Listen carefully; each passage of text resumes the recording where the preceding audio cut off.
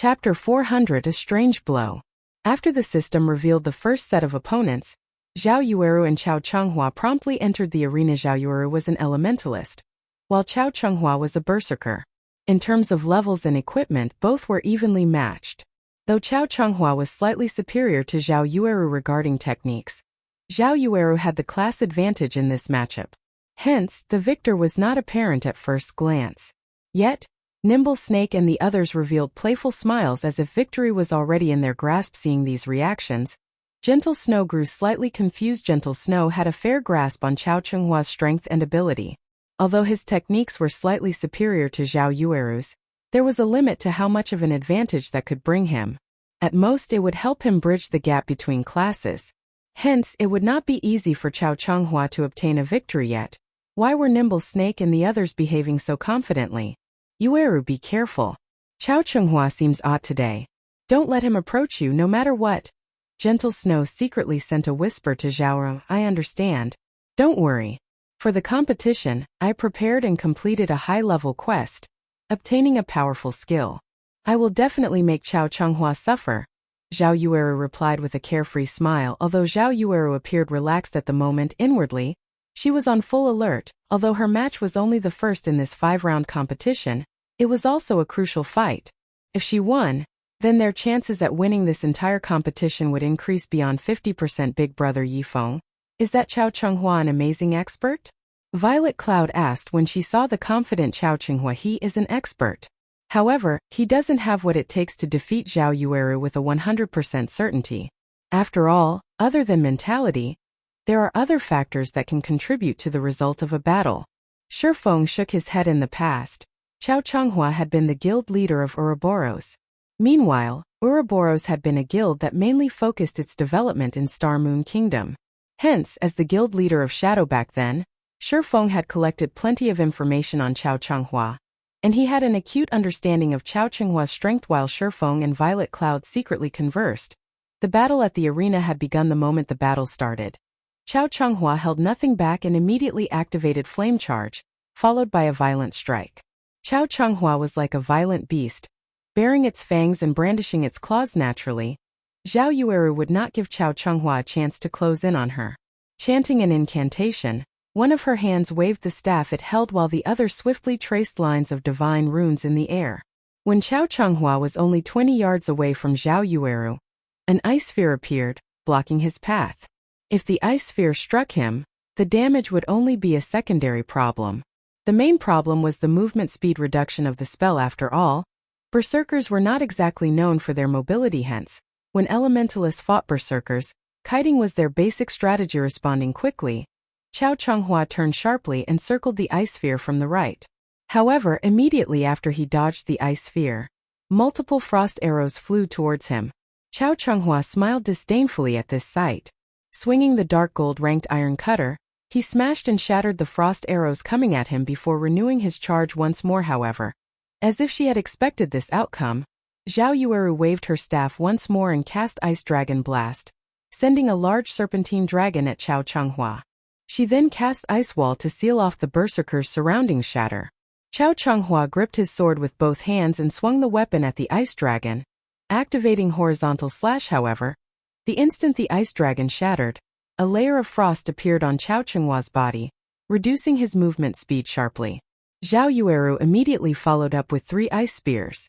Although Chao Chenghua wanted to block the incoming attacks, the frost covering his body drastically slowed his movements. In the end, he only managed to block one of the spears, allowing the remaining to reach their mark -215, -221. 2 damages appeared above Chao Chenghua's head. However, at level 24, Chao Chenghua possessed 3,320 HP, so these 2 attacks only managed to decrease his HP by slightly over 10%. At this moment, Chao Chenghua frowned. He had clearly shattered the ice dragon, yet why had the freezing effect still taken hold? It seems the effect of this new skill is quite powerful after all. Zhao Yueru was very satisfied with her previous attack. Ice Dragon Blast was the advanced skill Zhao Yueru had recently learned. Opponents could defend against ordinary spells. However, Ice Dragon Blast was slightly different.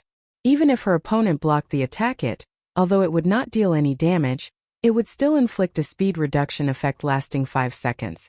When used against classes with low mobility like the Berserker, it was extremely useful. Now that Chao Qinghua's speed had fallen, Zhao Yueru would take advantage of it.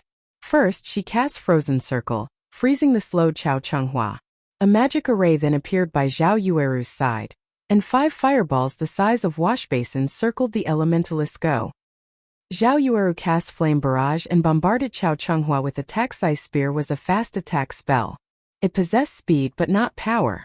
Hence, the 2 previous attacks had merely been a scratch to Chao Qinghua. However, Flame Barrage was different. If all 5 fireballs struck the guild leader, he would lose over half of his HP at this moment. Chao Qinghua was still frozen in place, unable to move. He could not dodge the bombardment of the 5 incoming great fireballs. Good. We've won. Fierce Snake shouted excitedly just before the 5 great fireballs struck Chao Qinghua. However, the Berserker's skin suddenly flushed red, and his body seemed to grow. The layer of frost binding his legs instantly shattered. Nobody would have thought that Chao Qinghua had learned a control removal skill. In the next moment, Chao Qinghua released a thundering roar. He then brandished his greatsword with both hands as he charged at the nearest great fireball. With a slash of his sword, Chao Qinghua split the spell in half. Meanwhile, the remaining 4 great fireballs merely rubbed past Chao Qinghua's body, each dealing slightly over -100 damage after breaking through Zhao Yueru's Flame Barrage. The distance between Chao Qinghua and Zhao Yueru was only 8 yards. Launching himself into the air, Chao Qinghua activated Death Leap and arrived by Zhao Yueru's side. He followed up with a thunderclap before twisting his body and using Cleave. In a panic, Zhao Yueru hurriedly used Blink. However, she was too late. Not only had thunderclap reduced her speed, but she also took the full brunt of Chao Qinghua's Cleave instantly. Zhao Yueru's HP of over 2,600 points fell to around 1,700 points. Fortunately, Zhao Yueru had kept Magic Shield active, absorbing a certain amount of damage. Otherwise, Chao Qinghua's Cleave would have destroyed at least half of her HP. However, just after Zhao Yueru used Blink to pull a distance of 15 yards between Chao Qinghua and herself, the Berserker used Charge for the second time. Approaching the Elementalist at high speed, Zhao Yueru waved her staff, sending out multiple ice spears. Facing these attacks, Chao Qinghua had no choice but to defend himself with his greatsword, slowing him down. Meanwhile, Zhao Yueru took this chance to widen the gap between them further, not forgetting to use control skills like Ice Wall and Ice Sphere while she made her escape. However, due to the debuff from Thunderclap, Zhao Yueru's movement speed had greatly reduced. Meanwhile, ever since Chao Qinghua's body had increased in size, he had been able to shrug off control effects. After fending off Zhao Yueru's attacks, he charged at the Elementalist and activated Trisecting Slash. 3 crescent-shaped blades of light flew at Zhao Yueru. Zhao Yueru used Frost Shield to block the attacks, taking the chance to jump away and dodge Chao Qinghua's Trisecting Slash. However, as if he had predicted what Zhao Yueru would do, Chao Qinghua charged towards her new position, swinging his greatsword violently horizontal slash. Zhao Yueru knew that she could not avoid this attack. Blink was still on cooldown. She needed a little more time before she could use it again. With no other choice, she could only block the attack with her staff. Although mages had low strength, they could still use their weapons to block attacks, reducing the damage received. Not to mention she still had Magic Shield. As long as she endured a few hits, she could use Blink to escape. Normally, control skills like the one Chao Qinghua had used did not possess a very long duration. Moreover, Zhao Yueru had already seen through the trajectory of Chao Qinghua's attack. She could easily angle her staff to utilize the force of the impact to pull away from Chao Qinghua. However, after Chao Qinghua's iron cutter landed on her staff, Zhao Yueru did not feel any force transmitted to her hands. Instead, the greatsword appeared at Zhao Yueru's side. Chao Qinghua's attack shattered the magic shield and struck Zhao Yueru viciously. Chapter 401 Omnivision. What happened? Gentle Snow, who watched the fight from the spectator stands, focused on Chao Qinghua, her mind replaying Chao Qinghua's last attack. No matter how she looked at it, Zhao Yueru had blocked the attack. Yet somehow Chao Qinghua's sword had appeared somewhere completely different. It was like a magical sword. Zhao Yueru was just as confused. She could not understand what had happened. However, she no longer had the time to think on it. Chao Qinghua's attack dealt -1,241 damage. reducing Zhao Yueru's originally low HP to 470 points. If she suffered another attack, she would damage were especially weak in terms of defense, strength, and agility. If a melee class like the Berserker close in on a mage, only tragedy awaited them. Zhao Yueru instinctively used Flame Circle, a type of instantaneous activation spell. Immediately, a ring of flame expanded outwards, forcing her enemies to retreat. Chao Changhua remained unfazed by the incoming flames as he swung his great sword down at them. Boom. Chao Chenghua's greatsword sliced apart the ring of flame. However, he was still forced to take a step back due to the resulting impact, abruptly stopping his attack momentum. Taking this chance, Zhao Yueru retreated while pelting Chao Changhua with frost arrows. Don't even think of escaping. Chao Changhua roared.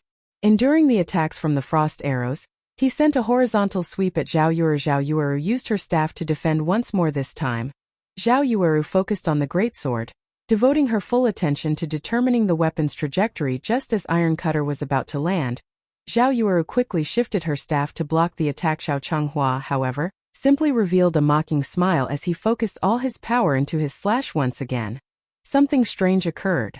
Chao Chenghua's Iron Cutter suddenly disappeared before reappearing and striking Zhao Yueru's blind spot. Before Zhao Yueru realized what had happened, her body was on the ground, her vision darkening. Zhao Yueru, do you understand now? Only by following me will you have a bright future ahead of you, Chao Changhua said as he looked down at Zhao Yueru's fallen body. Zhao Yueru wanted to rise and retaliate. Unfortunately, her HP had already fallen to 0. Victor in the first match, Chao Changhua. Meanwhile, not only had Zhao Yueru lost a level after dying, but she had also dropped a piece of her equipment and lost a significant amount of skill proficiency after resurrecting. Zhao Yueru walked up to Gentle Snow, her disappointment written all over her face. Feeling deeply ashamed, she said, "Snow, I'm sorry." Her loss had undoubtedly increased the burden on the later fights. After all, out of the next 4 matches, they needed to win 3 to win this competition. It's not your fault. Chao Changhua hid his strength too well. Not only did he learn a control removal skill, but he also learned a new mysterious skill. There is nothing wrong with losing to him, Gentle Snow comforted. Leave the rest to me. Emichim. Zhao Yueru silently nodded, her eyes shining with unshed tears. Although Gentle Snow had consoled her, she could not forgive herself. What frustrated her the most was the fact that she didn't even know how she had lost. Shurfeng, who had observed the fight from a distance, was similarly surprised since when had Chao Changhua become so strong. Thinking back to Chao Changhua and his team's expressions, Shurfeng finally understood why they had been so confident in Chao Chenghua's victory. Big brother Yifeng, do you know what sort of skill this Chao Changhua used? Even after watching the match, I still failed to discern the attack pattern of that strike of his. Chao Chenghua's attack clearly wasn't that fast. Yet, his blade had suddenly vanished and reappeared somewhere else. How can anybody block such an attack? Violet Cloud was curious about Chao Chenghua's previous attacks. If Chao Changhua possessed such a strange skill, then one could only kite him and kill him from a distance. Did you think that was a skill? Shurfeng chuckled. Was it not a berserker's skill? Violet Cloud asked, surprise filling her face. Shurfeng shook his head, explaining, that isn't an in-game skill. Rather, it is a martial arts technique. A martial arts technique? Violet Cloud gaped. If anyone else had said these words, she would suspect that they were boasting. However, if they came from Shurfeng, they must be true. Chao Changhua used a technique similar to rock, paper, scissors, using scissors before he took action. Zhao Yueru, upon noticing Chao Changhua was about to use scissors, naturally chose rock. However, before the two clashed, Chao Changhua suddenly changed to paper. So Chao Changhua won, while Zhao Yueru could not figure out how Chao Changhua had used paper. That's the general idea of this technique. Although it sounds easy theoretically, it is actually quite difficult to pull off. One needs to have learned Omnivision and carefully observe their opponent. However, I'm not referring the ordinary observations we make. One needs to see the whole picture, looking at everything objectively without bias to gain insight into the enemy's actions. When Chao Changhua had attacked earlier, he had analyzed Zhao Yueru's actions, her body's movements, defensive positions, everything. Hence, when Zhao Yueru was about to defend herself, Chao Changhua changed the trajectory of his attack, striking Zhao Yueru's blind spot. By the time Zhao Yueru reacted, she had already taken damage. Of course, when Chao Changhua swung his greatsword, He had also used a technique called second acceleration. When he swung his greatsword, he had not attacked with his full power, using only around 40%.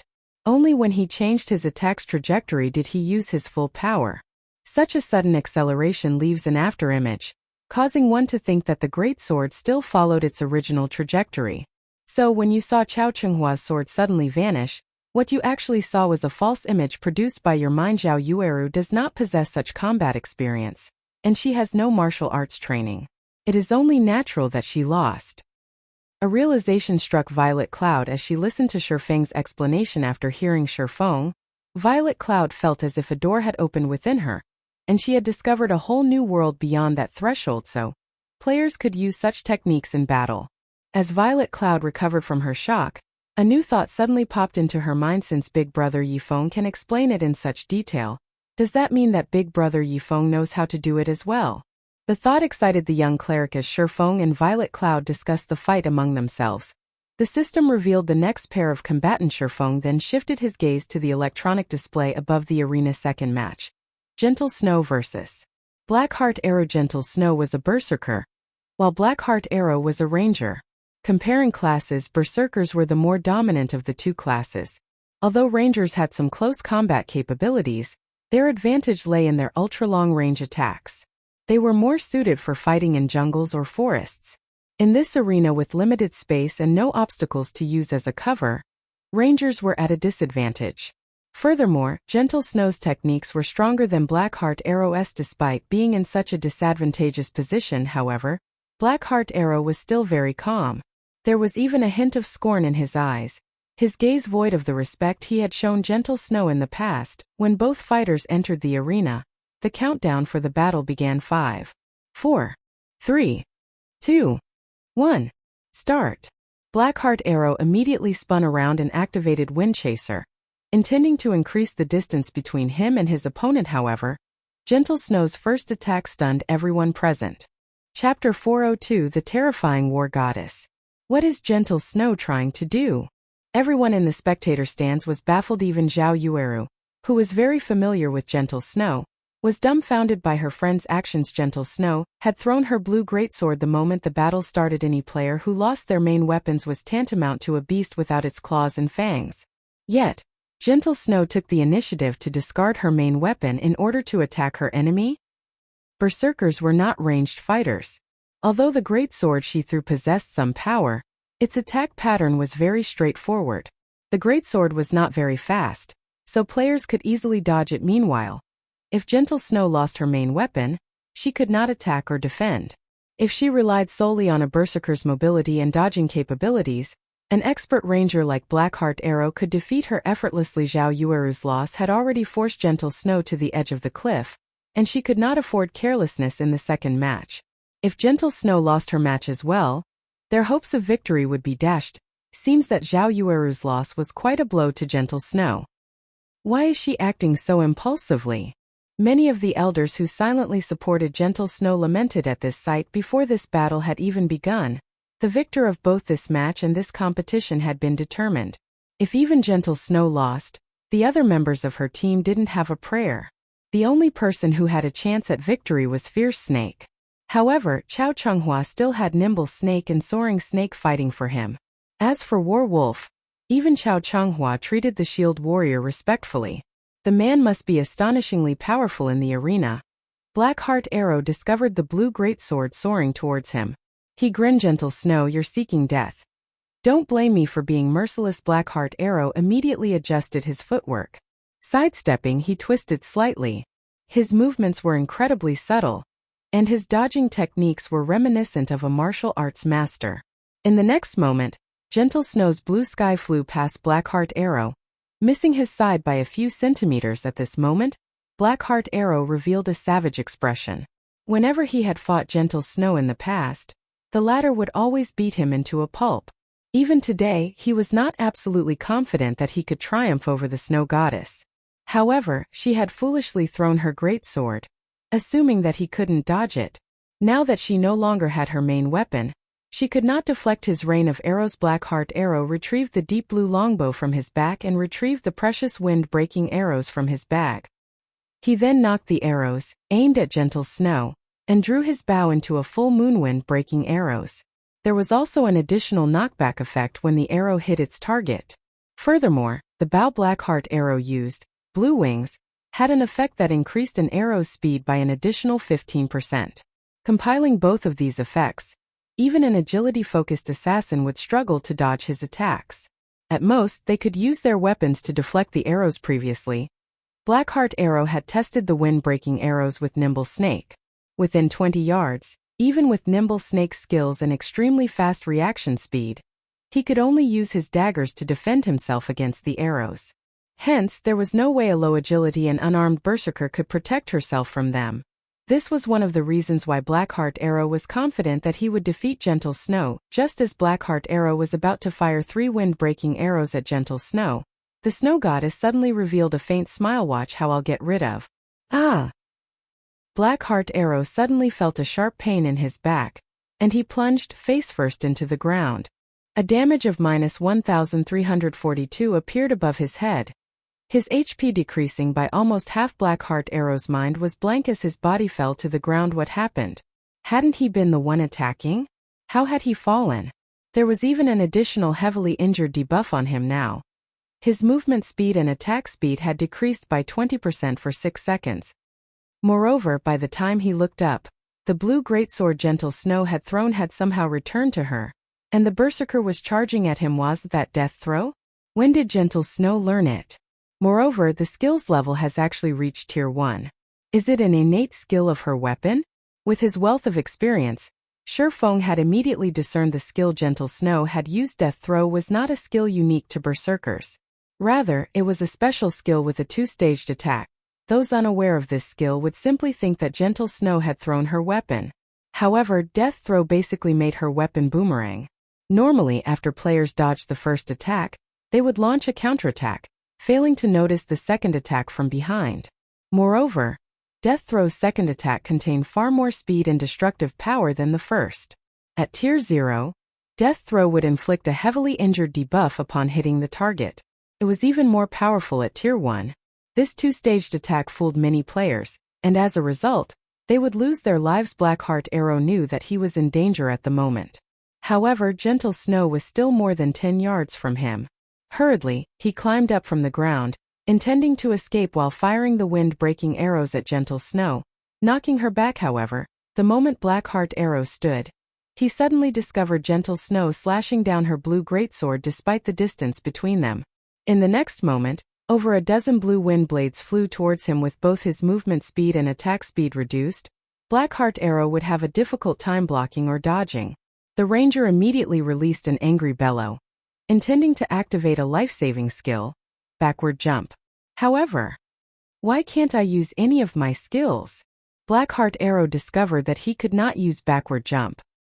He then looked at the blue wind blades that were suddenly before him, crying out in confusion, "Shwa! Shwa! Shwa!" The dozen or so wind blades shredded Blackheart arrow's body, and damages over -300 appeared above his head, one after another. In the end, his HP fell to 0. As the ranger's body transformed into particles of light, a deep blue longbow had been left behind in his place. Victor of the second match, Gentle Snow. Chao Changhua, his teammates, as well as the elders of Ouroboros standing at the spectator stands, were dumbfounded. Gentle Snow had only used 2 moves to defeat Blackheart arrow, Ouroboros' third branch leader. It was simply unbelievable. Is this her true strength? Chao Changhua watched Gentle Snow's figure as she departed from the arena with a grim expression. Fortunately, Gentle Snow's opponent had been Blackheart arrow, the weakest of the 5 on Chao Chenghua's team. If she had fought anyone else this round, Gentle Snow might have had a chance of becoming the victor of this competition and the guild leader of Ouroboros' big brother Yifeng. Big Sis Snow is so amazing.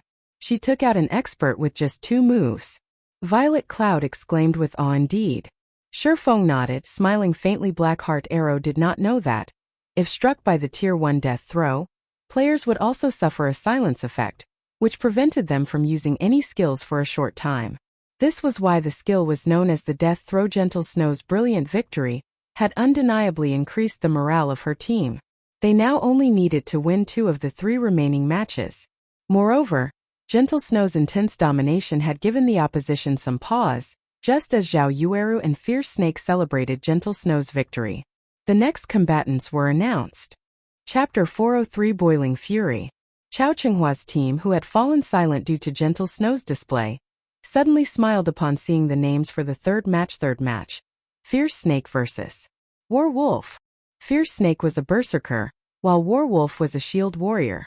Regarding combat power, berserkers held the advantage over shield warriors. However, shield warriors possessed high HP and defense, as well as plenty of life-saving skills, making them far more difficult to deal with than other classes in general. Neither class had an edge over the other. Hence, the players' techniques would determine the outcome of this third match. Gentle Snow looked at the shield warrior, who had remained silent and calm throughout the competition. Despite doing nothing, War Wolf exuded a faint pressure that made one unconsciously distance themselves from him. No matter how Gentle Snow examined War Wolf, she could never mistake him for an ordinary expert. Even her core team's MT, Ghost Chop, had admitted that he had only started playing a shield warrior because of this man. Furthermore, Chao Chonghua and the rest of his team treated War Wolf with great respect. This showed that War Wolf's standards were top tier, and he should not be any weaker than Nimble Snake of the 12 Apostles. Soaring Snake ranked 1st, Nimble Snake ranked 3rd, and Fierce Snake ranked 9th. If Fierce Snake fought Nimble Snake, his chances of victory only hovered between 30% and 40%. If War Wolf was stronger than Nimble Snake and was about equal to Soaring Snake, then Fierce Snake's chances of victory were only around 20% to 30%. However, War Wolf did not play a damage-dealing class. His attacks would not be very powerful. On the other hand, a berserker also wore plate armor. Unlike leather and cloth armor classes, berserkers would not die so easily. Knowing this, War Wolf was prepared to fight a battle of attrition and slowly exhaust Fierce Snake to death. After all, that was the shield warrior's specialty. Fierce Snake, your opponent is not simple. Make sure you don't cross swords with him for too long and give him any openings. Gentle Snow whispered a reminder to Fierce Snake. She then took a gold-rimmed skill book from her bag, carefully handing it to Fierce Snake, saying, "Learn this skill. If you use it at a crucial moment, you might defeat him." Fierce Snake's heart pounded the moment he read the introduction of this skill book. This skill book was an extremely rare burst skill for berserkers, Boiling Fury. For a short time, the skill increased the player's damage by 40%, strength by 15%, and attack speed by 30%. Moreover, the less HP the player had, the faster their attack speed would become. To a berserker, this skill book's value far surpassed that of 1 or 2 dark gold weapons. Big Sis Snow, Boiling Fury is too valuable.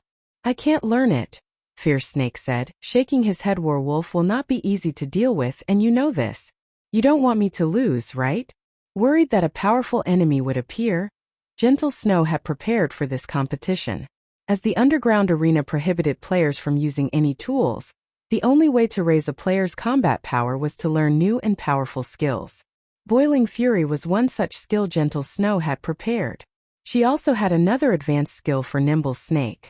Unfortunately, that skill book would not come into play during these matches. Sitting a short distance away, Shifeng was slightly surprised upon seeing the skill book Gentle Snow pass to Fierce Snake. Gentle Snow had actually obtained such a super rare skill book. Boiling Fury would only drop from High Lords ranked field bosses, and its drop rate was 2%. One needed immense luck in order to obtain it. I understand, I will not lose. Fierce Snake nodded and chose to learn Boiling Fury. He then watched the thin War Wolf walk into the arena, his eyes blazing with fighting spirit. Originally, he only had a 30% chance of defeating the shield warrior. Now that he had obtained Boiling Fury, he had a 70% certainty of coming out victorious. Following which, Fierce Snake also entered the arena. Snow, you're simply too amazing. I can't believe you had something so powerful hidden. Fierce Snake will win for sure. Zhao Yueru hugged Gentle Snow excitedly, her previous depressed mood scattering to the winds. In response, Gentle Snow lightly tapped Zhao Yueru's forehead and revealed a faint smile. Meanwhile, inside the arena, the battle between Fierce Snake and War Wolf had begun. I'm interested to see just how powerful you are. The moment the battle started, Fierce Snake lifted his silvery gray battle axe and charged at War Wolf. When his axe descended, even the air roared. However, without even retrieving the shield and saber from his back, War Wolf simply took a step back and allowed the battle axe to brush past his body, slamming into the ground. War Wolf immediately stomped down on the battle axe, the weapon becoming completely embedded into the ground. He then unsheathed the saber covered in golden magic runes from his back and slashed at the berserker's neck, the weapon creating a beautiful arc. The entire process flowed like water, and everyone who witnessed it was amazed before Fierce Snake could respond. A damage of -536 points appeared above his head.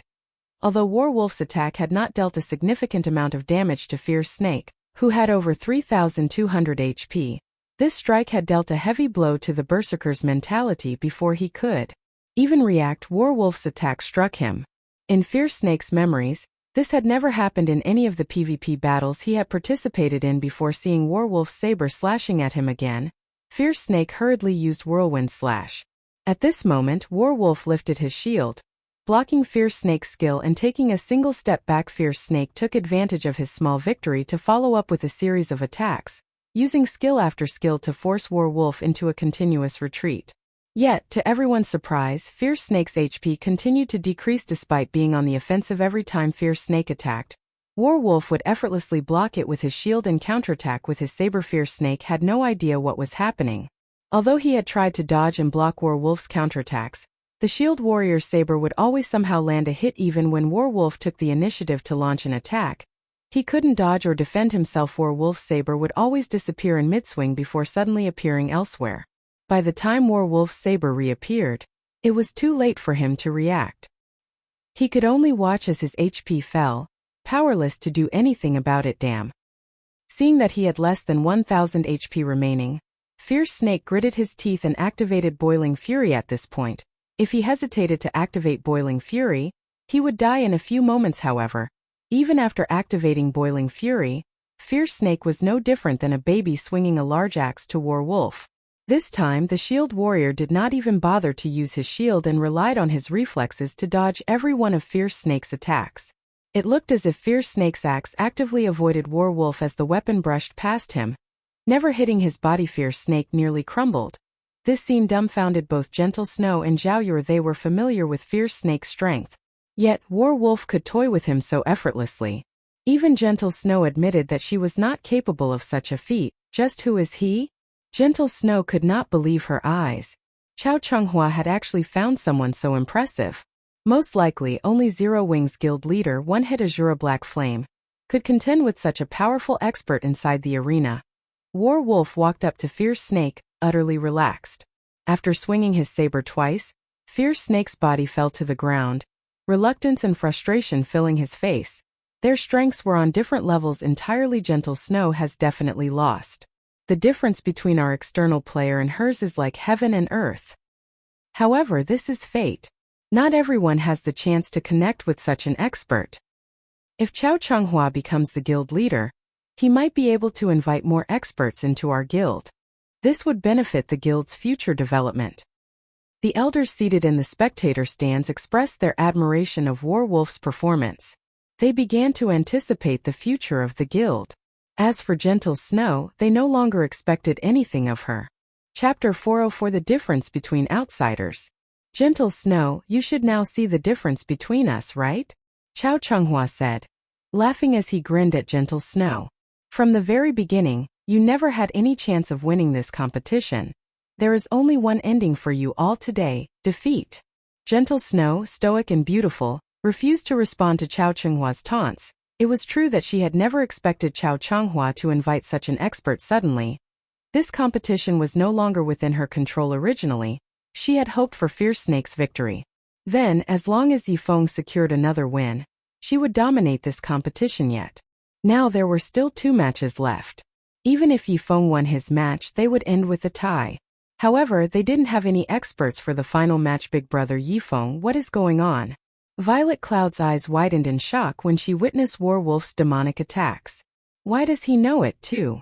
Seeing as Warwolf can use Omnivision and second acceleration to such a refined standard, Chao Chunghua must have learned those techniques from him. Shifeng calmly explained. Realization immediately dawned on Violet Cloud. However, Shifeng's words had undeniably given Gentle Snow and the others a shock, each one of them falling silent. If Nimble Snake and Soaring Snake had also learned such mystifying techniques. Ha ha ha. That's right. Both Nimble Snake and Soaring Snake have also learned those techniques. Moreover, they are more proficient than I am. Chao Chunghua could not help but laugh when he saw Gentle Snow and the others' expressions. Gentle Snow, you understand now, right? You have no chance of winning this competition. On top of that, the two outsiders you've brought are merely two level 22 players. How could they possibly compete with the empowered Nimble Snake and Soaring Snake? Gentle Snow, just admit your loss right now. If you do, you won't have to suffer a humiliating defeat. At this time, both Nimble Snake and Soaring Snake shifted their gaze to Shurfeng and Violet Cloud, disdain filling their eyes. How boring. They are the last opponents. With this, I can't test out my new techniques. Soaring Snake sighed with disappointment. If I fought Gentle Snow, I might have been able to display some of my strength. I heard that Yifeng is quite strong. He was previously the first player to enter White River City, and had even defeated hundreds of players by himself during the initial stages of God's domain. He should provide some challenge and serve as a warm-up for the both of you, Chao Chunghua casually explained as he smirked at Shurfeng at this moment. Warwolf opened his mouth and said, "That's right. You should not underestimate Yifeng. I have seen his battle videos. Even though everyone's levels were very low at the time, based on the way Yifeng moved and took action, I guarantee that he possesses a significant foundation in martial arts. Although he has yet to grasp Omnivision, you two should still be careful when fighting him." After Warwolf had agreed to aid Chao Chunghua, other than speaking while he trained them, he was usually silent. Warwolf's sudden and casual comment drew everyone's attention. Nimble Snake looked at Shurfeng, unable to feel any power or pressure from the ordinary-looking man. The corners of his mouth twitched slightly as he laughed and said, "Big brother Warwolf, you worry too much. You taught both of us personally. Against such an amateur martial artist, I can easily take care of him alone."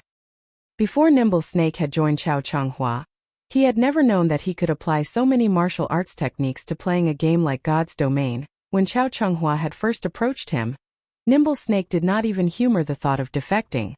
At that time, he felt that Gentle Snow's combat techniques were the epitome of what it meant to be an expert.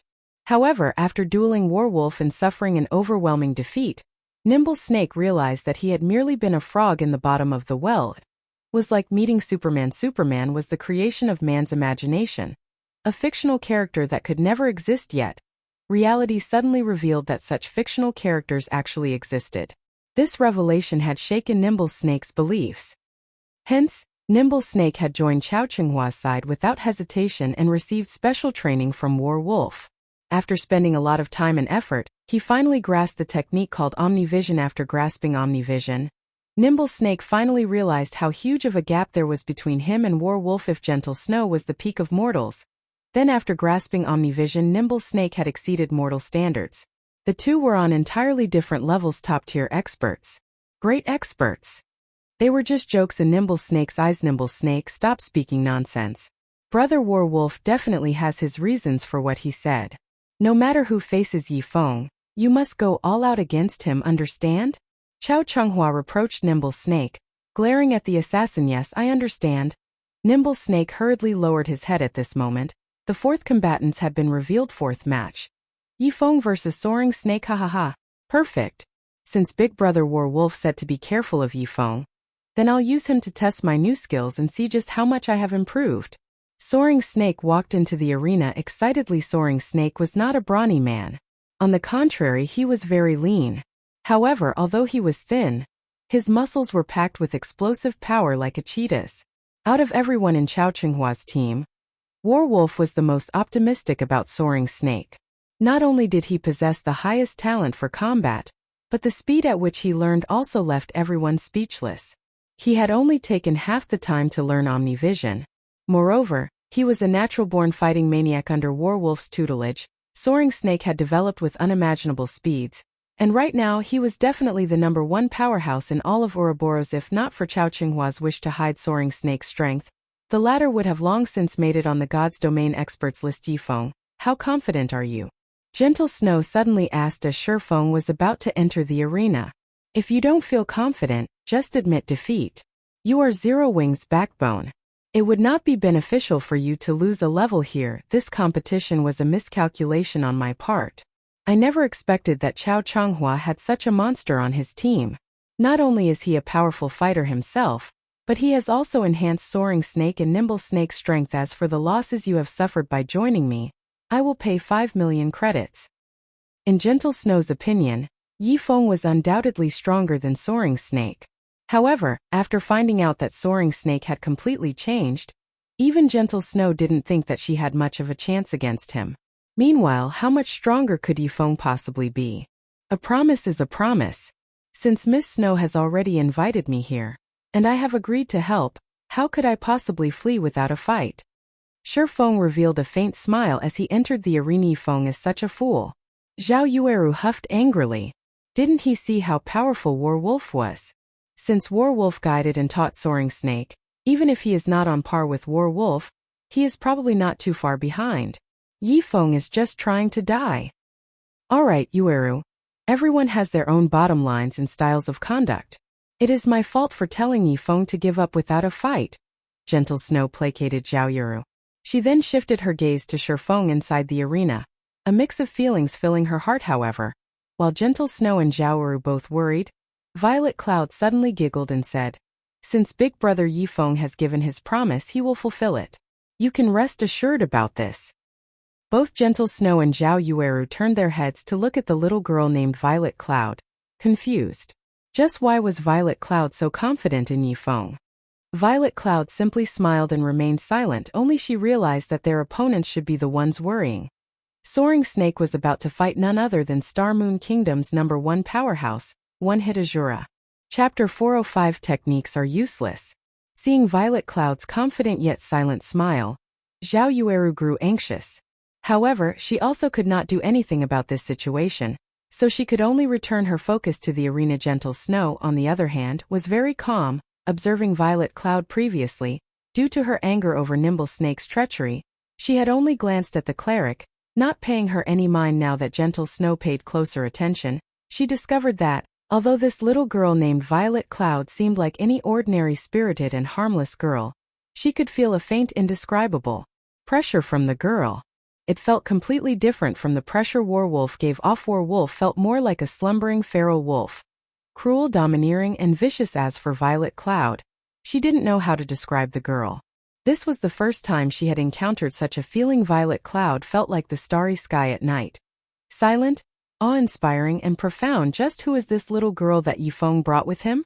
Gentle Snow was quite confident in the accuracy of her sixth sense. After she started playing God's Domain, that sixth sense had only grown keener naturally.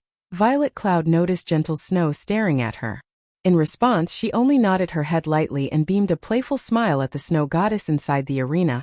Shifeng and Soaring Snake faced each other, both observing their respective opponent. Both were swordsmen, and the only difference between them was their level. Shifeng was only level 22 while Soaring Snake was level 24. With a difference of 2 levels in Soaring Snake's grasp of the combat technique Omnivision that granted him insight far beyond the average person, the battle was definitely tilted in Soaring Snake's favor. Yet, even though the starting signal for the battle had already occurred, Soaring Snake remained motionless.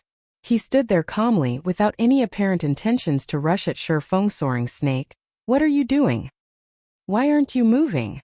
Soaring Snake's hesitation puzzled his teammates.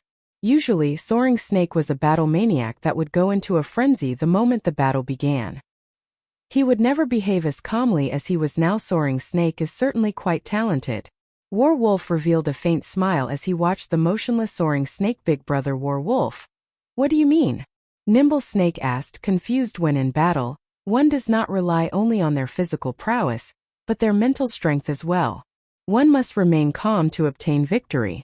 Soaring Snake is currently adjusting his mentality, Warwolf explained. Indeed, just as Warwolf had said, Soaring Snake was not as excitable as he had once been. Instead, there was a hint of clarity in his eyes. Suddenly, Soaring Snake unsheathed his swords and, with a powerful stomp, dashed towards Shifeng. As the first apostle of Ouroboros, Soaring Snake's weapons and equipment spoke for themselves. Of the 2 swords he wielded, one was dark gold ranked, while the other was fine gold ranked. Meanwhile, a large majority of his equipment was fine gold ranked. His gear was among the best currently available in God's Domain. Soaring Snake crossed more than 20 yards and arrived before Shifeng in an instant. Immediately, he launched a rapid attack at Shifeng. Soaring Snake had no intention of fooling around with Shifeng. However, Faced with Soaring Snake's bombardment, Shurfeng leisurely unsheathed the Abyssal Blade and the Purgatory's Shadow. Leaning forward, he lightly swung his two swords and readied his battle stance. Suddenly, the atmosphere in the arena changed. Everyone shivered, goosebumps covering their whole bodies. What is going on? Gentle Snow could sense something from Shurfeng inside the arena. Who is this Yifeng? Chao Chunghua watched Shurfeng with shock. Just by adjusting his stance, Shurfeng had managed to deter every one of his opponents, causing their hearts to beat madly. Suddenly, silence overtook the arena. Facing Shurfeng, Soaring Snake stumbled like a frightened bird, abruptly halting his steps. Even Soaring Snake understood why he had suddenly stopped. After regaining his composure, he resumed his charge at Shurfeng. Your courage is commendable. Shurfeng smiled faintly and nodded. Although Shurfeng's voice was soft, Soaring Snake, with his acute five senses, could hear Shurfeng's words clearly. Rage instantly burned in his heart. Activating Wind Blade, his speed increased once more as he slashed at Shurfeng. However, the moment Soaring Snake was within range, Shurfeng struck his adversary with even greater speed. Shurfeng's sword was as fast as lightning, reaching Soaring Snake in no time at all. Just as the Abyssal Blade was about to slice open Soaring Snake's neck, something strange occurred. The sword, which should have originally cut Soaring Snake, struck only air. Meanwhile, Soaring Snake's upper body completely vanished from Shurfeng's sight. Taking a closer look, Soaring Snake had actually reclined his body to evade Shurfeng's fatal strike. A pity. Soaring Snake revealed a malevolent smile before Soaring Snake had even finished speaking. His two swords flew towards Shurfeng's sides. His angle of attack was extremely complex and prevented Shurfeng from dodging. With no better choice, Shurfeng activated Defensive Blade to block the two attacks. He then took the chance to distance himself from Soaring Snake. What is going on here? Soaring Snake can dodge such a fast attack? Zhao Yueru considered herself an expert, and her dynamic vision was excellent. In her view, Shurfeng's previous strike had been perfect. His strike was so fast that the attack should have been impossible to avoid. Yet, that perfect strike had missed Soaring Snake. Instead, Shurfeng was the one who had been struck twice. It was simply too strange. Inside the arena, Shurfeng examined himself for wounds. He frowned at the amused smile plastered on Soaring Snake's face. Leisurely, he said, I never expected that you would have hidden your strength so well. Your reaction speed is impressive. I am both a swordsman and the strongest member of the 12 Apostles. How could I possibly be slow? Soaring Snake laughed. You, on the other hand, have truly surprised me. You were able to use Defensive Blade the moment I countered your attack. Your reactions are not slow either. No, I'm not talking about that. Shurfeng shook his head. To be precise, you dodged my sword because your neural reaction is fast. No. Oh, you've discovered that? Soaring Snake asked, feeling slightly surprised. In the next moment, he smiled and said unconcernedly, So what? Do you think you can win despite it? Snow, what are they talking about? Zhao Yueru asked curiously. Many in the spectator stands had overheard the conversation in the arena. Zhao Yueru was thoroughly confused. You saw Yifeng's attack for yourself. It was a perfect strike. Yet Soaring Snake still dodged it. Do you know how? Gentle Snow inquired, wearing a grim expression. I sent it because Soaring Snake detected Shurfeng's attack, so he managed to evade it? Zhao Yueru did not understand what Gentle Snow was trying to say. You could put it that way. However, detecting an attack is one thing, dodging it is an entirely different matter.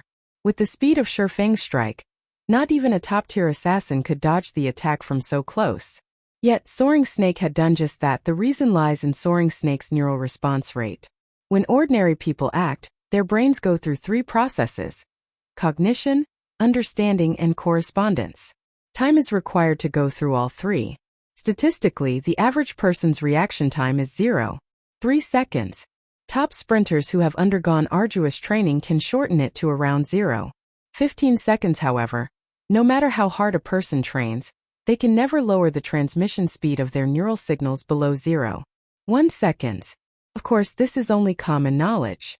Based on Soaring Snake's reaction time, his was 0.7 seconds, possibly around 0.6 seconds. His reaction was a lot faster than the average person. In other words, where an ordinary person can carry out 3 to 4 actions in 1 second, Soaring Snake can act over a dozen times. Because of this, not only could Soaring Snake dodge Shurfeng's sword, But he also managed to stab at Shifeng twice simultaneously. This is no longer a situation of technique or hard work, but talent. One could say that Soaring Snake is a true combat genius. Chapter 406 Rapid Showdown. Zhao Yueru was speechless upon hearing Gentle Snow's explanation. She was dazed as she stared at Soaring Snake. Soaring Snake had never been so powerful in the past. They never knew he possessed such talent. He had actually hidden his true strength so well. With this, who else could be his match in close combat? While ordinary people could launch 3 to 4 attacks, Soaring Snake could launch 14 or 15 attacks. He was invincible. Chances were that the only way to defeat Soaring Snake was to pull away and attack from a distance. Melee classes had no chance of winning. Ha ha ha. Yifeng is indeed commendable for discerning Soaring Snake's ability. However, there is no way Soaring Snake will lose this match. A huge smile appeared on Chao Chenghua's dignified face. As long as Soaring Snake won this match, this competition would come to an end. Meanwhile, he would officially take hold of the position of guild leader. Everything was going exactly as he had expected. I was just warming up. If I take this fight seriously, I will only become faster. You are pretty amazing for blocking my last 2 attacks. Let's see how many attacks you can block. Although Soaring Snake was slightly surprised by how quickly Shifeng had discerned his talent, his opponent could never overcome it. There was not a single swordsman who could beat him. Swordsmen mainly relied on their normal attacks in battle. It was a class that wore down their enemies by attrition. If faced with a ranged class, Soaring Snake might have had some difficulties. However, against another swordsman, he was practically invincible with his reaction speed. Moreover, he had also grasped Omnivision. He could easily perceive his enemies' every movement and strike their weak points. Combining this martial arts technique with his inhuman reaction speed, in a melee battle, he was invulnerable. As he said so, Soaring Snake abruptly stomped on the ground, and like a fierce gale, his body shot towards Shifeng. Straight-line attacks could usually be easily seen and dealt with. Despite knowing this, however, Soaring Snake still chose to face Shifeng head-on, as if saying, "Come at me if you can. You want to compete with speed?" Shifeng's frown deepened. Facing Soaring Snake, someone with such a unique talent, would be disadvantageous for Shifeng. Although Soaring Snake's assault had many flaws, the swordsman was not afraid of exploitation. Even if Shifeng attacked Soaring Snake, the latter could easily perceive the attack with his Omnivision. With Soaring Snake's reaction speed before Shifeng's sword could reach him, he would have already evaded it, following which, Shifeng activated the aura of wind of the 7 luminaries ring, increasing his movement speed by 40%, attack speed by 40%, and agility by 30%. He then dashed forward to meet Soaring Snake in battle with breakneck speed. Soaring Snake had sent out 16 sword images, forcing Shifeng to deal with 16 attacks simultaneously. However, after activating the aura of wind, Shifeng's speed allowed him to deflect all 16 attacks easily. For the time being, both sides were equally matched. Despite Shifeng having a huge advantage in terms of speed, Soaring Snake's reaction speed was unmatched. Even if Shifeng's attacks were faster, Soaring Snake could respond instantaneously. The clash of metal resounded relentlessly throughout the arena, the noise reaching deafening levels. Every time Shifeng's and Soaring Snake's swords met, dazzling sparks would scatter around them. The spectating crowd's hearts pounded as they watched the 2 swordsmen confront each other. Each attack was simply too fast. The threat of death dominated each second. The slightest mistake would determine victory or defeat. Yifeng is this strong. No wonder he was so confident, Zhao Yueru said with shock, her eyes focused on Shifeng inside the arena, who had yet to lose any HP. Fierce Snake, who had been resurrected not long ago, nodded in agreement. In such a furious showdown, he might not last even 2 seconds before suffering defeat. Of course, Big Brother Yifeng is very strong. Violet Cloud giggled. What a joke. How could the publicly acknowledged #1 expert of Star Moon Kingdom, one Hitazura, lose just because the opponent possesses a special physique? Fine. Your big brother Yifeng is the most amazing. Zhao Yueru was also relieved upon seeing Shifeng's performance. If Shifeng lost this match, today's competition would end. Meanwhile, Chao Chenghua's team was also greatly shocked by the battle happening before them. Soaring Snake was Ouroboros's undisputed #1 expert. Yet, an unknown player like Yifeng could match him evenly. That Yifeng is amazing. He is actually able to cope with Soaring Snake's violent offensive. Even I can't last as long. Nimble Snake felt slightly surprised as he looked at the relaxed expression on Yifeng's face. However, the result of this match will soon be determined.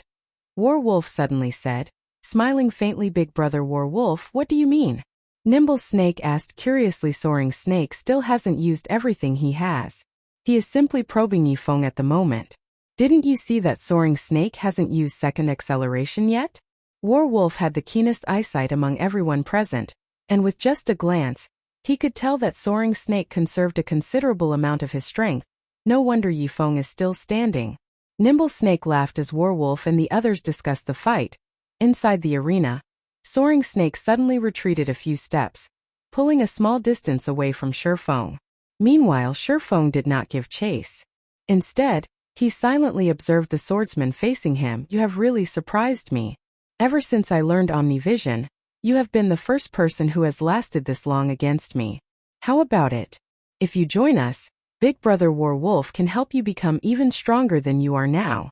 As for the remuneration Gentle Snow has offered, I believe that Brother Chow will not hesitate to double that amount now that he has seen what you are capable of, Soaring Snake said, smiling at Shifeng confidently. Even with his inhuman reaction speed, Soaring Snake found it extremely difficult to counter Shifeng's attacks. Shifeng's strikes were simply too fast, so much so that, if he had not perceived the attack's trajectory beforehand, it would be impossible to dodge or block them. If the assassin Nimble Snake stood in his place, the battle would have ended long ago. Only a talented person like himself could possibly avoid Shifeng's attacks. Zhao Changhua cannot afford to give me what I want. So just forget about it, Shifeng said, shaking his head. What a pity. Die then. Soaring Snake's smile instantly twisted into something sinister. In the blink of an eye, he launched 18 sword images, blocking all of Shifeng's paths of retreat. Although the 18 sword images did not appear to be fast, Shifeng knew that Soaring Snake was no longer holding back. Of these 18 sword strikes, Soaring Snake had applied second acceleration to every one. When the 18 sword images were about to reach their mark, Shifeng simultaneously activated Purgatory Power, Windwalk, Windblade and Wind Rider, and rather than retreating, he dashed forward to meet the incoming attack. Shifeng was like a phantom. In the blink of an eye, he had weaved through the gaps between Soaring Snake's sword images. When Shifeng and Soaring Snake collided, a silvery gray flash appeared on the latter's body. The time it took the two to cross swords was only an instant. For some reason, however, an impressive gout of blood sprayed from Soaring Snake's body, splashing across the floor. Following which, Soaring Snake released an agonized scream as he tumbled to the ground. What happened? The crowd fell silent at this sudden development. Only the sound of Soaring Snake's scream echoed throughout the arena. Chapter 407 Final Battle. What just happened? Why did Soaring Snake fall even after using second acceleration? When was Soaring Snake attacked? Chao Changhua simply could not believe what he had just seen. From his position he could see the entire battle, yet he was completely clueless as to what had just happened between the two swordsmen. It was simply ridiculous. In fact, Chao Changhua wasn't the only one confused. None of the spectators understood what had just happened. The crowd saw Shifeng dive headfirst into the Soaring Snake's sword images before he suddenly vanished. Before they realized it, Shifeng had already walked past Soaring Snake's body. Meanwhile, multiple sword wounds had appeared on Soaring Snake, blood gushing from those wounds. In this match, no matter how one looked at it, Soaring Snake had already obtained his victory. Yet, the true outcome of the battle was completely unexpected. For a moment, nobody could accept this reality as Soaring Snake's instructor. Warwolf was most familiar with Soaring Snake's strength. Warwolf was also an expert with frightening combat power in his own right. However, after witnessing this scene, he too found it unbelievable, so much so that he was more shocked than everyone else present. The higher you were, the better view you would have. Others might not have realized what had happened, but Warwolf had seen some clues. However, his confusion was precisely because of what he had seen. Although Shifeng's speed was indeed frightening, it was not at the level of becoming invisible. Yet, the instant Shifeng closed in on Soaring Snake, he suddenly vanished. By the time Warwolf noticed Shifeng again, the latter had arrived by Soaring Snake's side, their shoulders brushing past each other. In other words, when Shifeng had charged at Soaring Snake, he had disappeared from view not because of speed, but because Warwolf's mind had failed to perceive Shifeng. Even Soaring Snake, who used Omnivision and his inhuman reaction speed, had failed to perceive Shifeng. This was what thoroughly confused Wolf. How had Shifeng achieved such a feat? Second acceleration was a technique used to confuse the eye, utilizing acceleration to catch an enemy off guard and attack their blind spot. With this technique, enemies would still have a small window to react. However, Shifeng's technique did not allow his enemies even that brief time before his sword landed. After Soaring Snake died, he dropped a level 20 fine gold ranked pauldron, which Shifeng casually pocketed. Shifeng also secretly collected an immortal soul now. He only needed 9,999 more after Soaring Snake lost his immortal soul. Not only did he lose a level, but he was also barred from logging into God's domain for a time. As for exactly how long he was barred from the game, even Shifeng did not know. If it were short, it might only be 1 or 2 days. If it were a long wait, Soaring Snake might not be able to log in for 3 or 4 days. In short, Soaring Snake would have to stay put for some time. Yifeng, how did you manage to defeat Soaring Snake? Zhao Yueru, unable to contain her curiosity, immediately went up to him and asked. When she saw Shifeng exit the arena, she had too many questions about the battle because of this match. Zhao Yueru suddenly felt like a noob that had only started playing games, completely clueless despite having witnessed everything with her own eyes. She had no idea of what had actually happened. Do you want to know? Shifeng was slightly surprised as he looked at the excited woman rushing up to him.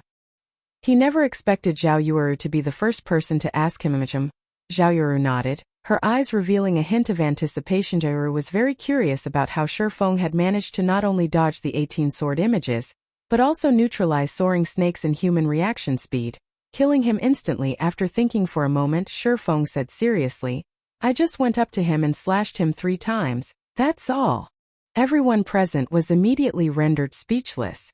Zhao Yueru had been about to tackle Shifeng and take a few bites out of him if it not for Gentle Snow holding her back. Alright, Yueru.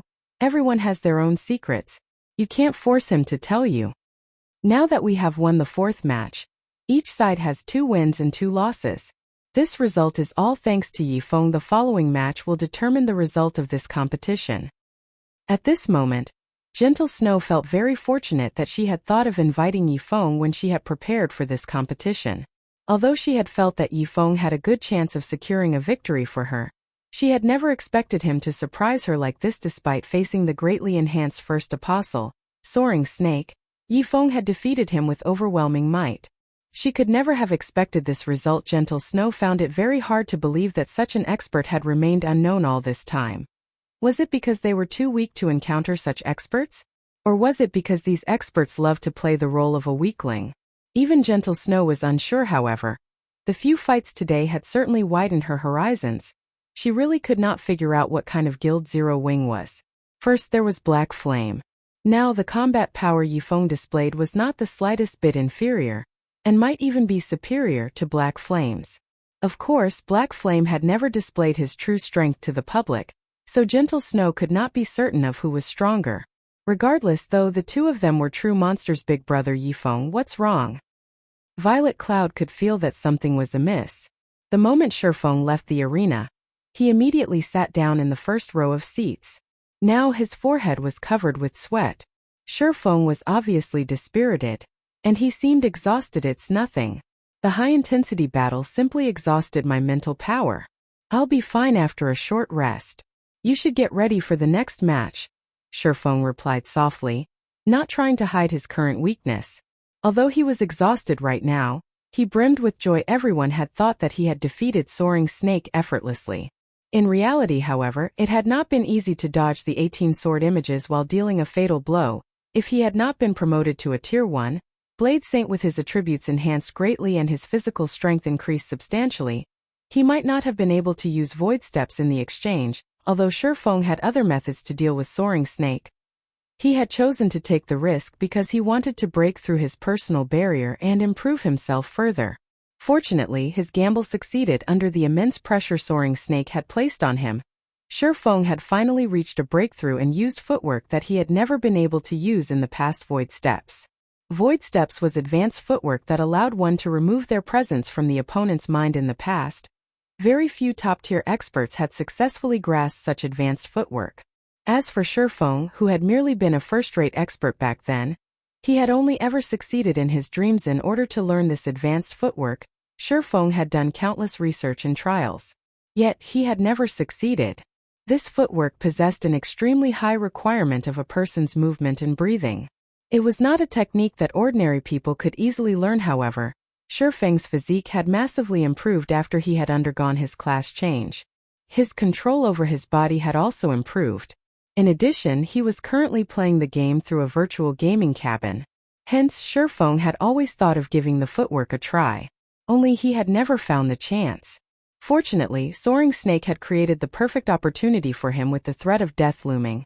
The pressure allowed Shifeng to finally break through that unreachable barrier. Meanwhile, as Shifeng was still feeling joyous over his own breakthrough, the fifth match of the competition had begun. Fifth match. Violet Cloud vs. Nimble Snake. Chapter 408 Level vs. Tier. Shifeng's overwhelming victory during the fourth match had undoubtedly formed dark clouds in Chao Chenghua's heart. As if something was stuck in his throat, Chao Chenghua felt extremely uncomfortable. Hasn't Soaring Snake resurrected? Chao Chenghua was in a sour mood. If Shifeng was so powerful, then the cleric girl that came with him must be extraordinary as well. She might also know the same technique as his. Even now, Chao Chenghua had no clue as to what Shifeng had done. Without that knowledge, he had no response to it.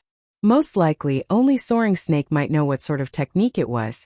Since Soaring Snake was still absent, Chao's anxiety began to take hold. Currently, the competition was tied, and Nimble Snake and Violet Cloud would face off in the final match. Nimble Snake was an assassin. Although he had an absolute advantage against a cleric and had learned Omnivision and second acceleration, they would be useless against Shifeng's technique. Brother Chao, for some reason Soaring Snake has logged off and is still offline. I can't contact him at all, Nimble Snake reported at this moment. Nimble Snake was also panicking, afraid that his opponent would know the same technique that won the previous match. If he lost, Chao Chenghua would be finished. His life wouldn't exactly be easy either. Chao Chenghua paled as he looked at Soaring Snake's status window. He wished he could log off and strangle Soaring Snake. Playing hooky at such a crucial moment. Was he trying to toy with him? Guild leader Chao, you don't have to be so worried. Although Yifeng is very powerful, that female cleric is different from those like Yifeng and me. War Wolf suddenly spoke. Brother War Wolf, are you sure?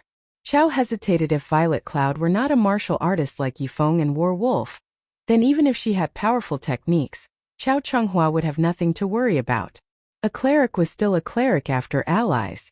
She does not have the unique aura that people like us possess. I guarantee it, War Wolf affirmed, nodding. Excellent. Chao Chenghua's face lit up with a relieved smile. He then shifted his gaze to the other team, muttering in a cold tone, "Gentle Snow, oh gentle Snow. Although you invited an expert of such caliber, in the end, you are still a step behind Nimble Snake. Do not disappoint me." Brother Chao, rest assured. She is only a level 22 cleric. I could have defeated her effortlessly even before I underwent the special training. Nimble Snake revealed a sinister grin as he glanced at Violet Cloud, who had already entered the arena. He was currently level 24. To an expert, an advantage of 2 levels made quite a difference, following which, Nimble Snake entered the arena as well. Meanwhile, seated in the spectator stands, War Wolf still appeared indifferent. There was not the slightest hint of a smile on his face. In truth, he had only finished half of his statement. Violet Cloud indeed did not possess the unique aura of a martial artist. However, with his acute senses, War Wolf could feel a faint sense of danger from her. This danger was slightly different from that of a ferocious beast. It felt almost like a divine pressure. Just what secret is this female cleric hiding? Although War Wolf was not trying to boast in God's domain, he did not fear many people. Even if he encountered someone who could intimidate him, it definitely would not be the young little girl standing inside the arena yet. There was something about her that gave him pause. Meanwhile, the tension was similarly high on Gentle Snow's side. Yifeng, will Violet really be alright? Zhao Yueru asked as she took a seat beside Shifeng. She wanted a straight answer from him, though she did not know why. Zhao Yueru felt that Shifeng knew something she did not. It should be alright, Shifeng said, uncertain. Should? What do you mean should? If Violet loses, Snow will have to leave God's domain forever. Are you really willing to lose her? Zhao Yueru huffed. Listening to Zhao Yueru's words, Shifeng was suddenly speechless. Your Gentle Snow glared. To think that her friend could still joke at a time like this. Gentle Snow was somewhat familiar with Shifeng's personality. Shifeng would never speak without certainty. If he said it, then it was true. Otherwise, he would remain quiet. But Zhao Yueru knew that her questioning would not change anything. She only wanted Shifeng's confirmation so that she could feel more at ease. I really do not know Nimble Snake's current strength, especially after grasping combat techniques such as Omnivision and second acceleration, is a complete mystery to me. As for Violet's current progress, I don't know that either. However, she should be quite powerful. At least, without Omnivision and second acceleration, Nimble Snake wouldn't even be a challenge for her. Now, however, I do not know. We can only wait and see, Shifeng explained as he understood Zhao Yueru's anxiety before Warwolf's appearance. Shifeng had been certain of Violet Cloud's victory regardless of who she fought. Now, however, Nimble Snake had learned combat techniques that very few experts knew, of course. Although Nimble Snake had the advantages of levels and techniques, Violet Cloud possessed the advantage of tiers. Simply put, the results of this match were unknown. After listening to Shifeng's explanation, Zhao Yueru grew even more nervous. Wasn't that the same as saying nothing at all? Gentle Snow, on the other hand, was greatly surprised from Shifeng's words. Violet Cloud was actually superior to Nimble Snake. Nimble Snake had originally been one of the top combatants of Ouroboros, and even Gentle Snow could not obtain an easy victory if they fought. However, Shifeng was confident when he spoke. Thus, Gentle Snow believed him. Violet Cloud was only a young girl around 16 or 17 years old. How could she possibly be so strong? If Shifeng's statement was true, then there might still be hope. Moreover, Violet Cloud was a ranged class. She would have an easier time dealing with techniques such as Omnivision and second acceleration. Suddenly, the countdown timer above the arena had ended immediately.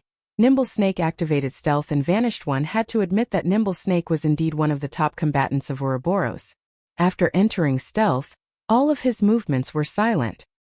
He was even stealthier than Absolute Heaven, and not even Shifeng, who watched from the spectator stands, could tell Nimble Snake's exact location. Time passed little by little. Other than Violet Cloud, there was nobody else visible inside the arena. However, Nimble Snake revealed no intentions of making a move. As a result, the atmosphere inside the arena grew tenser as more time went by. This was one of the methods often used by assassins. By doing so, they could instill paranoia in their target, exhausting their target's mental fortitude. As soon as their target relaxed, they would launch a fatal assault. Hence, many players despise dealing with assassins. After all, it was tiresome to remain on high alert for long periods of time. Hence, assassins had a natural advantage when fighting against all classes. That's quite some patience you have there, little girl. We'll see how long you last. The moment you relax will be the moment you die. At this moment, Nimble Snake stood only 10 yards away from Violet Cloud. To an agility-focused assassin, an instant was all that was necessary to cross that distance. Chapter 409: The Difference of Tiers. The seconds ticked past. The crowd seated in the spectator stands were on the edge of their seats. Although they were not the ones fighting, they were just as focused on the battle as the combatants in the arena. This was the final match. The result of this match would determine the fates of both sides. The winner would become the guild leader of Ouroboros, and their team members would obtain success and prestige. The loser, however, would have to leave God's domain forever, and those who followed them would struggle in the future as a result. The tension was practically tangible in the stands. Even the elders observing the fight from the side felt heavy. Nimble Snake, show yourself if you dare. It has already been more than 20 minutes, yet you still act like a coward. Even with the advantage of your class, you play such a dirty trick. Aren't you ashamed of yourself? Zhao Yueru shouted, her crescent brows tightened as she frowned at the quiet arena. From the beginning, Nimble Snake had shown no sign of attacking. Zhao Yueru was greatly tempted to charge into the arena and fight the assassin with Violet Cloud. Nimble Snake was cunning. In order to gain victory, he would willingly act unscrupulously to guard against her opponent. Violet Cloud had to stay on high alert, focusing her senses to detect any movements at best. An ordinary person could only maintain their concentration for half an hour or so. If pushed any longer, not only would they greatly exhaust their mental fortitude, but they would also become susceptible to distractions. Soon they would unconsciously reveal flaws in their defense. However, this was a type of defense mechanism, so it was unavoidable. Meanwhile, The match had stretched on for almost half an hour now. Even Zhao Yueru felt her concentration begin to reach its limit. If this stalemate dragged on any longer, she would definitely falter when experts fought each other. Even the slightest distraction could mean death. Ha ha ha. We never set a time limit for the matches, so it is up to them to choose how they fight. If you must blame someone, blame yourselves for not thinking of this beforehand. Don't you think it's a little too late to regret it now? Blackheart Arrow laughed triumphantly. Zhao Yueru was suddenly speechless. The statement was not false. It was true that they had not set a time limit for this competition. However, nobody ever expected Nimble Snake to do something so underhanded. Originally, Zhao Yueru had thought that she knew how low Nimble Snake would go. However, it would seem that she still underestimated the treacherous bastard. It turned out that he did not have even the basic self-respect of an expert.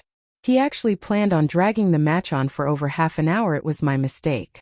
I had forgotten to set a time limit despite knowing that we would face an assassin, Gentle Snow said remorsefully as she watched Violet Cloud, who already began to show signs of mental exhaustion. She had blundered during such a crucial competition.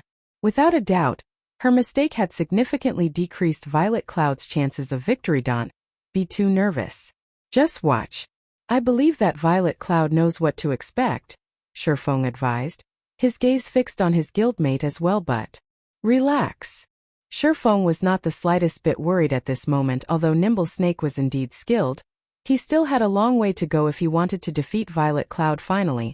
Half an hour had passed since the match had begun. It seems that this little girl is close to reaching her limit. All this time, Nimble Snake had carefully observed Violet Cloud from a distance. In reality, he had plenty of chances to make his move during this half an hour. However, he resisted. To be 100% certain that he would kill the cleric, he chose to wait until this very moment. Sweat had already appeared on Violet Cloud's forehead. It was obvious that her concentration had reached its limit.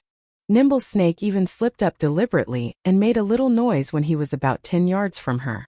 An expert with acute senses would detect the sound. However, Violet Cloud failed to sense it at all. Sure enough, she has grown tired. Nimble Snake was overjoyed. He then circled to Violet Cloud's back, silently drawing closer.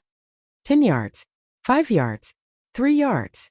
Soon, Nimble Snake arrived behind Violet Cloud and unsheathed his gleaming dagger, before stabbing it between the girl's shoulders. Ambush placed the target in a fainted state for 4 seconds. During the early stages of God's domain, control removal skills were extremely rare. As long as his attack landed, Nimble Snake could kill her quickly with a chain of skills to ensure his victory. Nimble Snake had even used second acceleration. Even if Violet Cloud discovered his attack, it would still be impossible for her to block it. The moment before Nimble Snake's dagger sank into the cleric, Violet Cloud released a mighty roar. Terrorizing Roar. Terrorizing Roar feared all enemies within a radius of 8 yards. Feared players would lose all control over their bodies. Suddenly, ambush struck Violet Cloud, and she entered a fainted state. While Nimble Snake had been feared by Terrorizing Roar, Violet is amazing. She actually managed to use Terrorizing Roar at the very last second. Now neither side can attack each other. Moreover, now that Nimble Snake has been exposed, he has also lost the initiative of this fight. Next, once Violet distances herself from Nimble Snake, she can wear him down and finish him. Zhao Yueru exclaimed after seeing Violet Cloud's performance. However, Gentle Snow said, "No. Snow, is there a problem?" Zhao Yueru asked curiously. Nimble Snake is level 24, but Violet is only level 22. Though both of their control skills have a duration of 4 seconds, as Nimble Snake is 2 levels higher, the effect of Violet's Terrorizing Roar will definitely be slightly weaker. It is highly possible that the skill's effect will only last 3-5 seconds. However, Violet will remain incapacitated for a full 4 seconds. Nimble Snake can do a lot of things during that 0.5 second gap, Gentle Snow said with a grim expression. Although Violet Cloud's counterattack was marvelous, there was a small level gap between them. Does that mean we've lost? Zhao Yueru's expression suddenly became melancholic. Chao Changhua had also revealed a victorious smile as soon as the control effect on Nimble Snake ended. The result of this match would be set in stone. However, Shifeng suddenly smiled and said, "No, we've won." Won? Zhao Yueru turned to look at Shifeng. Whispering, she said, "But Violet's fainted duration is longer than Nimble Snake's. How is she going to win?" "You'll find out," Shurfeng laughed. What? Shurfeng confused every spectator. However, since an expert like Shurfeng had said such a thing, he had his own reasons. What nonsense, Blackheart Arrow scoffed as he glanced at the distant Shurfeng. Ridiculing, he said. It is common sense that the level suppression in God's domain is severe. One will only suffer if there is a difference of 3 levels. Although Nimble Snake is only 2 levels higher, it is enough to weaken a skill's effect significantly. What an ignorant fool. However, before Blackheart Arrow could finish, inside the arena, Violet Cloud suddenly recovered ahead of Nimble Snake. No. How is this possible? It hasn't even been 3 seconds. Blackheart Arrow's eyes nearly popped out of their socket. Shurfeng was the only player who was not surprised. None of them could understand how Violet Cloud recovered first. What a pity. You might be 2 levels above me, but I am 1 tier above you. Violet Cloud looked at Nimble Snake, who currently shivered uncontrollably on the spot, smiling faintly as she waved her staff. A black magic array then formed beneath Nimble Snake's feet. Good. I still have a chance. Nimble Snake, who had originally begun to despair, suddenly saw hope. Violet Cloud had foolishly chosen a spell with a long casting time. Although Nimble Snake still had no control over his body, he could see and hear without any issues. The magic array forming beneath him needed 1 second to complete. Meanwhile, he was less than 1 second from reaching the 3.5-second duration of his feared state. At that time, he could simply use Vanish to avoid Violet Cloud's spell. However, as if ignorant of this fact, Violet Cloud continued chanting her incantation just as the 3.5 seconds were almost up, and Nimble Snake was about to use Vanish. What's going on? Nimble Snake suddenly noticed that he still had no control over his own body. Meanwhile, the magic array Violet Cloud summoned began to activate Tier 1 advanced spell. Black Coffin. Chapter 410, Unpredictable Astromancer. What's going on with Nimble Snake? Chao Chunghua asked, having paid attention to the system clock all this time. Isn't he 2 levels higher than that cleric girl? Nimble Snake had clearly been incapacitated for over 3.5 seconds now, yet he was still feared. Meanwhile, Violet Cloud had long since regained her freedom. This series of events had shattered Chao Chunghua's understanding of God's domain completely. Even Zhao Yueru, who had thought that they had lost, was dumbfounded by what she saw. Gentle Snow's gaze also held doubt as she watched the battle inside the arena. The scene happening before her made no sense among the crowd. Only Shurfeng knew that Nimble Snake had fallen into a trap. Compared to level suppression, tier suppression was far more powerful. It was like comparing the fist of an infant and a fist of an adult. The combatants were on completely different levels. As a Tier 1 player, even if Violet Cloud fought a Tier 0 player who was 10 levels above her, her control skills would be 100% effective or more. On the other hand, when a Tier 0 player used a control skill against a Tier 1 player 10 levels below them, the effect of their control skills would weaken by at least 30%. This was the harsh reality of gap in tiers. This was why high-tiered players were so valuable, and so overwhelmingly strong. Before anyone in the spectator stands could properly analyze the situation, Violet Cloud sealed her opponent inside a dark and silent barrier. Nimble Snake felt as if he were locked inside a huge coffin. This barrier stunned the watching crowd. Except for Shurfeng, of course. Nobody knew how powerful this black coffin was, and they did not know what was special about it. However, every player present was an expert, and when the crowd looked at the pitch-black barrier, they felt their souls tremble with fear. The black coffin was like a giant beast, and only death awaited those who were devoured. After trapping Nimble Snake inside the black coffin, Violet Cloud immediately distanced herself from it. The black coffin would gradually dissipate after 3 seconds. By the time it vanished, Violet Cloud was already more than 20 yards away from Nimble Snake. Even if Nimble Snake wanted to launch a counterattack, he would find it extremely difficult to do so from such a distance. What's going on? Why didn't I receive any damage? Nimble Snake had originally thought he was dead for sure. After all, an advanced spell that took an entire second to cast must be frighteningly powerful. However, he was actually unharmed. Is it because of my level that the spell's damage was nullified? Or maybe this is only a control spell? Nimble Snake relaxed. He then focused his gaze on the distant Violet Cloud. Although this distance was slightly disadvantageous to him, he had many ways to resolve this minor problem. Suddenly, Violet Cloud waved her staff, and sacred sanctions descended from the sky, falling towards the assassin. In response, Nimble Snake sneered as he started moving. With little effort, he dodged the attack and charged at Violet Cloud. However, Nimble Snake quickly discovered that something was amiss. Somehow, his HP suddenly fell by 500 points, and a moment later it had fallen by another 500 points. Nimble Snake only had slightly more than 3,100 HP. Now that he had suddenly lost 1,000 HP, he only had around 2,100 HP left, but nothing hit me. Nimble Snake was 100% certain that he had dodged the several sacred sanctions. Before Nimble Snake could figure out what had happened, Violet Cloud sent another barrage of sacred sanctions towards him. Nimble Snake advanced once more to dodge the attacks. However, he lost another 500 HP the moment he moved. Violet Cloud sent an attack once more. Knowing that he could no longer afford to lose HP, Nimble Snake started using his daggers to fend off the sacred sanctions. This time, he did not receive any damage. I was found out? Violet Cloud giggled. Astromancers possessed very few spells that dealt high damages. A majority of their attacks were strange and unpredictable. This was what Violet Cloud had discovered after researching her new class. Even until now, Violet Cloud had yet to grasp the true essence of an Astromancer. Completely Black Coffin was one such skill. Any players caught by the spell would lose HP when they moved. Meanwhile, the amount of HP they lost depended on the spellcaster's intelligence. In addition, Black Coffin also had a silence effect.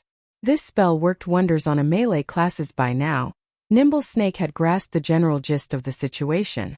However, when he thought about how he could neither move nor use any skills, only enduring a beating, he suddenly grew sullen. The crowd was also amazed upon seeing the effects of Violet Cloud's skill. This skill is so powerful. So that's why little sister Violet used it. Nimble Snake is dead for sure. By the time he reaches little sister Violet, his HP will have fallen to nothing. Zhao Yueru exclaimed. Although it is powerful, this move has a glaring flaw. Shifeng said, smiling. Flaw? Zhao Yueru wondered but quickly understood.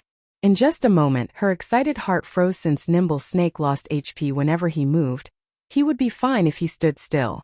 With Nimble Snake's capabilities, he could easily block the cleric's attacks. Unless Violet Cloud could suddenly become an elementalist. Moreover, since it was a spell's effect, it had a duration. When the spell's duration ended, Nimble Snake could move freely once again. Since Zhao Yueru could figure out this simple solution, Nimble Snake could certainly figure it out as well. Indeed, Nimble Snake had simply chosen to remain where he was for now as he waited for time to pass. Surprisingly, upon seeing Nimble Snake's actions, Shifeng smiled. To do nothing and give a casting class so much time? Was that really a good idea? Delaying for time? Violet Cloud smiled faintly. She then increased the distance between them to almost 30 yards before she began chanting an incantation and waving her staff. Compared to when she had cast Black Coffin, the channeling time for her current spell was much shorter.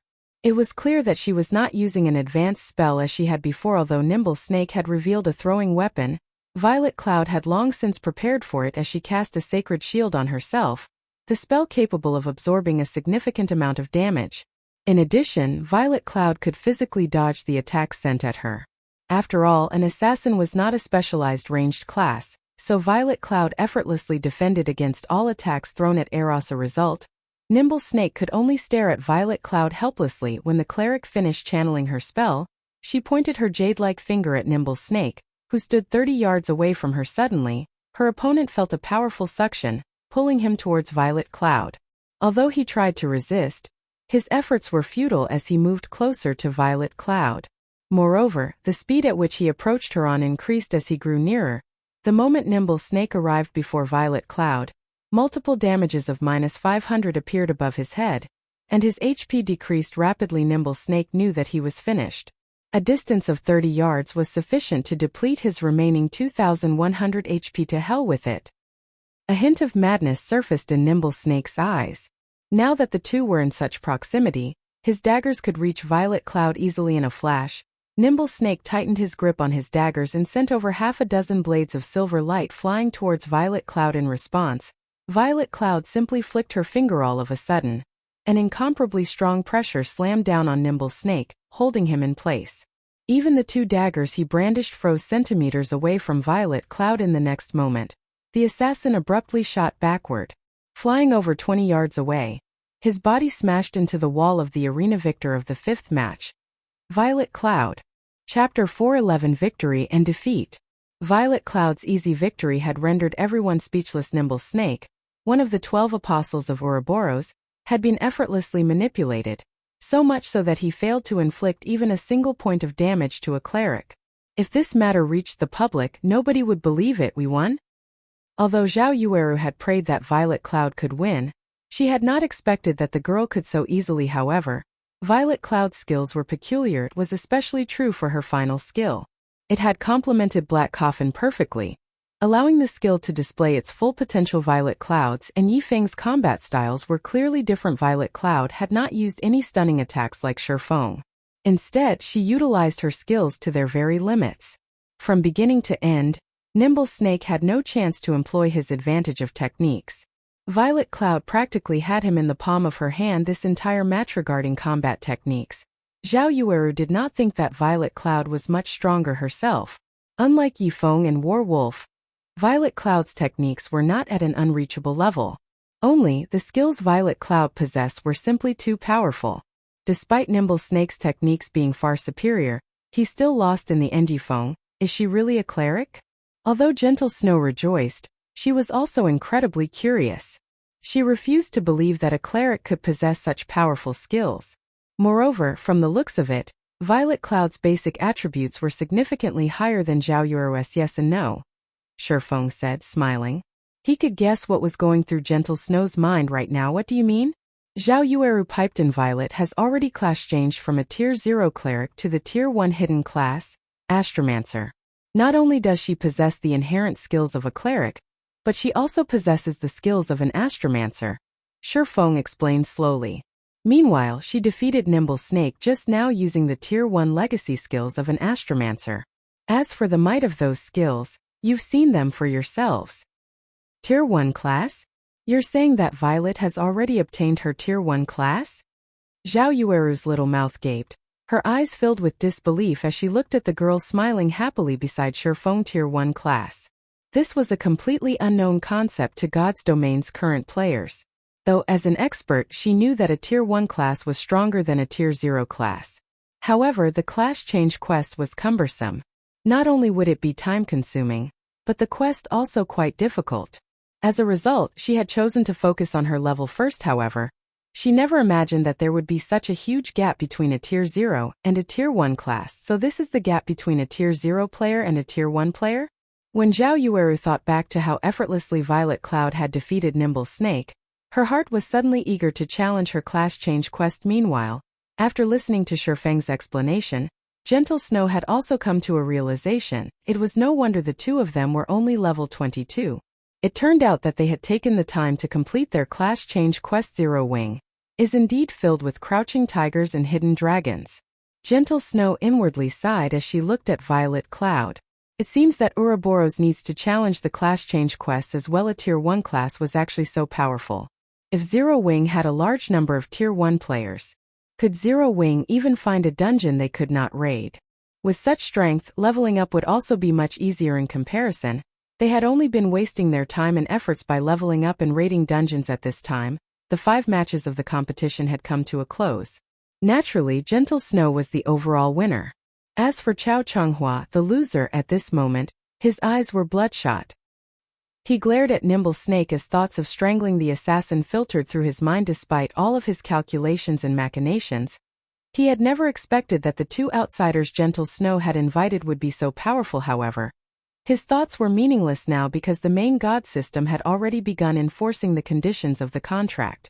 Chao Qinghua's body began to slowly fade out of existence as the main god system expelled him from God's domain permanently. Just like that, the acting guild leader of Ouroboros, a relatively influential character in the virtual gaming world, could not log into God's domain ever again without Chao Changhua supporting them. Blackheart Arrow and the recently resurrected Nimble Snake were at a loss. From now on, Gentle Snow would be the guild leader of Ouroboros. It would be a piece of cake for her to deal with them. Regret turned Nimble Snake's stomach. Originally, he thought his future would be set if he followed Chao Changhua. Yet now, just as Nimble Snake and Blackheart Arrow began to panic, Wolf, the outsider invited by Chao Changhua, stood and walked up to Gentle Snow. Miss Snow, we meet again. Wolf greeted, a faint smile on his face. Do you have any business with me? Gentle Snow asked, somewhat surprised. In the past, Warwolf had felt only disdain towards guild players like her, refusing to even speak with her. Now, however, he had actually initiated a conversation. It was beyond unusual. Even Shurfeng was curious as to what Warwolf had to say. I only wish to congratulate Miss Snow for becoming the guild leader of Ouroboros. Warwolf spoke softly. Thank you. Gentle Snow answered politely. In regards to the man named Warwolf, Gentle Snow could not see through him in the least. Moreover, the shield warrior gave her a sense of extreme danger, and she was quite uncomfortable, following which, Warwolf shifted his gaze to Shurfeng, saying, I truly did not expect to meet a fellow martial arts practitioner here. Although I wish to exchange a few moves with you, unfortunately, I am only a Tier 0 class right now. I can only seek you out once I receive my Tier 1 promotion. However, before I leave, I have something I need to say to Brother Yifeng. It is best if you leave Zero Wing quickly, and look for a better guild to develop yourself. Brother Warwolf, what are you trying to say? Shurfeng did not think that Warwolf was someone who would speak nonsense. It could be dangerous for me to go into detail, but recently Zero Wing has attracted too much attention in God's domain. Some people can no longer sit by and have begun to take action. Are you referring to Underworld? No. Even I get a headache just thinking about dealing with those people. If you can hide from them, then hide. In the off chance that Zero Wing provokes them, the consequences would be unimaginable. Warwolf simply smiled and shook his head before departing from the room. Watching Warwolf's departing figure, Shurfeng grew confused. He could not figure out who else had targeted Zero Wing. Even an expert like Warwolf feared of them. Forget it. There is no point overthinking things. Let's just take things as they come. Since he could not figure it out, Shurfeng no longer bothered thinking about it. Why worry about trouble that might not even come? After Warwolf's departure, Gentle Snow had immediately expelled Nimble Snake and Blackheart Arrow from Ouroboros. Although the two of them were experts, who knew what sort of schemes they would concoct in the future? It was especially true for a sly and treacherous bastard like Nimble Snake. Afterward, Gentle Snow gave both Shurfeng and Violet Cloud 30 million credits each as remuneration for their help. Violet Cloud was stupefied upon seeing the numbers in her virtual bank account. This was her first time seeing such an astronomical sum of money. Shurfeng, on the other hand, was rather pleased after receiving the money. With this, he would not have to worry about the guild's development funds for some time. As Gentle Snow had just become Ouroboros' guild leader, she still had a ton of things she needed to handle. Shurfeng and Violet Cloud did not linger either, and they left the underground arena just as Shurfeng and Violet Cloud were about to return to White River City. The sound of his communicator ringing suddenly reached his ears. Brother Feng, I have bad news. Something big has happened, Blackie announced. Chapter 412. Great Lord. Relax, slow down. Shurfeng said. Blackie wanted to calm down, but he couldn't contain his panic after surviving something so intense. Brother Feng, listen to me. A meteorite shower rained down on the White River City region, Black said excitedly. Originally, everyone thought nothing of it. However, a system notification suddenly appeared in White River City, stating that the meteorite shower had destroyed the entire White Fog Canyon, a level 20 to level 30 grinding area. All the monsters within White Fog Canyon have gone berserk, and based on the information our guild uncovered, these monsters have a surprisingly high drop rates, and the EXP they give is also significant. On top of that, a ruined shrine has appeared inside the White Fog Canyon. We received information of powerful monsters guarding something inside the shrine. A few powerful assassins even snuck in to have a look. They discovered that there was actually a level 25 Great Lord ranked monster deep inside the ruined shrine. Currently, the various guilds are organizing their personnel and preparing to raid the level 25 Great Lord. A Great Lord was in existence that surpassed a High Lord. Such monsters did not even exist in level 50 large-scale Hell Mode team dungeons. At most, the final boss of said dungeon might be a High Lord, yet now a Great Lord had actually appeared. Without a doubt, its appearance would draw guilds to it. The ironclad rule of God's domain was that the stronger a monster was, the better its drops would be. For Great Lord ranked monsters, at the very least, they would drop dark gold items. There might even be a chance for epic items to drop. Brother Feng, how many people do you think we should send? Blackie Astery saying a meteorite shower has destroyed the entire White Fog Canyon?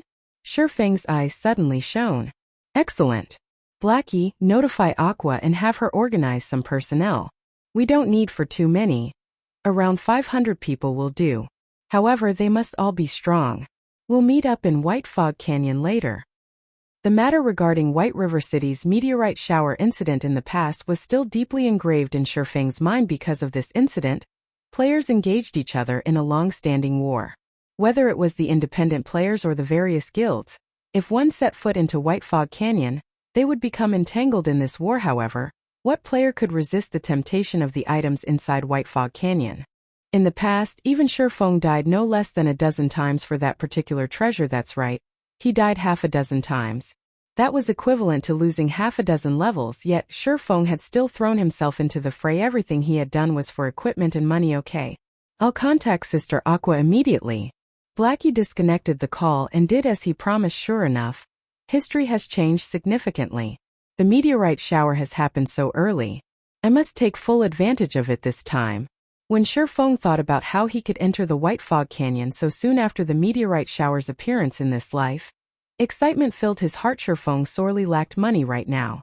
Currently, the Star Street trading firm granted him a daily income of over 1,000 gold.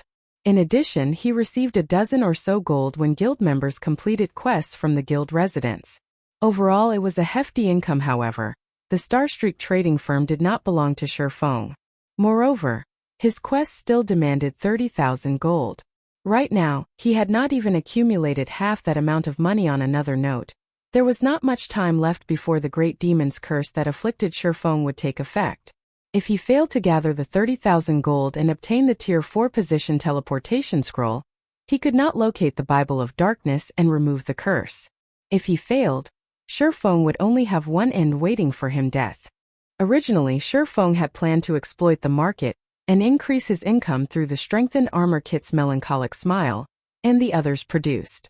Now, however, there was no need. His problems would be solved as long as he had the White Fog Canyon. Although the meteorite shower had caused the appearance of the ruined shrine and had driven the monsters in White Fog Canyon berserk, greatly increasing their drop rate in EXP, neither aspect was really important. What mattered the most was the Starfire ore. After White Fog Canyon was destroyed, Starfire ore had been found all over the area. Starfire ore was incredibly rare, and it could only be found around the crash sites of meteorites. Starfire essence could be extracted from refined Starfire ore and could increase the success rate of forging. The more Starfire essence one used, the higher their success rate would be. Although Starfire essence was ineffective when forging dark gold ranked items and above, it could still allow forgers to produce various secret silver and fine gold equipment. Hence, Starfire essence was very valuable in the past. A piece of Starfire ore could sell for 1 silver coin, whereas a piece of Starfire essence could sell for 4 silver coins. Even the independent players of White River City had hungered for Starfire ore in this life. Shifeng would not let this opportunity pass him by. For the moment, everyone was still focused on the Great Lord of the Ruined Shrine. Nobody had discovered Starfire ore or realized that it littered the demolished White Fog Canyon, let alone its value. Hence, this was the perfect chance for Shifeng. Half an hour later, Shifeng and Violet Cloud arrived in White Fog Canyon. The layer that previously hid the canyon had dissipated. Instead, craters and flames filled the area.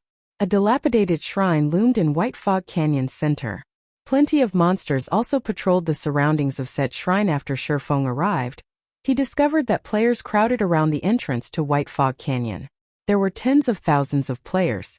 However, although all of the guilds of White River City had come, the majority consisted of independent players. Guild leader, from our investigations, we discovered that Overwhelming Smile has dispatched over 6,000 members to White Fog Canyon, Emperor's Light has sent over 2,000, Assassin's Alliance has sent over 2,000 players, and Ouroboros has also sent over 3,000 players.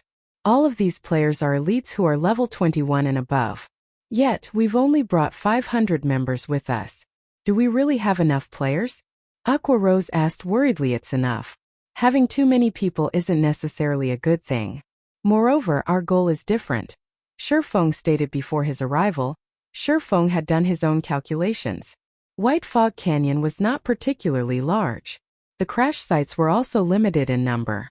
500 people were just about right for the task he had in mind. Sending any more would just be a waste of manpower. Are we not going to the ruined shrine? Aqua Rose was greatly surprised. Had they not gathered the top combatants of the guild to raid the Great Lord inside the ruined shrine? It would not benefit Zero Wing if Overwhelming Smile managed to raid the Great Lord successfully first. Currently, their guild also had quite a number of Tier 1 players compared to Overwhelming Smile. They would have a much easier time raiding the Great Lord. Yet that wasn't their goal. How could a Great Lord be defeated that easily? We are here simply to level up. Even if we want to defeat a level 25 Great Lord, at the very least, everyone must be at 25 or above.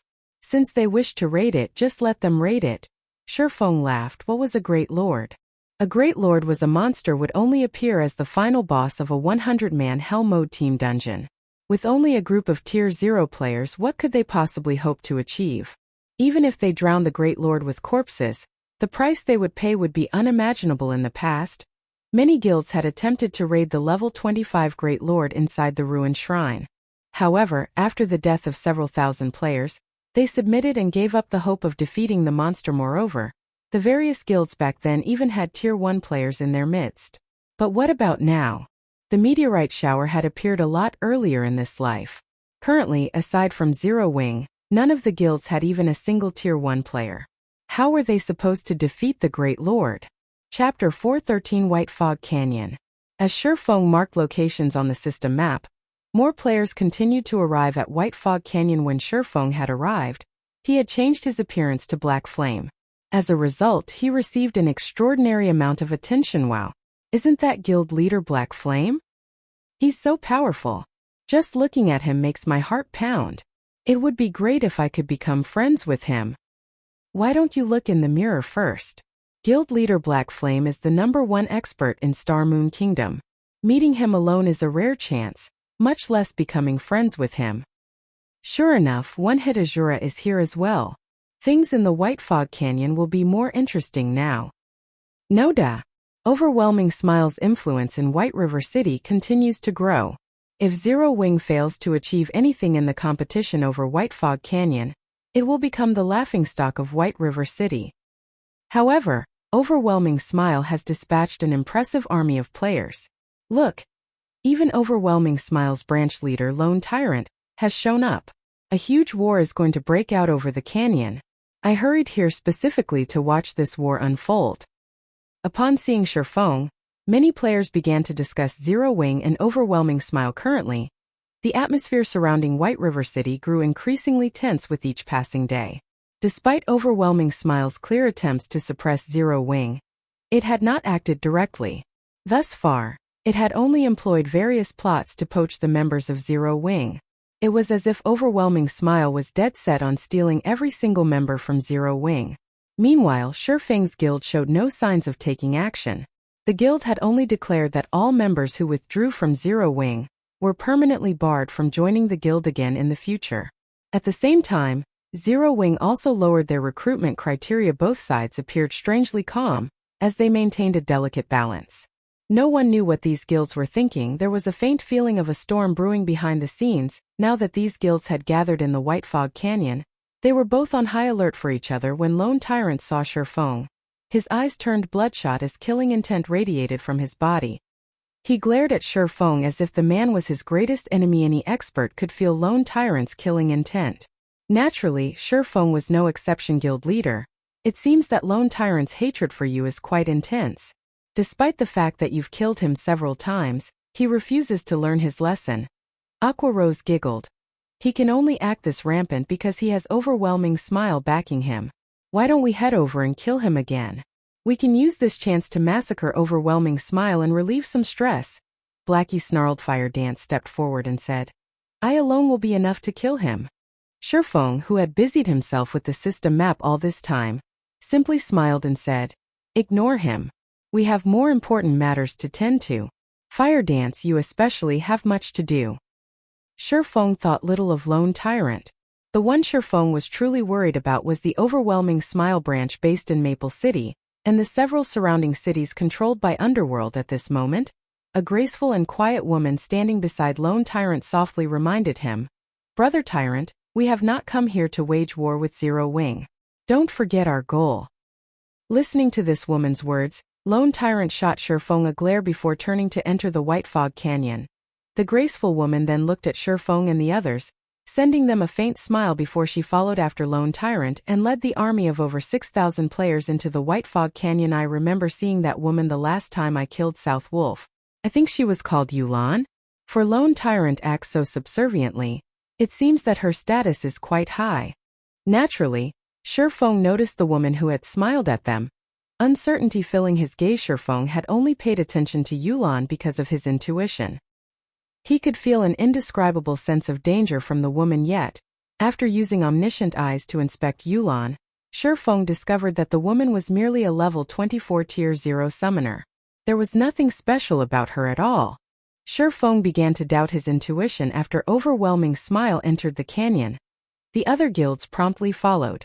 Only Shifeng and the others lingered at the entrance. Guild leader, Overwhelming Smile, Emperor's Light, and Assassin's Alliance have already entered. Are we not going in yet? Aqua Rose asked as she watched guild after guild enter the White Fog Canyon. In a moment. I'll be done soon. Shifeng leisurely responded. White Fog Canyon was a level 20 to level 30 grinding area. Or rather, it had been originally. However, after the meteorite shower, the monsters inside had gone berserk and had become far more difficult to deal with. At the very least, the White Fog Canyon was no longer suitable for ordinary players around level 20. When in a berserk state, monsters' damage and attack speed would increase by a minimum of 30%. With this increase, a common monster would possess the combat power of an elite monster and so on. However, this was only the beginning. As time passed, the monsters within White Fog Canyon would also grow stronger and more numerous. Soon, even the weakest monsters inside the canyon would become elites, while a majority of the monsters would be special elites. There would also be quite a number of chieftains and lords. Moreover, all these monsters would have also entered a berserk state. Just thinking about this gave one goosebumps. Based on how long it had been since the meteorite shower, Shifeng could say with certainty that there were no longer any common monsters inside White Fog Canyon. At the very minimum, the monsters inside the canyon would be elites. Moreover, the monsters would move in groups and respawn very quickly. There would also be many danger spots inside the canyon. Meanwhile, the core area of the White Fog Canyon spoke for itself. The results of rushing and unprepared were obvious. Currently, the baseline for entering White Fog Canyon was level 20 tier 1 or around level 30 tier 0. Although players could improve their chances by going in with larger numbers, this canyon was still significantly dangerous. Therefore, Shifeng had sketched out a new map of the White Fog Canyon based on his memories of the past. On the new map, he had made sure to indicate locations that they needed to avoid. He had also marked a few mining spots and danger spots. Although it was a time-consuming task, this new map would undeniably reduce the losses his guild members suffered. The minutes crawled by while Shifeng was busy trying to recall the White Fog Canyon. Over a dozen minutes had passed since the crowd of independent players and guilds had entered White Fog Canyon. Suddenly, the members of Zero Wing, who had waited silently at the canyon's entrance, noticed many players exiting the canyon. These players looked pitiful. They left in parties of 2s and 3s. Not a single complete party passed the watching Zero Wing players. Unable to contain his curiosity, Blackie walked over and asked, "What happened to you guys? It's only been around 10 minutes since you went in. How did you guys end up in such sorry state so quickly?" These players had relatively powerful equipment. They were fully geared in bronze equipment at the very minimum.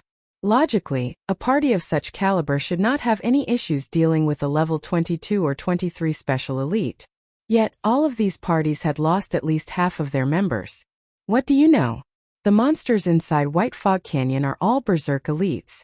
Even our level 21 shield warrior could only take a dozen hits at most. Facing one was hard enough. Yet, for some reason, the monsters in there move in groups of 3 at least. They also have a massive aggro range, so they are easy to pull. Many had party wiped, and we only managed to escape after much difficulty. We've decided to level elsewhere until we hit level 25 at least. A level 21 veteran player replied, sighing. At this moment his heart still trembled when he thought back to those groups of elite monsters. Chapter 414 Beast War. Every Zero Wing member laughed when they heard these independent players. In the end, independent players only amounted to so much. Even with a party of 6, 2 or 3 elites had been too much for them. They were truly weak. Guild leader is being too cautious. How could an independent party's strength compare to ours? Now that Overwhelming Smile has taken the lead, won't those bastards claim the Great Lord kill? It shouldn't be possible. It's a great lord. Overwhelming Smile has dispatched over 6,000 members for this, and all of them are elites. Killing a great lord should be child's play to them. Indeed.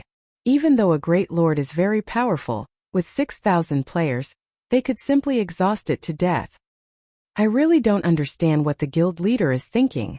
Everyone has already arrived, yet we're just standing here. By the time we enter, who knows how many elite monsters the other guilds will have killed already. Why are we here anyway? While the members of Zero Wing grumbled about Shurfeng's approach, a team of several hundred players left the White Fog Canyon. These players' equipment looked uniform, and they all wore the same guild emblem on their chests. They were clearly a guild team. What's up with these people? The crowd from Zero Wing grew curious as they watched the members of this guild team. Disgrace haunting these players' expressions, following which, another large wave of players came out of White Fog Canyon. These players also belonging to a guild. However, the second guild team had far more members than the first. Moreover, instead of slowly walking out of the canyon, these players ran in a panic. This scene thoroughly confused the Zero Wing members waiting by the canyon's entrance. Had these people gone insane? Wait, there's something behind them. One of Zero Wing's level 22 rangers with the eagle eyes skill said. Everyone from Zero Wing then shifted their gazes and were immediately dumbfounded by what they saw previously. They had not been able to get a clear view due to being too far away. Now that it had come to them, they could finally see it behind the frantically running players. Thousands of crimson-eyed battle monkeys stormed after them. These bloodthirsty monkeys released frenzied roars as they charged at the escaping players like a tsunami, devouring everything in their path. Crimson-eyed battle monkeys. Elite rank. Level 22. HP 16000/16000. Although these crimson-eyed battle monkeys did not have a lot of HP, compared to players, their bodies were half a size larger. Not only were they nimble and powerful, but they also possessed naturally long arms. In addition, they wielded weapons and were also capable of using these weapons as proficient as players. Defeating these monsters would not be easy. Meanwhile, among these thousands of crimson-eyed battle monkeys, there were also a few larger armored battle monkeys squeezed in. These armored battle monkeys were covered in scars, a testament to the many battles they had fought. Compared to the elite-ranked crimson-eyed battle monkeys, the armored battle monkeys were much stronger. It was not just because of their ranks as special elites, but more so because of their combat techniques, which were far superior than ordinary players. Armored battle monkeys, special elite. Level 24. HP 54, 000/54, 000. Moreover, whenever the tide of battle monkeys caught up to some of the escaping players, they would only tackle and hack said players to death in groups of 3 to 5. Not every battle monkey would stop to attack. Although frenzied, these battle monkeys fought with intelligence and organization. More players continued to die. Save me. Save me, please. I don't want to die. Many players screamed as the battle monkeys caught up to them. As for resisting, most of them had forgotten how to do that. The players of God's domain had never experienced such horrific slaughter before, and their legs had long since gone limp with fear. At this moment, only those who possessed a strong heart managed to keep running, whereas the weaker-willed players had died under the monster tsunami. Although some of the escaping players were also attacking as they ran, there were simply too many battle monkeys. Retaliation was no different than pouring a cup of water into a raging inferno. After a short moment, over 100 players had died in the end. The players who escaped the White Fog Canyon numbered less than 500. These players had even implicated the guild team that had escaped before them, causing the latter to suffer another loss of over 100 players. After watching the massacre, the idle members of Zero Wing were stupefied. These battle monkeys were terrifying. Are these really monsters? This question lingered in everyone's hearts. The battle monkeys had behaved completely different from the monsters they had seen and fought before. Fighting these monsters was no longer grinding. Rather, it looked more like a full-blown war at this moment. The Zero Wing members who had previously complained about Shurfeng's decision fell silent. Now they only admired Shurfeng's forethought. If they had not witnessed this scene and had foolishly charged into White Fog Canyon, it was highly possible that they would have suffered a similar fate to those players. As for the other guild members, they looked at Shurfeng with even greater reverence now. While the crowd from Zero Wing continued to linger around the entrance, one guild team after another fled the canyon. As for the independent parties, very few had managed to escape as practically all of them had died inside the canyon instead of calling the White Fog Canyon a precious grinding spot. It was more like a gigantic meat grinder. Alright, let's join the party, Shifeng said after he finished organizing his map. He then said in the team chat, "You've seen for yourselves the various guild teams that have escaped. Most of those guild teams have more members than we do. However, as you can see, only half of them made it out alive. You can imagine for yourselves just how dangerous White Fog Canyon is, so I hope that everyone will obey the commands given to you. Do not take any arbitrary actions. If anyone violates their orders, I will deal with you personally." The crowd involuntarily trembled upon hearing Shifeng's words, tensing unconsciously since no one has any issues. Stand by the groups and formations previously arranged. Shifeng nodded and said, "Let's head in then." After the meteorite shower, White Fog Canyon had ceased to be a grinding area. It was more like a super large-scale dungeon. Obtaining the Starfire ore would not be an easy task. Instead of grinding monsters, they were about to wage war inside the canyon.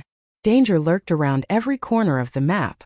Inside the canyon, they did not need to look for the battle monkeys, as the battle monkeys had long since been ready to ambush them. Hence, they needed to stay vigilant inside the canyon. The formation Shifeng had organized scattered the MTs around the team, whereas healers and ranged classes were safer in the center of the group.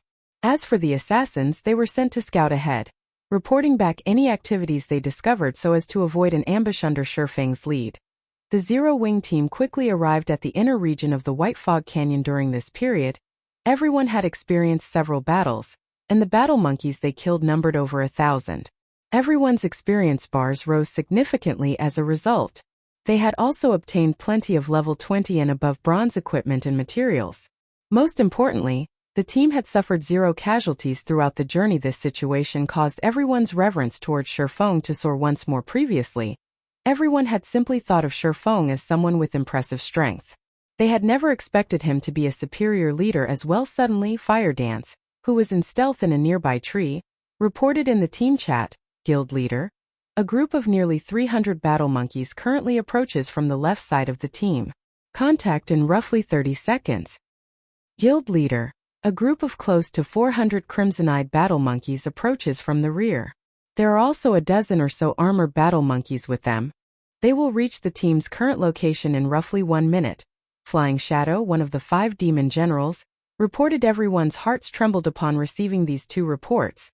The previous ambushes they had encountered had only come from a single direction.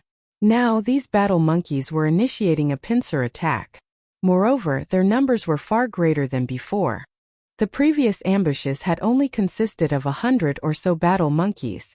Now they had to face a total of nearly 700. They were outnumbered. Chapter 4:15 Sword Practice. Sure enough, what will come has come. Shifeng silently examined the system map of the White Fog Canyon. He was not the slightest bit surprised by the battle monkey's pincer attack. Smiling brightly, the White Fog Canyon was like a dungeon. There was a proper strategy to raid it. Shifeng had been able to lead his party around the canyon freely with what knowledge he had in his previous life. With the experience he had accumulated, leading his current party would be a breeze compared to the past. The current White Fog Canyon was practically child's play back then. Not only had Shifeng's party been required to deal with the battle monkeys, but they also had to deal with the sneak attacks and plundering of other players. This was especially the case when they faced the high-handed interception of the major guilds. These opponents were far more difficult to deal with than the battle monkeys currently. Other than Shifeng, nobody else in White River City knew that the Starfire ore was the most valuable item in White Fog Canyon. Hence, this was the perfect chance for Shifeng to make a fortune. Nobody would bother mining the Starfire ore, so his chances of encounter competition were nil. All of the Starfire ore throughout the White Fog Canyon was free for Shifeng's taking. If this were in the past, he would only have encountered such an opportunity in his dreams. Everyone, run towards the narrow gorge ahead. Shifeng commanded through the team chat. Kola, your MT group will be responsible for blocking the entrance of the gorge. The other MTs, get ready to replace them at any given moment. Shifeng had already considered every situation they could possibly encounter on their way here. Shifeng also knew the topography of the White Fog Canyon like the back of his hand. A moment later, Zero Wing's team of 500 entered the gorge. Meanwhile, the Guardian Knight Kola, along with 14 other MTs, walled off the entrance into White Fog Canyon's inner region. Anyone or anything that wanted through would have to break through these 15 MTs first. At first, the Zero Wing members still worried about the army of battle monkeys. However, after seeing Shi Feng maneuver his troops, they sighed with relief.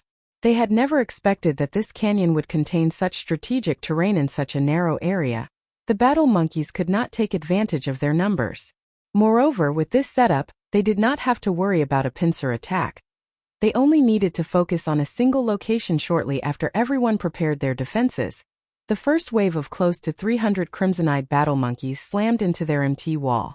Like the cavalry charge on ancient battlefields, the enemy stampede shook even the land. The sound of the monkeys' bloodthirsty roars that echoed throughout the gorge sent tremors through everyone's hearts. Despite having already experienced over a dozen battles, Zero Wing's elites still panicked compared to the previous battles. This was on an entirely different level. The crimson-eyed battle monkeys appeared to be more organized than the foes they had faced before. These battle monkeys also seemed much fiercer, resembling the battle monkeys they had seen back at the entrance of the White Fog Canyon Guild leader. These crimson-eyed battle monkeys look strange. I feel that not only have they become more organized, but they are also stronger than before. Aqua Rose frowned slightly. Inwardly, she worried that Kola and the others might not be able to hold off this wave of monsters. Of course, the crimson-eyed battle monkeys we fought before were merely washouts. Meanwhile, the ones we are about to face right now are the victors, so naturally they are much stronger, Shi Feng explained as he nodded. Moreover, these crimson-eyed battle monkeys have a war chief at their backs. Look over there. As he said so, Shi Feng pointed towards a large tree outside of the gorge. Standing in the large tree was a slightly smaller battle monkey covered in fine black leather armor. Battle monkey warchief, chieftain rank, level 25, HP 140, 000/140, 000. The battle monkey warchief possessed the warchief's aura, increasing the attributes of the surrounding crimson-eyed battle monkeys by 10%. An ordinary MT simply could not withstand the attacks from these elite-ranked crimson-eyed battle monkeys. It was simply impossible for a Tier 0 metric tons around level 21 to survive.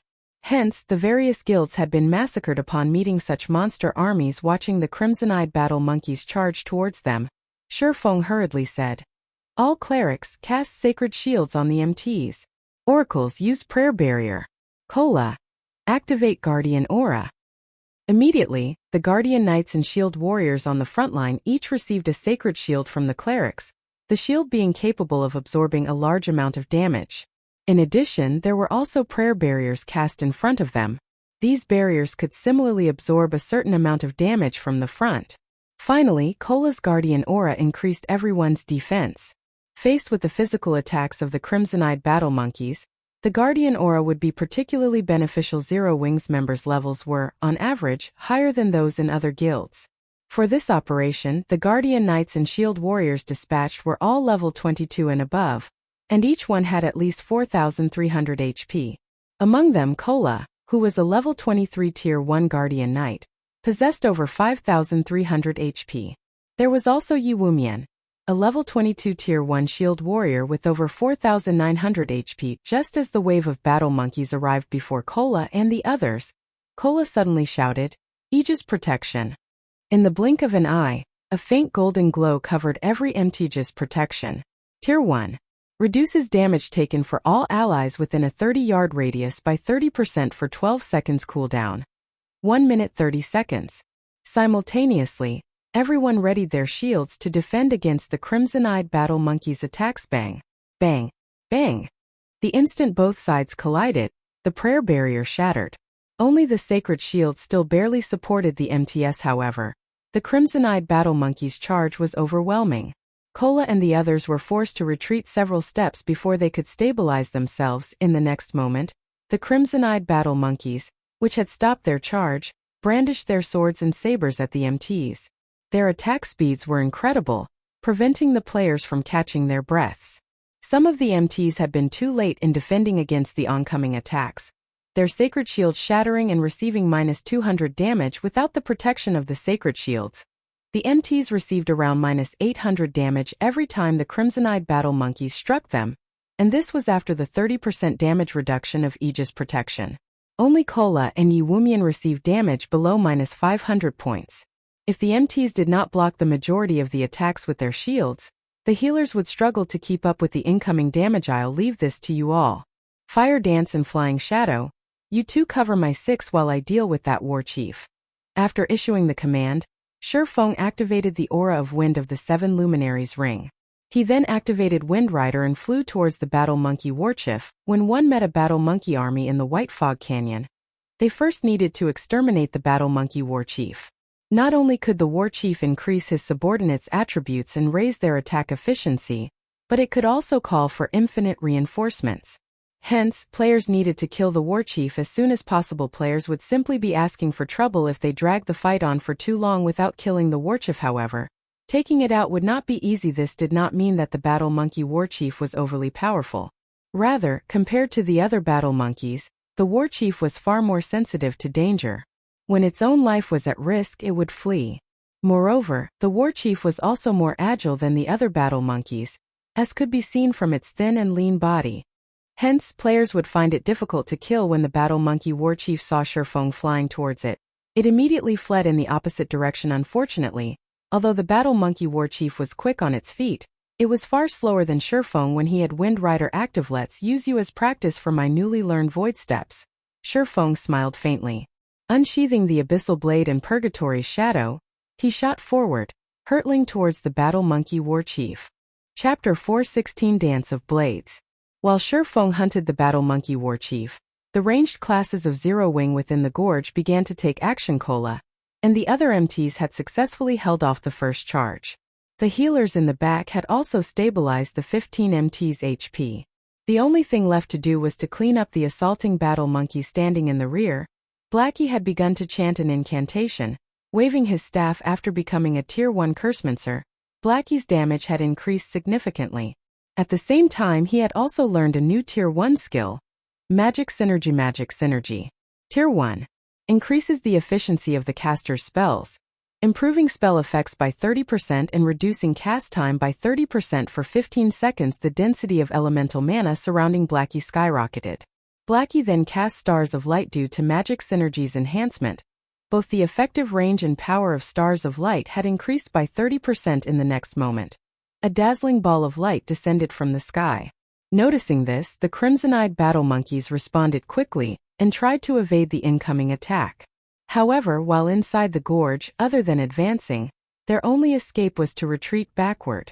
Natural rock walls surrounded the battle monkeys on both sides, and it was impossible for them to scale these walls. With Kola and the other MTs of Zero Wing creating a shield wall ahead, and their companions blocking their rear, these battle monkeys could only watch helplessly as the Stars of Light descended. They also had no way to block this incoming bombardment. OE destruction spells attacked from all angles. Unless one had magic immunity, invincibility, or countered with an AoE destruction spell of their own, there was no other way to defend against the attack boom. The instant the Stars of Light descended, a damage of over -5,000 points appeared above the heads of every battle monkey the spell struck. As for the monsters further away from the site of impact, they too received damages of over -3,000 points. Despite having increased attributes due to the warchief's aura, these crimson-eyed battle monkeys still lost close to a third of their HP. However, this was only the beginning. Stars of Light had a duration of 15 seconds, and with each passing second, the spell's damage would scale up by 10%. After only 5 seconds, all of the battle monkeys within range had turned to ash, leaving behind a plethora of loot. A large section of the gorge was suddenly empty. Making a rough estimate, over 100 crimson-eyed battle monkeys had died. AoE destruction spells are awesome, though it would be great if their cooldown times were shorter. Although Kola had seen Blackie cast the spell many times, his heart still trembled with excitement whenever he witnessed this overwhelming destruction. The scattered loot on the ground and his soaring EXP bar also exhilarated him. The EXP from level 22 elites was originally quite significant. Meanwhile, after the meteorite shower, the EXP from the monsters inside the White Fog Canyon had increased by 3 to 4 times. In other words, killing a single monster here was the equivalent of killing 3 or 4 monsters of the same level and rank outside of White Fog Canyon. After Blackie's Stars of Light ended, Yi Wumian rose from level 22 to level 23, his HP breaking past the 5,000 threshold. Everyone else also watched their experience bars increase by a huge chunk. Originally, it would have taken them several hours to gain so much EXP. Now, however, they had only taken around a dozen seconds or so. Stars of light truly shone when used in a war. Not only was it massively destructive, but it could also shock enemies. Take the crimson-eyed battle monkeys caught outside the range of stars of light, for example. Despite having received no damage, they did not barrel forward after stars of light ended. They stood there with stunned expressions. Their previous fierce momentum had completely vanished. Unfortunately, OE destruction spells like Blackie stars of light were rare. Moreover, these spells possessed long cooldowns, needing a full half an hour. In a battle, such spells could be used once at most. Stop daydreaming. All ranged classes attack those dazed battle monkeys. Aqua Rose commanded suddenly. Spells and arrows bombarded the dazed monsters. Momentarily, the crimson-eyed battle monkeys were at a loss of what to do. They had even forgotten to dodge or use their weapons to fend off the incoming attacks. In the blink of an eye, over a dozen more battle monkeys died. However, one would be sorely mistaken if they thought they could get rid of these crimson-eyed battle monkeys so easily.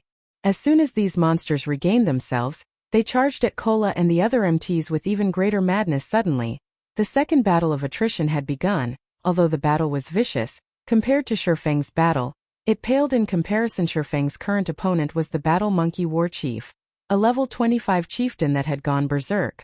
Inside a dungeon, the war chief was definitely worthy of the role of a boss. Only, its HP was slightly lower than a typical dungeon boss. Shifeng moved in front of the battle monkey war chief with a flash, blocking its path. He then activated Chop and sent 3 silvery gray blades of light slashing at the warchief's thin frame, completely sealing off its exit. Gee! The monkey warchief suddenly squinted its blood-red eyes as it screeched, releasing an intimidating power. It then took a step back, its right fist punching towards the convergence point of the 3 blades of light. Pung.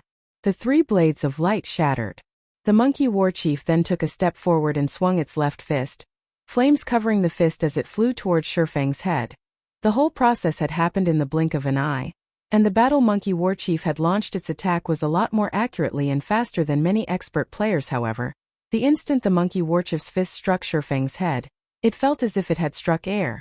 Taking a closer look, the monkey warchief discovered that had only hit Shifeng's afterimage. Meanwhile, Shifeng had used silent steps and arrived behind the battle monkey warchief. He then used Thunder Flame Explosion. The Tier 1 Thunder Flame Explosion possessed a brief area suppression effect when cast, slowing all enemies' movements within a 10 by 10 yard area. Moreover, Shifeng was now a Tier 1 player. Despite being only level 22, the effect of the attack-type skills he used would not have weakened in the slightest even against the level 25 battle monkey war chief. Furthermore, Shifeng also possessed the Golden Stigmata, which allowed him to ignore up to 20 levels of suppression. Suddenly, the battle monkey warchief's speed had fallen, having only 1/6 of its original speed. It was no longer capable of blocking or dodging incoming attacks in time. Boom. The power of lightning and fire assaulted the monkey warchief. However, it had a surprisingly high defense for such a thin frame.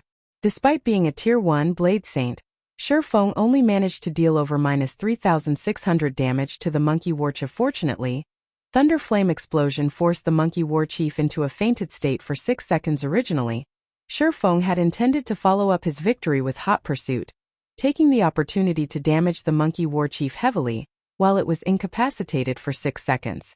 In the end, however, the battle monkey warchief activated Berserker Rage, becoming immune to all control effects and increasing its strength and speed. It then unsheathed the war saber hanging on its back and brandished it at its adversary. Suddenly, 9 blades of light wrapped around Shifeng. This was one of the battle monkey warchief's skills. Dance of blades if struck, even an MT like Cola would die without question. However, Cola possessed a large shield that he could use to defend himself. He would have no problems blocking the majority of the blades of light. Shifeng, however, did not possess a shield. He only had his 2 swords. Good timing. At this moment, Shifeng could feel impending doom approaching. Yet, he neither defended with his swords, nor did he activate Defensive Blade to save his life. Instead, he activated Purgatory Power and charged at the monkey warchief's Dance of Blades Void Steps. Previously, Shifeng would have never thought of confronting a Berserk level 25 battle monkey war chief head-on. After all, the monkey war chief was terrifying after going Berserk. Not only did its speed surpass Tier 1 players, but Tier 1 players also could not block its incredible attacks. After his match with Soaring Snake, Shifeng had finally succeeded in learning the advanced footwork void steps. However, he had not found a chance to test his footwork again since that match. Meanwhile, the agile battle monkey war chief was the perfect opponent for Shifeng to practice void steps. The usefulness of void steps wasn't limited to PvP. It was also effective against monsters. After the battle monkey war chief swung its saber, it suddenly discovered that Shifeng had disappeared. By the time the monkey war chief discovered his opponent again, the latter had already appeared beside it, casually walking past.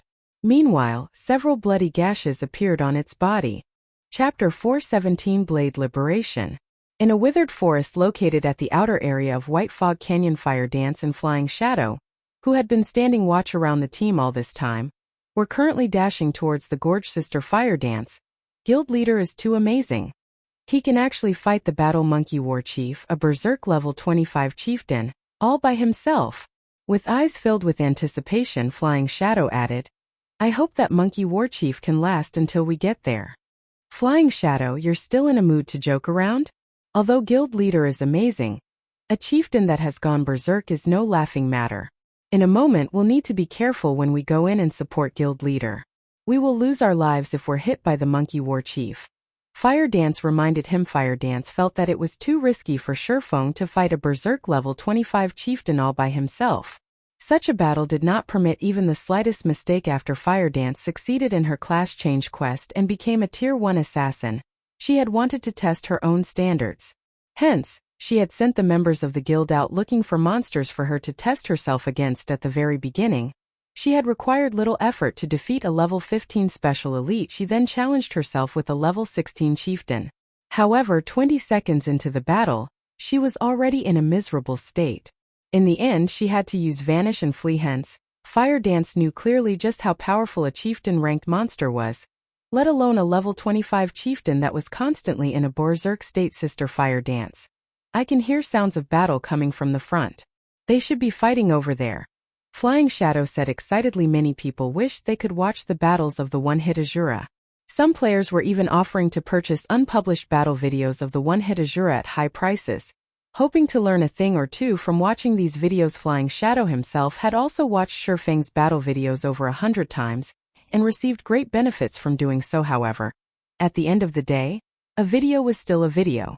It simply could not compare to seeing a battle live. However, Shifeng's battles were simply too fast-paced. Even though Flying Shadow could witness them, there was a limit to how much his mind could absorb. Hence, Flying Shadow also wanted a recording of the battle to study it in detail. After returning to this end, Flying Shadow had specially asked Fire Dance to activate holographic simulation mode to record Shifeng's battle. Before Flying Shadow had experienced a virtual gaming cabin, he had only been dismissive of the machine. Was it just a 97% sync rate? The virtual gaming helmet also possessed a 90% sync rate. How huge of a difference could there be?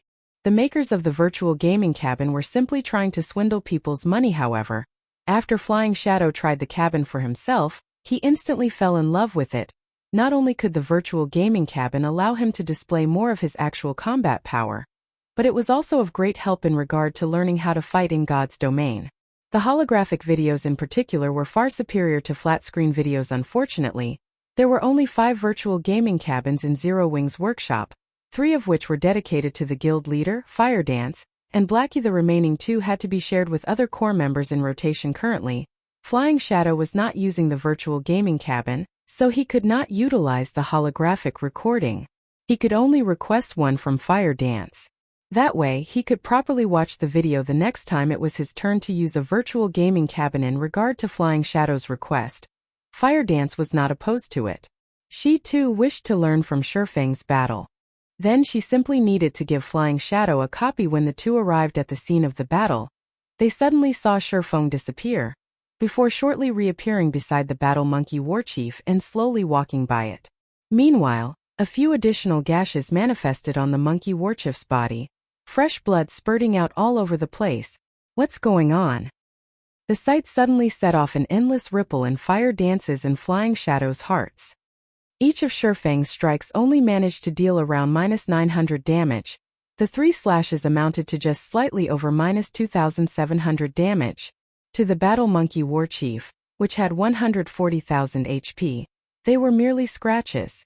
However, the Monkey Warchief appeared even more furious after it was struck suddenly. The Battle Monkey Warchief sent a barrage of attacks raining down on Shifeng. The Monkey Warchief started using Dance of Blades with greater frequency, sealing Shifeng's path of retreat every time it did so. However, Shifeng also dashed directly at the Dance of Blades every time, disappearing before reappearing. Shifeng was like the moon's reflection in the water. Although the Monkey Warchief could see him, it always failed to hit Shifeng's physical body. Meanwhile, the Monkey Warchief's HP also continuously decreased for a moment. Shifeng had completely suppressed the Battle Monkey Warchief. Has the guild leader learned a new technique? Flying Shadow muttered with uncertainty. Though he wanted to call it a skill, that would be incorrect. Normally, powerful skills possess very long cooldowns. How could a skill that allowed one to disappear and reappear shortly after be frequently usable? It shouldn't be a skill. Fire Dance had been paying rapt attention to Shifeng's battle, and with surprise filling her eyes she said, "If it were a skill similar to instantaneous movement, then the moment he disappears, he should simultaneously reappear at another location. However, after guild leader disappears, it takes a short moment for him to reappear in our sight. Moreover, there is always an awkward pause whenever we activate a skill. Yet, there is no pause when guild leader uses that move." Fire Dance's observations were indeed on point. However, they only gave Flying Shadow an even greater shock. Players can actually carry out such powerful moves without using a skill? This revelation completely shattered Flying Shadow's understanding of virtual reality. Games guild leader seems greatly exhausted. It seems that this move places an enormous burden on one's mental strength. Fire Dance's observations were quite thorough, and very quickly, she noticed that Shifeng's complexion seemed somewhat pale. His eyes seemed slightly dimmer as well. Prepared to take action. In fact, it was exactly as Fire Dance had said. Void Steps was advanced footwork, a technique that removed one's own presence from the other person's brain. In other words, despite others clearly being able to see and sense Shifeng's presence, their brains would actively shunt this information to the subconscious mind and focus on other less relevant information, which would result in failing to see or sense Shifeng. However, such advanced footwork posed extremely high demands on its user, whether in terms of movement, breathing, and so on. Although Shifeng had already succeeded in executing Void Steps, and his proficiency improved with each subsequent use, the technique still placed a significant burden on his mental strength. Flying Shadow silently nodded. At this moment, he had already focused all his concentration on Shifeng, hero worship filling his eyes. Even though such a powerful move greatly exhausted one's mental strength, it was still very impressive. When the Battle Monkey Warchief had only half its HP remaining, Shifeng was already beyond exhaustion. I guess using Void Steps to deal with a Berserk Chieftain is really pushing things too far. Shifeng smiled bitterly in his heart as he looked at the Battle Monkey Warchief that grew increasingly fearless the more it fought. If he were up against a player, he could definitely finish them off after using Void Steps twice. The battle would not drag on for such a long time. However, this battle against the Monkey Warchief was greatly beneficial to Shifeng, as he honed his mastery of Void Steps with each subsequent use of the footwork. Meanwhile, when the Battle Monkey Warchief noticed that its opponent looked no different from a tired dog, it squinted its eyes as it revealed a cold smile. It then brandished its saber, using Dance of Blades once more. At this moment, Shifeng was quickly reaching his limit. If he used Void Steps one more time, it was highly possible that he would faint on the spot. Faced with the 9 saber images that completely sealed his movements, Shifeng suddenly erupted with Power Blade Liberation. This was the Tier 1 Super Berserk skill Shifeng had spent 20 legacy skill points to learn. The skill's duration was only 20 seconds, and after that period, he would enter a weakened state, with all his attributes decreased by 80% for 3 minutes. If he could not finish off his enemy in 20 seconds, then only death awaited him. Meanwhile, the weapon Shifeng used Blade Liberation on was the level 20 Dark Gold rank Purgatory's Shadow. Suddenly, the power of the Purgatory's Shadow flowed into Shifeng. His body started glowing a faint red. Shifeng then tightened his grip around the abyssal blade and slashed at the incoming blades of light. Chapter 418 Clean Break. Faint red glowing dots began circulating around the blade of the silvery gray sword. The dots closely resembling the twinkling stars in the night sky. Upon colliding with the sword images, a bang resounded. Strong winds then blew outwards into the surroundings, sweeping the leaves scattered across the ground into the air. The battle monkey warchief's dance of blades suddenly vanished. The monkey warchief was forced back by 4 steps, and a hint of fear suddenly appeared on its sneering face. The man who was at the brink of collapse a second before suddenly possessed strength that could make others tremble in the next second. Even Fire Dance and Flying Shadow, who were observing the fight from a short distance away, were stupefied. Guild leader's strength is amazing. Flying Shadow exclaimed. Shurfeng had actually managed to force a Berserk level 25 chieftain to retreat. Even berserkers who were known for their strength were far from capable of such a feat. If this strength were used against players, even if Shurfeng did not use any skills, he could still finish them off with a single attack. It isn't just his strength, even his speed has received a huge increase. Before, I could still manage to see the afterimages of his attacks. Now I can't even see his sword images. I can only barely see his hand swinging his sword, Fire Dance said. Shocked. An ordinary burst skill would increase its user's strength and speed by 50% at most. On the other hand, the burst skill Shurfeng used was simply too frightening. According to Fire Dance's initial judgment, Shurfeng's basic attributes had, at the very least, doubled. Such an increase would improve his combat power several-fold. Looking at the battle monkey warchief, Shurfeng slowly raised the corners of his lips as he said softly, "Let's start the second round then." The buff Shurfeng received after activating Blade Liberation had far exceeded his expectations. Not only had his strength increased by 100%, but his agility had also increased by 150%. Shurfeng could overwhelm the battle monkey warchief even in a direct confrontation now. Gee! The monkey warchief screeched and bared its fangs at Shurfeng. Instead of acting wildly like before, it calmed down and carefully observed Shurfeng's every action. It even tightly gripped its war saber and took a fighting stance. "It seems that you're finally getting serious." Shurfeng smiled faintly as he too shifted to a fighting stance, prepared to receive the monkey warchief's next move. The monkey warchief possessed very high intelligence, and it was no worse than ordinary NPCs. Hence, it was capable of using skills based on the situation currently. Shurfeng possessed strength that surpassed the battle monkey warchief's. Naturally, the monkey warchief knew not to try to suppress Shurfeng using its strength in God's domain. Chieftain-ranked monsters were not only stronger than other monsters in terms of attributes and techniques, but they also possessed unique traits. It was precisely these unique traits that made it very difficult for players to solo chieftains. There was a large variety of these unique traits. Some monsters possessed extraordinary destruction skills, some possessed skills that enhanced their own bodies, some possessed very long-range attack-type skills, and so on. As far as Shurfeng could recall, the battle monkey warchief possessed an ultimate move called Clean Break. Clean Break was a skill with godlike speed. When activated, the monkey warchief would swing its saber with a speed that could not be tracked by the naked eye, instantly killing its opponent. In the past, many Tier 1 experts had died from this single move. Even a level 30 Tier 1 shield warrior expert could not withstand it. As for Tier 1 assassins, a class known for its speed, they would be killed before they could even use block with their weapons. Even now, when Shurfeng possessed speed superior to the monkey warchief's, he still dared not take the risk and had directly activated defensive blade. Why did guild leader go on the defensive? He clearly possesses strength and speed superior to the monkey warchief's. He should be able to kill it with ease. Flying Shadow said, surprised. Standing beside him, Fire Dance was silent. She had challenged a chieftain before, so she knew how powerful a monster of that rank was.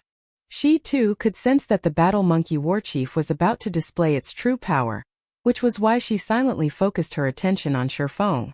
She wanted to see just how Shurfeng was going to deal with this situation. However, something surprising happened. Although Shurfeng had readied his stance and taken defensive measures, he did not wait for the monkey warchief's attack to look for an opening to exploit. Instead, he took the initiative to attack first. Earth Splitter. A blade of light emerged from the fractured earth, slashing at the battle monkey warchief. Just as the mighty blade of light was about to hit the monkey warchief, the blade of light suddenly shattered, as if something struck it. Meanwhile, by the time everyone noticed, the monkey warchief's posture had changed. Its body had also moved 2 steps backward. It was obvious that the monkey warchief was the one that shattered the blade of light. However, Shurfeng's strength was simply too overwhelming. As a result, the recoil had forced the monkey warchief to retreat by 2 steps so fast. Flying Shadow said in disbelief. His eyes wide open. Flying Shadow had not even seen the monkey warchief draw its saber. This showed that the monkey warchief was even faster than Shifeng 6 yards? Shifeng roughly gauged the battle monkey warchief's attack range from its previous attack. Clean break did not affect the monkey warchief's movement speed. It only gave the monster a frightening drawing speed. However, its saber was only so long, so its attack range was very limited based on Shifeng's estimates. The monkey warchief's attack range should be 6 yards. The area within these 6 yards was the monkey warchief's absolute domain. After identifying its attack range, as long as Shifeng avoided moving too close, he would be absolutely safe. Shifeng then brandished his sword dozens of times in quick succession. As Defensive Blade increased his attack range, Shifeng could always maintain a distance of around 10 yards every time he attacked. Meanwhile, the battle monkey warchief also rushed at Shifeng while defending against his attacks, trying to get within 6 yards of him. Unfortunately, the monkey warchief's strength was inferior to Shifeng's. Every time it defended against Shifeng's attack, it would be forced to take a few steps back. Moreover, Shifeng's speed was originally faster than the monkey warchief's, making it even more impossible for the monkey warchief to close the distance. However, Shifeng's attacks were also unable to cause any damage to the monkey warchief. They were all blocked by Clean Break. Furthermore, the battle monkey warchief's HP was continuously increasing due to its battle recovery. Sure enough, Clean Break is indeed powerful. However, what do you think about this move? Smiling faintly, Shifeng activated 9 dragons. Suddenly, 12 phantoms of the abyssal blade appeared around Shifeng. Simultaneously, all 12 phantoms stabbed at the monkey warchief. The moment the 12 phantoms entered the monkey warchief's attack range, it was as if they had stabbed into a protective barrier. The phantoms were instantly sent flying backward, unable to hit the monkey warchief at all. However, Shifeng was far from done with his assault. In the next moment, scorching hot flames emerged around the abyssal blade and the purgatory's shadow. This was the effect of Shifeng's Surekill skill, the level 9 flame burst. It concentrated the power of flames to a single point for 12 attacks. Suddenly, Shifeng charged at the battle monkey warchief once more. Just as Shifeng was about to enter the attack range of Clean Break, he suddenly vanished. Although the monkey warchief was on high alert, it still could not detect Shifeng's existence at all. Moreover, it also needed to face the simultaneous attacks of the 12 phantoms. It had no energy to spare for locating Shifeng. When Shifeng appeared again, he was already standing directly in front of the battle monkey warchief. The abyssal blade was also only a short distance away from hitting the monkey warchief. Yet, the monkey warchief still managed to block the magic weapon with its godlike skill. Clean Break. What kind of attack speed is that? Fire Dance had been wholeheartedly focused on the battle now. However, she too was stupefied. In her view, Shifeng's sword simply could not be blocked at such a short distance. Yet, the monkey warchief had managed to do exactly that. How was Shifeng supposed to kill it? However, despite having succeeded in blocking Shifeng's attack, the battle monkey warchief had an extraordinarily grim expression on its face. In the next moment, the abyssal blade cleaved the war saber in its path, like a hot knife through butter. Immediately after, the purgatory shadow slashed the monkey warchief's body with zero resistance, following which, sword after sword landed on the battle monkey warchief's body. A series of 11 attacks struck the monkey warchief. Each attack dealt close to -10,000 damage. Some even achieved a critical hit, dealing close to -20,000 damage. The total damage caused by the 11 slashes completely surpassed the battle monkey warchief's 140,000 HP. The battle monkey warchief was as dead as a doornail. It's my win. Shifeng looked at the dead battle monkey warchief, smiling faintly. At this moment, he was mentally exhausted. He sat down involuntarily, his body unable to even stand properly, following which, the sound of an emergency notification from the system rang out by his ears. Chapter 419 Mysterious Guests. Guild Leader. Fire Dance activated wind steps and rushed over to the fallen Shifeng. Flying Shadow, on the other hand, was completely stunned by what he had seen. He was still in a complete daze. Guild Leader, what's wrong? Fire Dance asked, panicking as she looked at Shifeng's pale complexion. Ultimately, God's domain was only a game. Even if a player entered a weakened state, only their attributes would decrease. The debuff definitely would not weaken a player's mental state. It's nothing. I'm just tired, that's all, Shifeng muttered a reply. I'm going to enter system sleep mode to rest for now. You two take care of the loot and meet back up with Aqua. Remember, continue to grind in the gorge and do not go anywhere else. The battle monkey commander was not an ordinary chieftain. It was a chieftain found inside the White Fog Canyon, far different than other chieftains. Without void steps, even if Fire Dance and the others joined hands to fight it, they would inevitably have to flee if Shifeng had not used void steps during his battle. Defeat would have been his only outcome. Shifeng's mental capacity had long since reached its limit. Now that he had used void steps again, he had exceeded that limit. Nothing good would come from a player exceeding their own mental limit. Hence, the main god system would automatically send an official warning, suggesting the player to enter sleep mode. Players could recover their mental capacity while in sleep mode. In reality, it was exactly the same as sleeping. Only, while resting in sleep mode, players could recover more thoroughly. After instructing Fire Dance, Shifeng entered sleep mode and logged out of the game to rest. Sister Fire Dance, what happened? Flying Dance asked curiously when he saw Shifeng log off as soon as he arrived. Guild leader is exhausted and has logged off to rest. Let's tidy up the drops here and return to the gorge, Fire Dance said, sighing relief. Logged off to rest? Flying Dance was surprised, his mind riddled with questions. This was the first time he had heard of a player needing to log off to rest due to a battle. Flying Shadow had once tried to grind continuously for over 10 hours. Although he was tired after his endeavor, he was fine after he ate some food and went to the hotel to rest. Now, Shifeng actually needed to log off and rest. However, after giving it some thought, Flying Shadow found nothing strange about this situation. After all, despite the Battle Monkey War Chief being such a powerful monster, Shifeng had soloed it with that mystifying move. It was unbelievable. Hence, it was not at all strange that it would take such a toll on his guild leader. On the contrary, it was perfectly reasonable. It would be awesome if I could learn that move.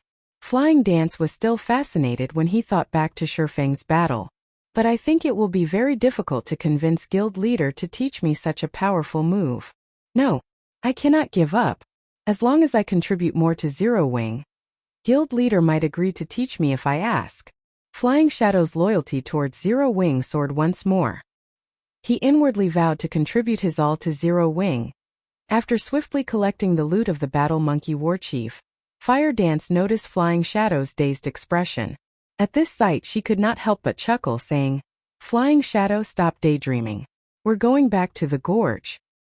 Fire Dance could, more or less, understand Flying Shadow's thoughts. A player soloing a Berserk level 25 chieftain in God's domain was undeniably a miracle. Furthermore, the mysterious technique Shifeng had used shattered the common ideas everyone had of battles in God's domain. Hence, how could she blame him for being mystified? Compared to Flying Shadow, Fire Dance had a far more profound experience of the battle. She was connecting to the game using a virtual gaming cabin, so she could see and feel the formidableness of void steps. Clearly, the benefits she obtained from watching this battle had exceeded what she had gained from watching over 100 battles of other experts. Oh. Flying Shadow followed hurriedly after he recovered his wits. After Shifeng logged off, the members of Zero Wing took up residence in the gorge. They did not go anywhere else, luring and killing monsters in the gorge. The monsters in White Fog Canyon were numerous. Moreover, their loot was similarly bountiful. With a strategic location like the gorge, Zero Wing's players had nothing to worry about. Even if they faced an army of battle monkeys, their leveling speed here was several times faster than grinding elsewhere. Moreover, they also obtained plenty of equipment and various materials. However, while Zero Wing peacefully leveled, White River City had exploded with commotion. After the discovery of a great lord in the White Fog Canyon, everyone eagerly awaited news of the various guilds raiding it successfully. However, the results were completely unexpected. Despite having sent so many level 20 and above elite players, before the various guilds found the great lord, they had lost over half of their players. Suddenly, everyone's view of the White Fog Canyon had changed. Many players who had originally intended to rush towards the canyon to grind and level up dismissed their plans at this revelation. However, although many had given up on the White Fog Canyon, it did not prevent them from discussing it. Although most of the guilds in White River City had given up on the White Fog Canyon, Overwhelming Smile, Emperor's Light, Assassin's Alliance, Ouroboros, and Zero Wing, the top 5 guilds of White River City, still pushed forward in the White Fog Canyon. Even now everyone had their guesses on which of these 5 guilds would be the first to kill the Great Lord. At this moment, the teleportation array inside White River City's teleportation hall started to flash, and 6 figures suddenly appeared. The instant these 6 appeared, they immediately attracted the attention of the players in White River City. These 6 people possessed stunning levels. Each one of them was at least level 25. Among them, one had even reached level 26. This player had actually surpassed White River City's highest leveled player, Blackie. However, this was not the most shocking aspect. The equipment they wore was what truly left others in a daze. The equipment these players wore gave off the glow effect that only a fine gold equipment possessed. They also had a few pieces of dark gold equipment in the mix. The level 26 Guardian Knight, leading this party, wore 5 pieces of dark gold equipment. Meanwhile, the quality of the bone shield on his back was indiscernible. Shockingly, this Guardian Knight possessed over 5,600 HP, an amount that not even the chief MTs of first-rate guilds had reached yet. None of these players wore a guild emblem on their chests. Clearly, they were independent players. It was astonishing that independent players had acquired such equipment. Boss, the people here are weird. Why are they all staring at us? It's giving me goosebumps. The country bumpkins here are just envious after seeing our equipment. This place isn't that bad after all. The average players here are around level 18 or 19. It's just slightly lower than ours. Alright, enough. We're here on official business. First, ask around for information on that one-hit Azura. Having their objective, the party of 6 exited the teleportation hall on the street. Any players who encountered this party of 6 would unconsciously move aside and look away in fear. Unexpectedly, Shurfeng had slept for more than a day inside the virtual gaming cabin. What's going on? Why did I sleep for so long? Shurfeng was stunned when he exited the gaming cabin and saw the time. Shurfeng had several years of experience using the virtual gaming cabin, and this was not his first time exceeding his limit. In the past, he had only slept around half a dozen hours or so. Now he had actually slept over 30 hours. This was the first time Shurfeng had encountered such a situation. What? Even the nutrient solution that's supposed to last me half a month has bottomed out already? Before Shurfeng could make sense of the situation, he suddenly heard the virtual gaming cabin launch a warning, notifying him that the cabin's supply of nutrient solution was quickly running out. Chapter 420 Conditions for Cooperation. Although Shurfeng wasn't sure what had happened, he felt better than ever after leaving the virtual gaming cabin. Even his body felt relaxed. Shurfeng exercised lightly, throwing a few dozen punches at the empty air in front of him. Every time he punched, he could faintly feel his fists piercing the air. My body has become a lot more flexible. Even the speed of my punches has improved significantly. It seems that the best way to train is with moderation. Shurfeng could immediately tell his body's current condition after his workout previously. Shurfeng had trained relentlessly, constantly maintaining physical tension. Over time, he would become exhausted. Even when he drank nutrient fluids, the effect was limited and would never fully relieve his exhaustion. After over 30 hours of rest, he was completely relaxed. As a result, he could now display his true power. Although his physique had not improved, he was now more flexible than before.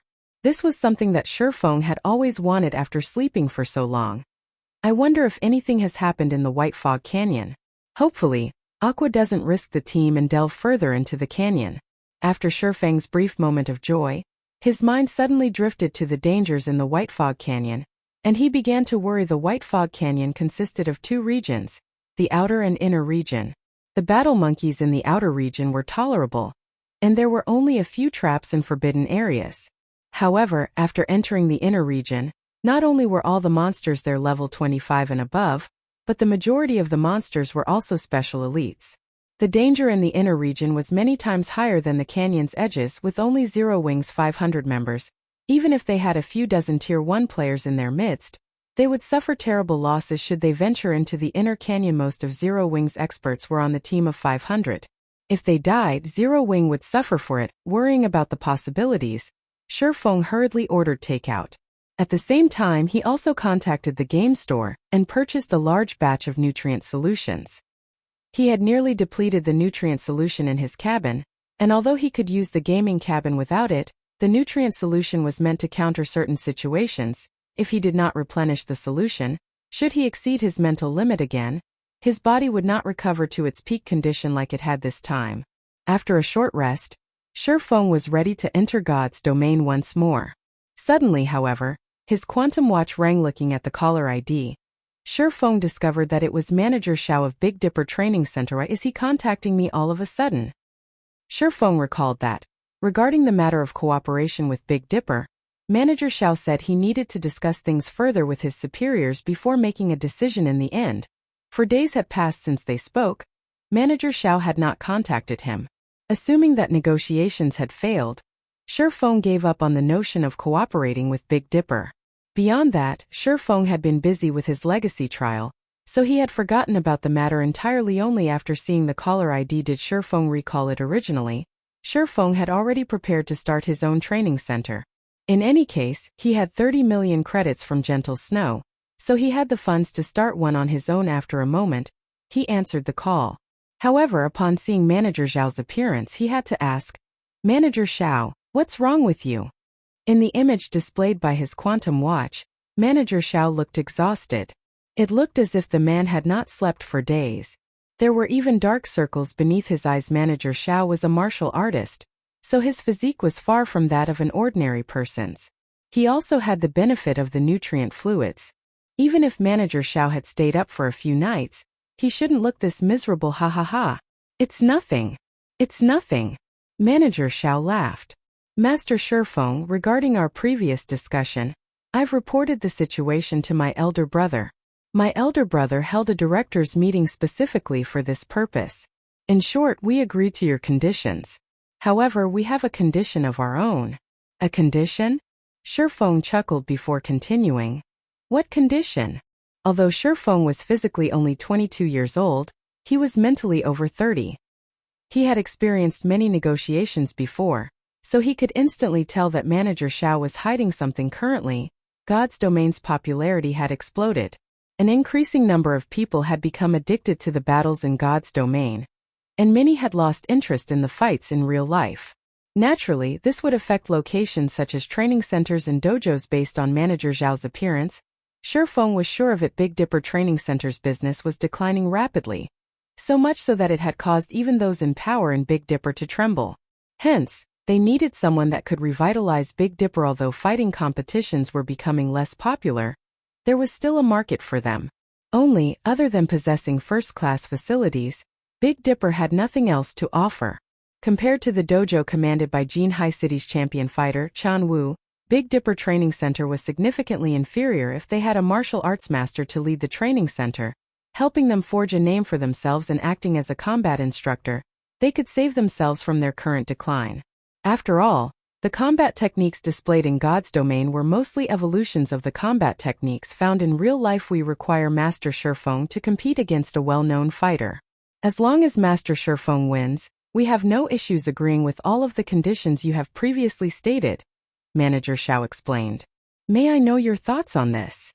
Even a fool could tell that the big shots of Big Dipper wished to test Shurfeng's strength and at the same time, increase Big Dipper's reputation. Meanwhile, to garner fame for the training center, Shurfeng's intended opponent would certainly be powerful. Fine, but I have another condition. Shurfeng answered. Master Shurfeng, please don't hold back, Manager Xiao said excitedly upon hearing Shurfeng's reply. If I win, I want 5 virtual gaming cabins and 15 S-rank nutrient fluids. Shurfeng coveted the S-rank nutrient fluids. It was something that he could not buy even if he had the money. The virtual gaming cabins were similarly in high demand. Currently, Zero Wing's workshop was still in its development phase. If he wanted to improve the workshop quickly, he needed a large number of experts. However, ordinary experts of God's Domain would not do. He needed top-tier experts with the virtual gaming helmet's 90% sync rate. It was simply impossible to nurture a top-tier expert. However, until this day, Zero Wing only had a measly 5 virtual gaming cabins. Ignoring the ones dedicated to himself, Fire Dance, and Blackie, there were only 2 cabins available for the other core members of the workshop. If he could obtain another 5 virtual gaming cabins, although not every core member could have their personal cabin, rotating use should suffice. This. Manager Xiao felt cornered upon hearing Shurfeng's request 15 bottles of S-rank nutrient fluids. With Big Dipper's connections, they could barely obtain so many. As for the 5 virtual gaming cabins, there were no problems on that end either. However, these items together were worth around 30 million credits. Even to a successful corporation like Big Dipper, this was not a small sum of money normally. they could have afforded to agree to Shifeng's request. Now, however, Big Dipper's business was not doing too well. No good. Shifeng frowned slightly as he said, "If you can't do it, I can only look elsewhere." His demands were not particularly extravagant. After all, as long as he won the match, Big Dipper would double their profits. Moreover, 30 million credits was spare change to Big Dipper. If they were unwilling to pay such a small price, Shifeng might as well start his own training center. Chapter 421. Did you transmigrate? Live combat was not without danger. It was especially true in a fight between experts. Injuries were commonplace. Although the current medical facilities were top-notch, capable of healing a large majority of injuries very quickly, there were still some injuries that one could not fully recover from. Not even S-rank nutrient fluid could cure them. Moreover, martial arts masters were extremely rare. Finding one was like finding a needle in a haystack. Hence, it was incredibly costly to invite martial arts masters to face each other in the ring. Even a martial arts master, who had recently become famous, would charge an appearance fee of over 100 million credits. This was in the case of an exhibition match, let alone an official match. Moreover, martial arts masters normally fought using internal force. Internal force possessed great power. Even if an attack containing internal force did not strike a vital point, it could still cause significant damage to the opponent. Regardless of whether they would win or lose, martial arts masters would not agree to fight one another if they're without sufficient potential gain. Shifeng's grasp of internal force had already reached the standard of a martial arts master. Although he was not famous in any way, he would not undervalue himself. His price of 30 million credits was quite reasonable. Shifeng wouldn't have even considered the competition if it were not for his new flexibility. After all, injuries were no laughing matter. The higher-ups of Big Dipper must be dreaming if they thought they could get him to fight for free. This was why battles in God's domain were gradually replacing fighting competitions in the real world, becoming increasingly popular among the public masses. Not only were the battles in God's domain safe, but players also had no scruples when they fought each other. Furthermore, players in God's domain possessed physiques that far surpassed their bodies in the real world. They could easily perform actions and combat techniques that were impossible in the real world. Take void steps, for example. This footwork had already far surpassed what ordinary humans could accomplish. It was simply impossible to perform in the real world. However, it was possible in God's domain. A fight between ordinary humans just couldn't compare to a fight between superhumans. If it were only a battle inside God's domain, Shifeng might have agreed without an appearance fee. Manager Xiao frowned in the video, hesitation appearing in his eyes. Suddenly, however, a disembodied voice addressed Shifeng. "Mr. Shifeng, I agree to your demands. If you win, we will deliver 5 virtual gaming cabins and 15 bottles of S-rank nutrient fluids to your doorstep." Elder brother. The other voice from the call was Xiao Yan's elder brother, Xiao Yu, the true wielder of the power of Big Dipper. Xiao Yu then took over the call and spoke with Shifeng directly. Although Xiao Yu and Xiao Yan had very similar appearances, after being the chairman of Big Dipper for so long, Xiao Yu projected an aura of natural dignity and power with both his voice and demeanor. This aura made one unconsciously bow with respect before Xiao Yu. However, this aura of authority was useless against Shifeng. He was not uncomfortable around this aura in the slightest. "When is the battle?" "We still need to prepare for this, so the fight should be in roughly 4 days. As for the exact time, we will contact Mr. Shifeng with the details in the future." All right. After Shifeng and Xiao Yu set their appointment, the video call disconnected. "Elder brother, Big Dipper has already spent a huge sum of money on nurturing the student fighters. If we spend another 30 million, it will have a massive impact on Big Dipper's future plans." Xiao Yan looked at Xiao Yu skeptically. "The premise of paying for those items is that Shifeng can win. Before the battle has even begun, you are already so confident of his victory. It seems that this Shifeng is not a simple man." Xiao Yu glanced at Xiao Yan. He then shifted his gaze as he examined the test record on his table, smiling. The data on the test record was precisely what Shifeng had left behind at Big Dipper. Such a young man is actually capable of using internal force and achieving a punching power 576 kilograms. Although he cannot compare to those other martial arts masters, he is still impressive. This appearance fee is not expensive at all. If we deepen our relationship now, it will benefit future cooperation. "I understand." Xiao Yan helplessly nodded. Back in his apartment, Shifeng logged into God's domain. What is going on here? Shifeng could not help his surprise when he saw the scene before him. As far as the eye could see, corpses of players and battle monkeys littered the ground. Some of these players were guild players and others were independent. Overall, there were over 300 player corpses. Furthermore, there were even more players currently engaged in combat, with 5 to 6 players dealing with a single crimson-eyed battle monkey. The players fighting were all level 20 and above, and they all possessed significant strength. Many parties here were far more powerful than the elite parties of guilds originally. The White Fog Canyon had been a forbidden area for players. Now, however, it had become infested. Shifeng was confused. He had only logged out of God's domain for slightly more than a day, yet he was already so unfamiliar with the White Fog Canyon. Brother, are you alone? Seeing as you are level 22, you should have some decent skill. Why don't you join our party? If equipment drops, we'll split it equally. How about it? Before Shifeng could digest the information before him, a party of 6 approached him. Leading the party was a red-haired beauty geared with light blue scale armor. The woman had a forthright appearance, and the body-fitting scale armor fully displayed her tall and slender figure. She was no less attractive than Zhao Yuer. This red-haired beauty was a level 22 shield warrior, and the shield and one-handed saber hanging on her back were both secret silver rank. The majority of her equipment was also secret silver rank. Moreover, there was no sign of a guild emblem on her chest, so she was clearly an independent player. As for the others in the woman's party, they were all at level 21. Their equipment was also mysterious iron rank and above. Overall, this independent party was stronger than even the elite parties from major guilds. Are you referring to me? Shifeng asked strangely at this moment. He appeared as Black Flame. Although he kept his ID hidden, there was not a single soul in White River City who would not recognize him. However, this red-haired beauty had actually said to him, "You should have some decent skill," and had even invited him to join them. Shifeng was speechless. You're funny. Who else would we be speaking to? The red-haired beauty laughed as she pointed to the surroundings. She then continued, Are you worried that we will go back on our word once the loot drops? If you're worried, then we can sign a main god contract. You can relax with that, right? At this moment, capable-looking male elementalist said, Cloud, what's the point of wasting your time with this little brat? If he doesn't want to join us, then so be it. We are more than enough to deal with these crimson-eyed battle monkeys. We'll just earn less if we invite another person. Shifeng could not help but laugh bitterly as he shook his head. He had guessed that none of them recognized him.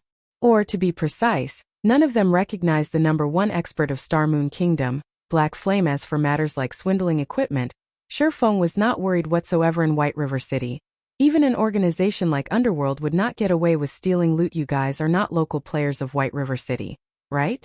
Why have you come to White Fog Canyon? Shifeng asked curiously. Rewrite. We are not local players of White River City or Star Moon Kingdom. We came from Beacon City of the Black Dragon Empire. However, that's really not surprising though, right? Many of the parties here have also come from different cities and countries. Didn't you know that? You couldn't have transmigrated, right? Chapter 422 Warfire Set Equipment. Oh. Shifeng was rendered speechless by the red-haired beauty. If possible, he really wanted to say that he had not transmigrated, but had reincarnated instead. Are there players from other countries as well? Shifeng looked at the surrounding players. Confused, he asked. The teleportation fees between countries are not cheap.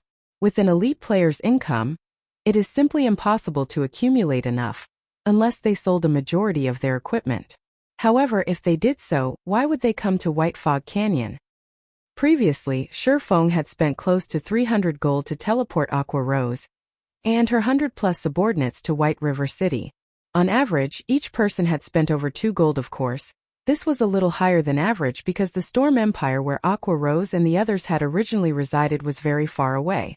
However, even if a player came from the Black Dragon Empire, they would need to pay around 1 gold 40 silver to reach White River City.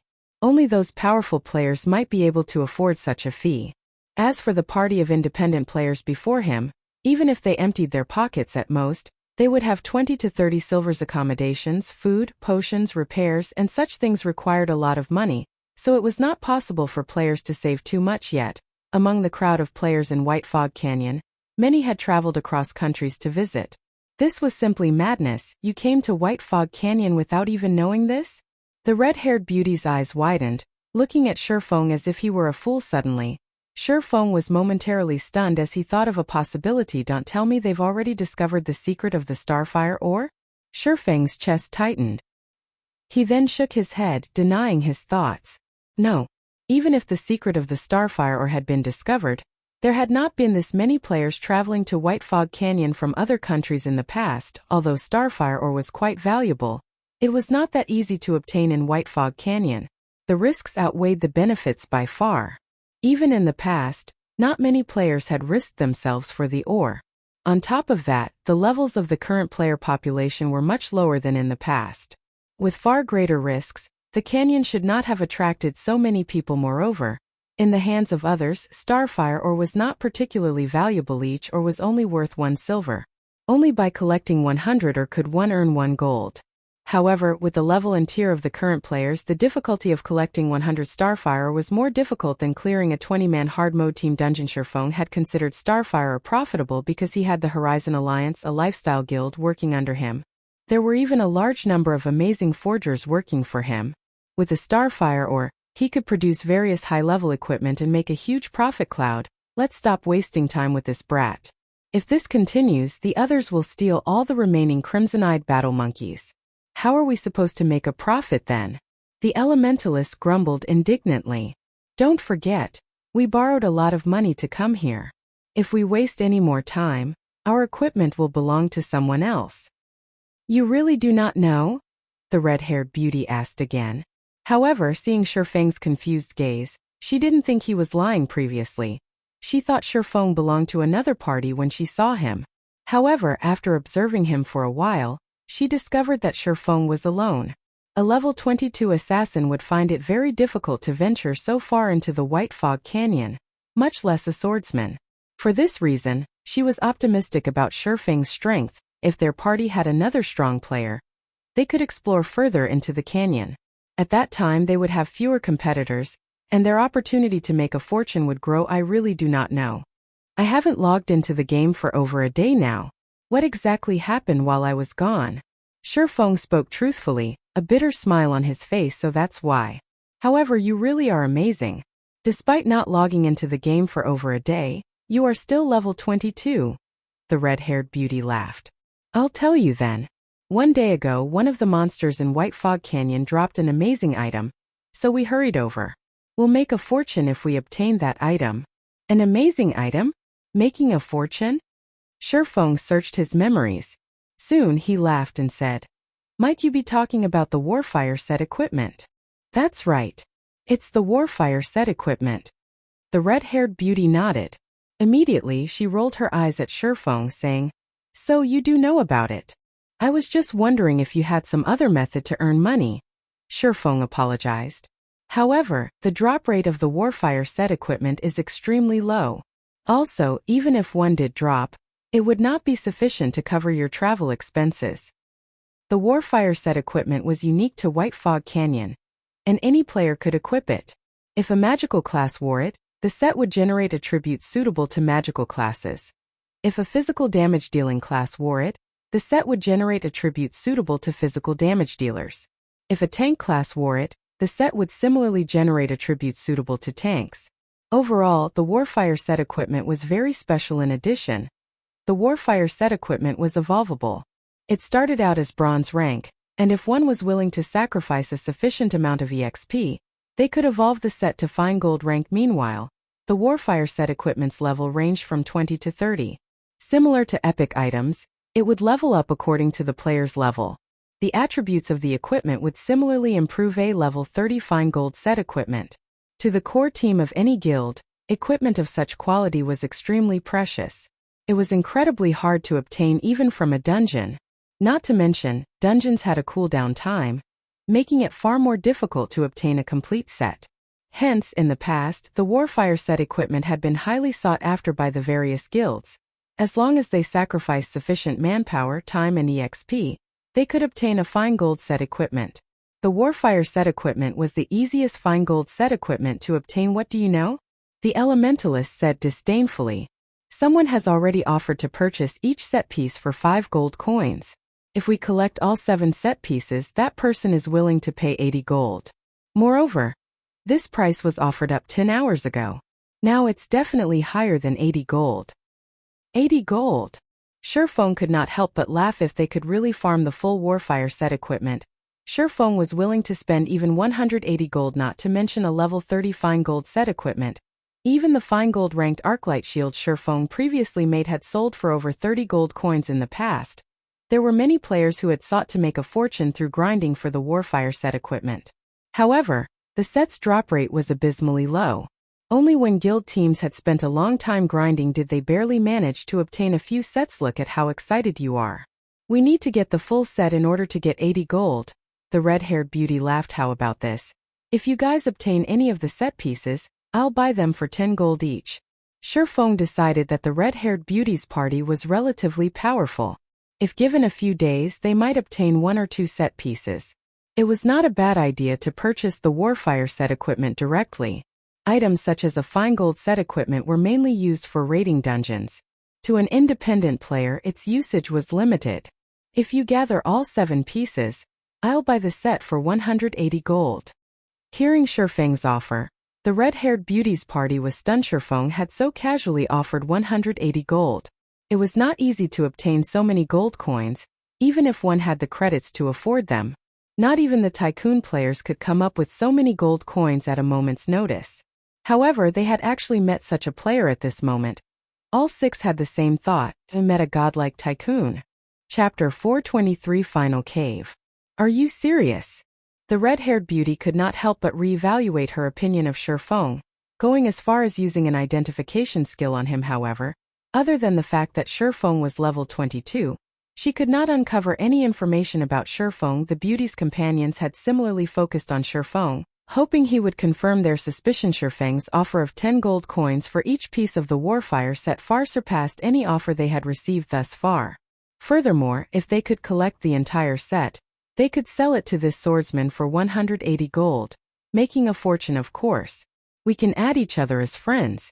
As long as you obtain the Warfire set equipment, you can contact me anytime, Shurfeng said, smiling. What a joke. That was the Warfire set equipment. If he bought it for 180 gold, he would only profit. Fine gold set equipment dropped from level 20 50-man large-scale team dungeons. Moreover, only hard mode dropped them. Only 100-man hell mode team dungeons would drop dark gold set equipment. Unfortunately, it was too difficult to collect a complete set as for the Warfire set equipment. Shurfeng recalled a few valuable farming locations for it. It was not because those locations had higher drop rates, but because the battle monkeys there were densely packed.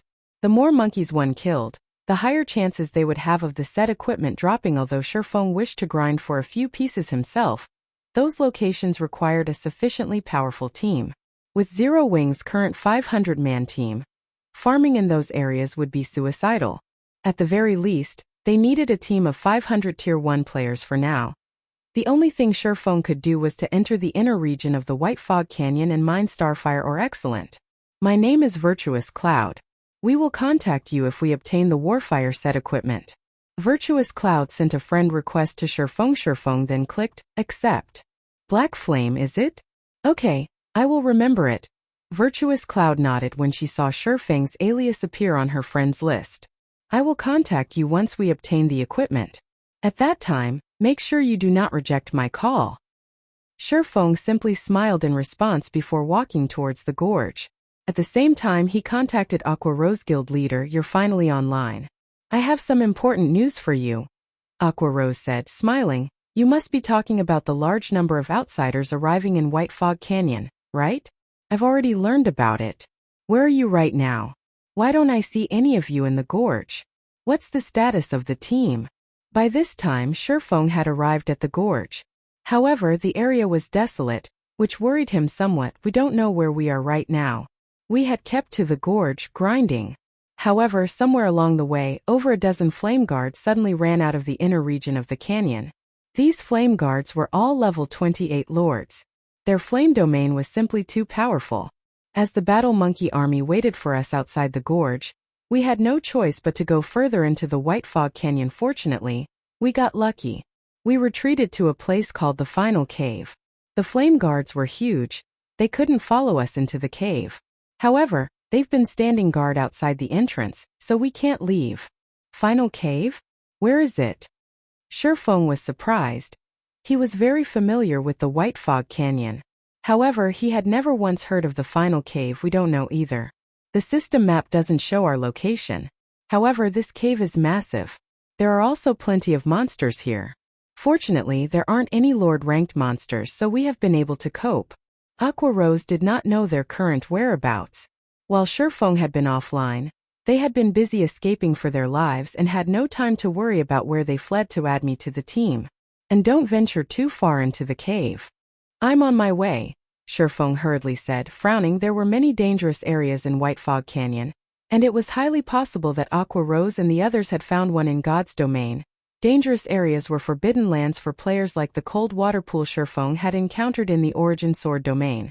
If one did not possess the appropriate countermeasures, they would die with absolute certainty. After Aqua Rose sent a team invite to Shifeng, she reminded, Guild leader, you need to be careful. There are over a dozen flame guards outside the cave's entrance. I understand.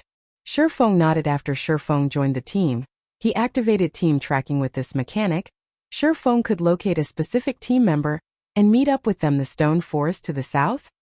After activating tracking, Shifeng could see faintly glowing footprints on the shattered rocks. These footprints belonged to Aqua Rose. The stone forest in White Fog Canyon's inner region was complex and chaotic. Even with a map, it was incredibly easy to get lost there. However, the paths in the stone forest were narrow, so it was the perfect location to shake off enemy pursuit along the way. Shifeng cautiously avoided the high-level monsters as he followed the footprints. However, after tracking Aqua Rose for over 10 minutes, the footprints suddenly vanished. It was as if Aqua Rose had disappeared. How could they disappear? Shifeng's frown deepened as he examined the empty space before him. There was no sign of any caves nearby, much less the large forms of the dozen or so flame guard. Shifeng decided to explore his surroundings. Even so, he still could not find any tracks. Aqua Rose's footprints had just ceased to exist. Could there be a barrier? After giving it some thought, he could only think of one possibility. There were various kinds of barriers in God's domain. Some trapped people inside, some were lethal, and some even contained hidden areas. However, certain conditions must be met to enter a barrier. Aqua Rose and the others must have fulfilled those conditions, so they were able to enter the barrier. Shifeng, however, had not. This was what had troubled Shifeng. With a team of 500 players, who knew what they had triggered in order to enter the barrier? Who would even know what the conditions were? I wonder if the omniscient eyes will work.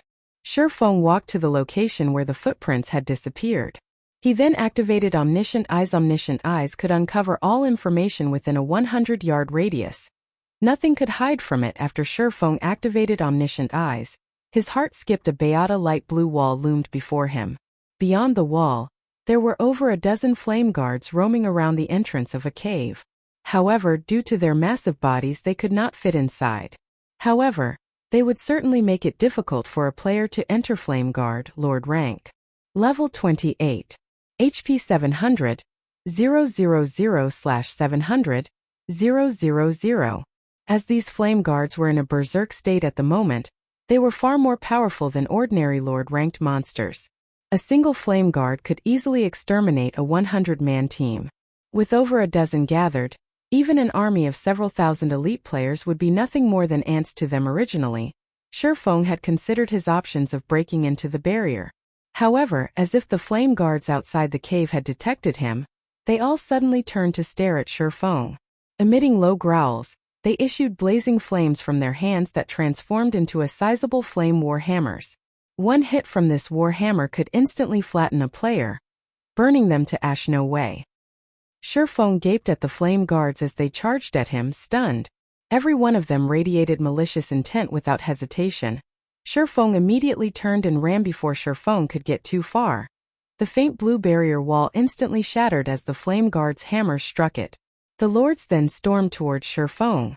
Chapter 424. Locked Dark Gold Treasure Chest. The instant the flame guards broke out of the barrier, Shifeng felt a wave of heat wash over him. The surrounding temperature rising rapidly, This was the Flame Guard's flame domain. Any enemy within a 50-yard radius would receive a burning dot and lose 400 HP every 3 seconds. Currently, level 20 players only had around 2,600 to 2,700 HP on average, while plate armor classes only had around 3,000. On top of that, most players didn't have any fire resistance. Under the effects of the flame domain, most players would not last very long. Hence, compared to other lords, the Flame Guards were far deadlier to the current players of God's domain. Moreover, the Flame Guards had instantly shattered the powerful barrier that had hidden the cave. One could just imagine how powerful they were. Even if Shifeng activated Blade Liberation, he would not be a match for these guards faced with over a dozen level 28 Berserk Lords. Even as a Tier 1 Blade Saint, Shifeng's only option was to flee for his life. Fortunately, the Flame Guards were not very fast, and with the dense stone forest hindering their movements, they were even slower. Moreover, the most frightening aspect of the Flame Guards, the Flame Domain, was ineffective against Shifeng with 60 points of fire resistance. Shifeng was not even slightly uncomfortable inside the Flame Domain.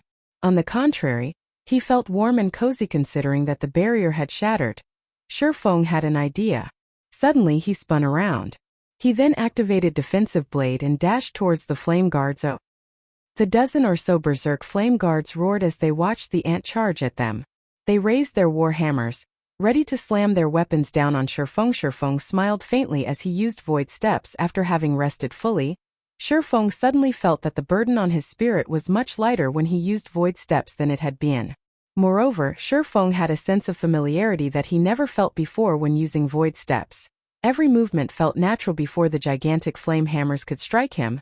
Shifeng's figure suddenly vanished from sight. When the Flame Guards lost their target, their flame hammers paused in midair as they scanned the area for Shifeng. After the dozen or so lords searched for a moment, they still could not find any traces of their quarry.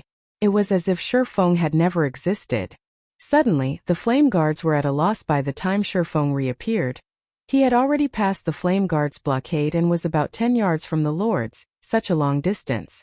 Shifeng was shocked when he discovered that he could actually move more than 10 yards while using Void Steps. Previously, he had only been able to move around a distance of 5 to 6 yards before reappearing. Now he could cross over 10 yards before he was discovered. Right now he had almost caught up with the top-tier experts who had reached minor completion of Void Steps in the past. Before Shifeng could rejoice about his improvement, the Flame Guards spat scorching flames from their mouths like a tsunami. The fire blanketed the ground, devouring everything in its path as it swept towards Shifeng. However, although the flames moved swiftly, Shifeng was not any slower. With the 150% movement speed increase Wind Rider provided, Shifeng had easily shaken off the inferno chasing him as he dove into the final cave. Immediately after Shifeng entered the cave, a notification sounded out from the system. You have discovered the final cave. The final cave's interior was dark. However, the cave walls looked like the starry skies, softly illuminating the gloom. With the weak starlight, Shifeng could see up to 50 yards around him. If he encountered a monster, he could respond in time. Meanwhile, inside the cave, the footprints that Shifeng had previously lost track of had appeared once more. Shifeng then gradually advanced while following Aqua Rose's footprints. Along the way, the more Shifeng observed the final cave, the more he realized that this cave was not as simple as it appeared. Many mysterious runes and pictures were engraved onto the cave walls, and they gave off a similar feeling to the runes found in the Eternal Courtyard. They felt ancient and full of divine power. Other than these runes, there were also many earthen puppets roaming inside the final cave. These puppets were around the same size as a player. Though they were somewhat slow, their flesh consisted of stone. Their bodies were extremely tough. Ordinary weapons would only dull, and durability would decrease if they struck these earthen puppets. Earthen Puppet, Special Elite. Level 27. HP 100, 000/100, 000. Although there were many earthen puppets, Shifeng could easily outdistance them after activating Windwalk. Once he was a certain distance away, he would simply use Void Steps. As these earthen puppets lost their target, they discontinued their pursuit. After Shifeng had followed the tracks for over half an hour, he finally discovered his guild members who were currently resting. After not seeing each other for more than a day, everyone had leveled by at least one. The lowest leveled player in the team was level 23. Blackie had even reached level 26. Their leveling speed was something to behold. On the contrary, Shifeng had become the lowest-leveled player on his team when everyone noticed Shifeng's arrival. Their eyes widened in shock. It was as if they had seen a ghost guild leader. "How did you manage to get in here?" The Guardian Knight Kola asked, concerned they knew full well just how powerful those earthen puppets were. Not only did they have high magic resistance, but their defense was also powerful.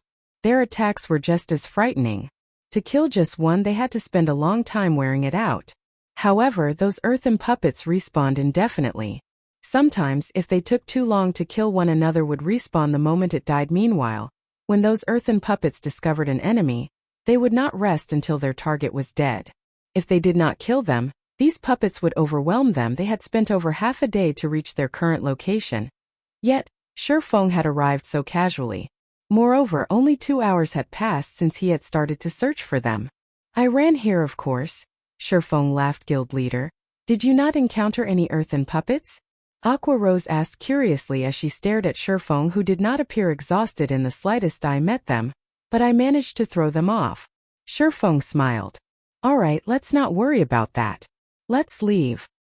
"Guild leader, we can't leave," Aqua Rose said, shaking her head. Previously, when Fire Dance scouted ahead, she discovered a locked dark gold treasure chest not far from here. She is currently trying to unlock it, while we're helping her fend off the patrolling puppets. A locked dark gold treasure chest? Shifeng could not help his excitement upon hearing those words. Shifeng could count on one hand the number of dark gold treasure chests he had encountered in the past. Countless guilds would drool over a dark gold treasure chest, because there was a certain chance to obtain an epic item. Dark gold items were extremely rare in God's domain at the moment. As for epic items, most players dared not even dream of owning one. Shifeng had only obtained a few due to good luck. "No other guild had one. Let me have a look at it," Shifeng said as he walked over. The 7 luminaries key Shifeng had obtained from the god's grave allowed him to unlock up to 3 dark gold treasure chests.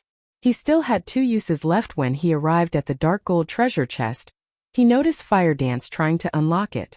However, the difficulty of opening a dark gold treasure chest was too high. Fire Dance's unlock skill level was not insignificant, and she had a very small chance of unlocking a dark gold treasure chest. However, after trying over 100 times, she had not succeeded. "Let me try." Shifeng walked over and took out the 7 luminaries key, inserting it into the ancient magic lock. In the next moment, a faint blue glow emerged from the 7 luminaries key and flowed into the lock. With a click, the chest unlocked. Chapter 425, Jack of All Trades. After the dark gold treasure chest unlocked, Shifeng immediately tried to open it. The instant Shifeng touched the treasure chest, however, a sudden sense of danger flooded his mind. He felt as if some poisonous snake stared at him, his body trembling involuntarily. "Guild leader, what's wrong?" Fire Dance, who stood to one side, asked curiously when she saw Shifeng free. Shifeng did not answer Fire Dance's question immediately. Instead, he frowned at the golden treasure chest in front of him. Before examining his surroundings, suddenly, he discovered that the terrain here was somewhat unique. The ground 30 yards around the dark gold treasure chest was slightly indented. Although the ground around the treasure chest was 15 centimeters lower, the difference was indistinguishable due to the large area and the dim lighting in the cave. To Shifeng, whose 5 senses were extremely acute, he could even discover traces of spiderwebs. While adventuring in the fields of God's domain, one would frequently stumble across traps. These traps were very powerful, and in the past, many players had given their lives to these traps. High-tiered players were no exception. In the past, while Shifeng was a Tier 3 Sword King, he had fallen into a trap, losing his life. Hence, no one could afford to be careless while adventuring in the wild. With the strange terrain before him, how could Shifeng not grow suspicious? Fire Dance, stay 40 yards away from this place. Although Shifeng did not know what was special about the area, he would not give up this dark gold treasure chest. Even the most inferior quality item in a dark gold treasure chest was dark gold rank. There was even a small chance to obtain an epic item. Although Fire Dance had no idea what was happening, she listened to Shifeng's command and distanced herself over 40 yards from the treasure chest. As a safety precaution, Shifeng unsheathed the abyssal blade from his waist. Phantom kill. A doppelganger suddenly appeared beside Shifeng. For 40 seconds, Shifeng could swap positions with his doppelganger instantly. Shifeng had his doppelganger move 40 yards away from the treasure chest as well. Alright. Everything seems in place. After Shifeng prepared for the potential trap, he slowly opened the dark gold treasure chest. The instant he opened it, a blinding light escaped from the treasure chest, illuminating the cave. After the light dispersed, Shifeng was stunned when he saw the contents of the treasure chest. A lone dark blue crystal pendant sat inside the chest. Previously, Shifeng had gained multiple items from the dark gold treasure chest he had opened in the god's grave. Among those items, the most valuable was the forging manual for the dragonscale set equipment. Now, however, there was a single pendant inside this dark gold treasure chest. I wonder what's so special about this pendant. Although Shifeng was slightly disappointed, pendants were extremely rare in God's domain. Dark gold ranked pendants were more scarce. Although it could not compete with the value of the dragonscale set equipment forging manual, it was still a considerable harvest.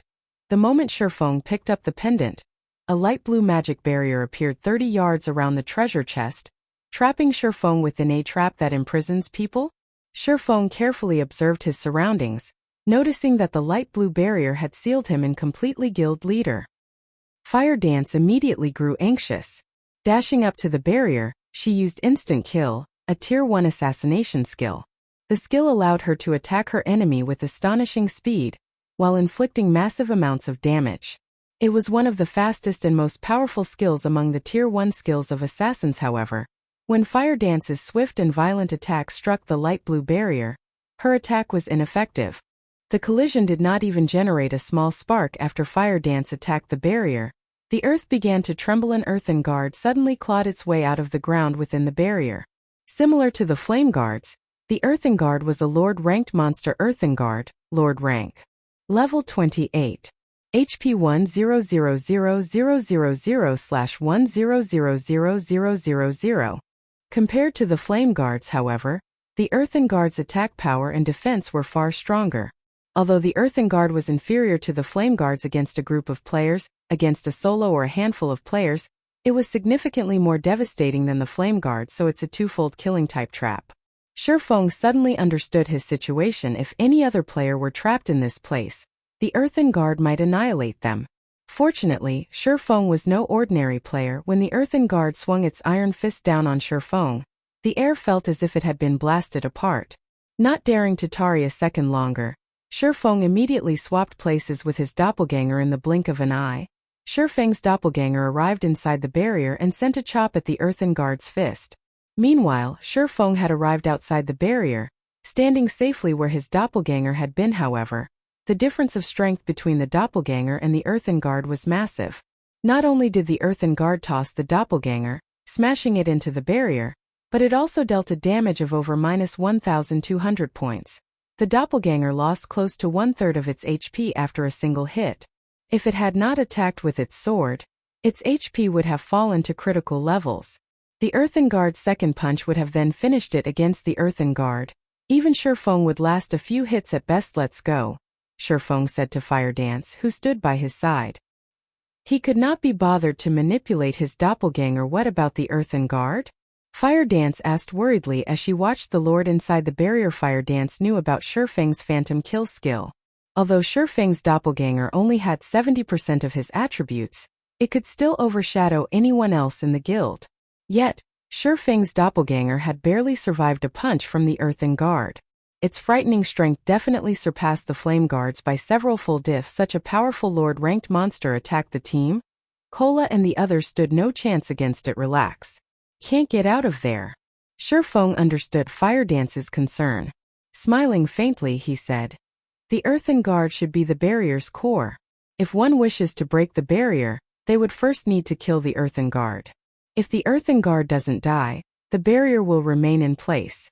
Hence, even if the earthen guard were more powerful, it would never escape." With Shifeng's assurance, Fire Dance relaxed. Unable to help her curiosity, she then asked, "Guild leader, what did you get from the dark gold treasure chest? Not only was it locked, but it was also trapped. The item should be quite valuable, right?" "Right. I had almost forgotten about it. There was only a single pendant inside the chest. I'm not sure what its quality is either. However, at the very least it should be dark gold rank. We will have truly lucked out if it is an epic item." Shifeng then took the deep blue crystal pendant from his bag. As it was unknown, it could neither be identified nor equipped what a high-end item. Shifeng laughed as he shook his head. He then activated Omniscient Eyes and began his appraisal. Compared to other advanced identification skills, Omniscient Eyes was a jack of all trades. It could ascertain, perceive, and appraise. It was very convenient during the later stages of God's domain. Most items players found would be unknown, and such items needed to be appraised before use. As a result, players had another thing they had to spend money on. Appraisal fees. The more valuable an item was, the higher its appraisal fee would be. As a result, many players had chosen to take on Appraiser as a subclass. That way they could earn an impressive income. Only it was not easy to raise an appraiser's proficiency. Hence, if one wished to have an advanced item appraised, they needed to look for NPC appraisers. If a player managed to learn Omniscient Eyes, they could simply set up their own shop and work full-time as an appraiser. Their fees alone could grant them a life of luxury. Chapter 426: A Godly Tool. When Shifeng appraised the pendant with Omniscient Eyes, the process actually required 10 full seconds to complete. Shifeng had used Omniscient Eyes to appraise many unknown items before. However, those normally took 1 or 2 seconds, with high-end items requiring 2 or 3 seconds. Even dark gold items only needed 4 or 5 seconds. However, the pendant required 10. Jackpot! Shifeng could not help but smile. Ornaments were much more difficult to obtain than weapons and equipment. Even after reaching level 40, a majority of the players in God's domain would still have around level 20 ornaments. Moreover, these ornaments would be low quality, with Mysterious Iron rank as the average, and Secret Silver rank as the more powerful one's guild leader. Look at how happy you are. What sort of treasure is this? Fire Dance asked curiously upon seeing Shifeng's grin. I don't know. Shifeng shook his head. It's still being appraised. After 10 seconds, a notification from the system sounded out, signifying appraisal's completion. Shifeng then clicked on the dark blue crystal pendant, checking its attributes. Shifeng's eyes shone upon seeing the attributes of the pendant. Icarus's heart. Necklace. Bronze rank can be evolved. Equipment requirement. All attributes 90. Level 20, level 50. Currently level 20. All attributes +8. Luck +5. Additional skill. Divine Providence. Temporarily increases players' luck by 20 points for 30 seconds. Cooldown. 1 hour. Evolution condition. Absorb the souls of 100 Lord-ranked monsters to evolve to Mysterious Iron rank. 0 out of 100. Although the Icarus's heart was only bronze rank right now with low attributes, the 5 points of luck were extremely valuable. More importantly, it had Divine Providence, instantly increasing a player's luck by 20 points. This offered a player 25 points of luck. The luck attribute was the most precious attribute in God's domain. Not only could it increase the equipment drop rate when killing monsters, but it could also increase the success rate when producing items. It was an extremely valuable attribute for lifestyle players, and it was an attribute that would never become outdated. With just 1 point of luck in players' current levels, their drop rate would almost double. Although increased values of luck offered diminished returns, 25 points of luck could still increase the drop rate by 6 or 7 folds if Shifeng activated Divine Providence when killing a boss, skyrocketing his luck. His chances of obtaining a high-quality item would improve significantly. Previously, Shifeng had reaped massive harvests with only the 3 points of luck that Shadow's Blessing provided. Normally, Lord-ranked bosses would only drop Secret Silver items, fine gold items if one were lucky. With 25 luck, however, Shifeng could almost certainly obtain a fine gold item when he killed a lord. If he killed a high lord, it might drop a dark gold item. Icarus's heart was most likely even more valuable than an epic item. Unfortunately, the equipment requirements for Icarus's heart were quite high, requiring 90 points in all attributes. Throughout Zero Wing, only Shifeng could equip it. I need to kill 100 lords to evolve it? Its demand is quite high. After reading the attributes of Icarus's heart, many ideas flooded Shifeng's mind. The Warfire set equipment unique to White Fog Canyon in particular was the level 30 fine gold set equipment that countless guilds dreamed of obtaining. Currently, Icarus's heart was only bronze rank. If he evolved it to fine gold or dark gold rank, it would offer far more luck points.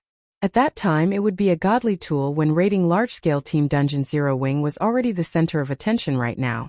If other guilds knew that Zero Wing possessed an item like Icarus's heart, they would lose their patience with Shifeng's guild. it was highly possible that they would unite to attack Zero Wing. Hence, Shifeng had no intentions of letting others discover Icarus's heart. Moreover, he would only make a fortune if he kept quiet about it. He would be a fool to reveal his hidden cards. Fire Dance, we're returning. Shifeng smiled faintly as he switched out the shadow's blessing around his neck for the Icarus's heart. He then said, let's go make a fortune. Guild leader, there might be more treasures deeper in the cave. Are we not going to search for them? The final cave intrigued Fire Dance. She had discovered a dark gold treasure chest just by exploring this far. If they searched the cave, they might stumble upon something greater. Shifeng shook his head. Laughing bitterly, he said, our strength is still lacking. We will only find our deaths if we delve further. If you don't believe me, go down this passageway, and you'll reach a large empty hall. Take a peek outside the hole and you'll know.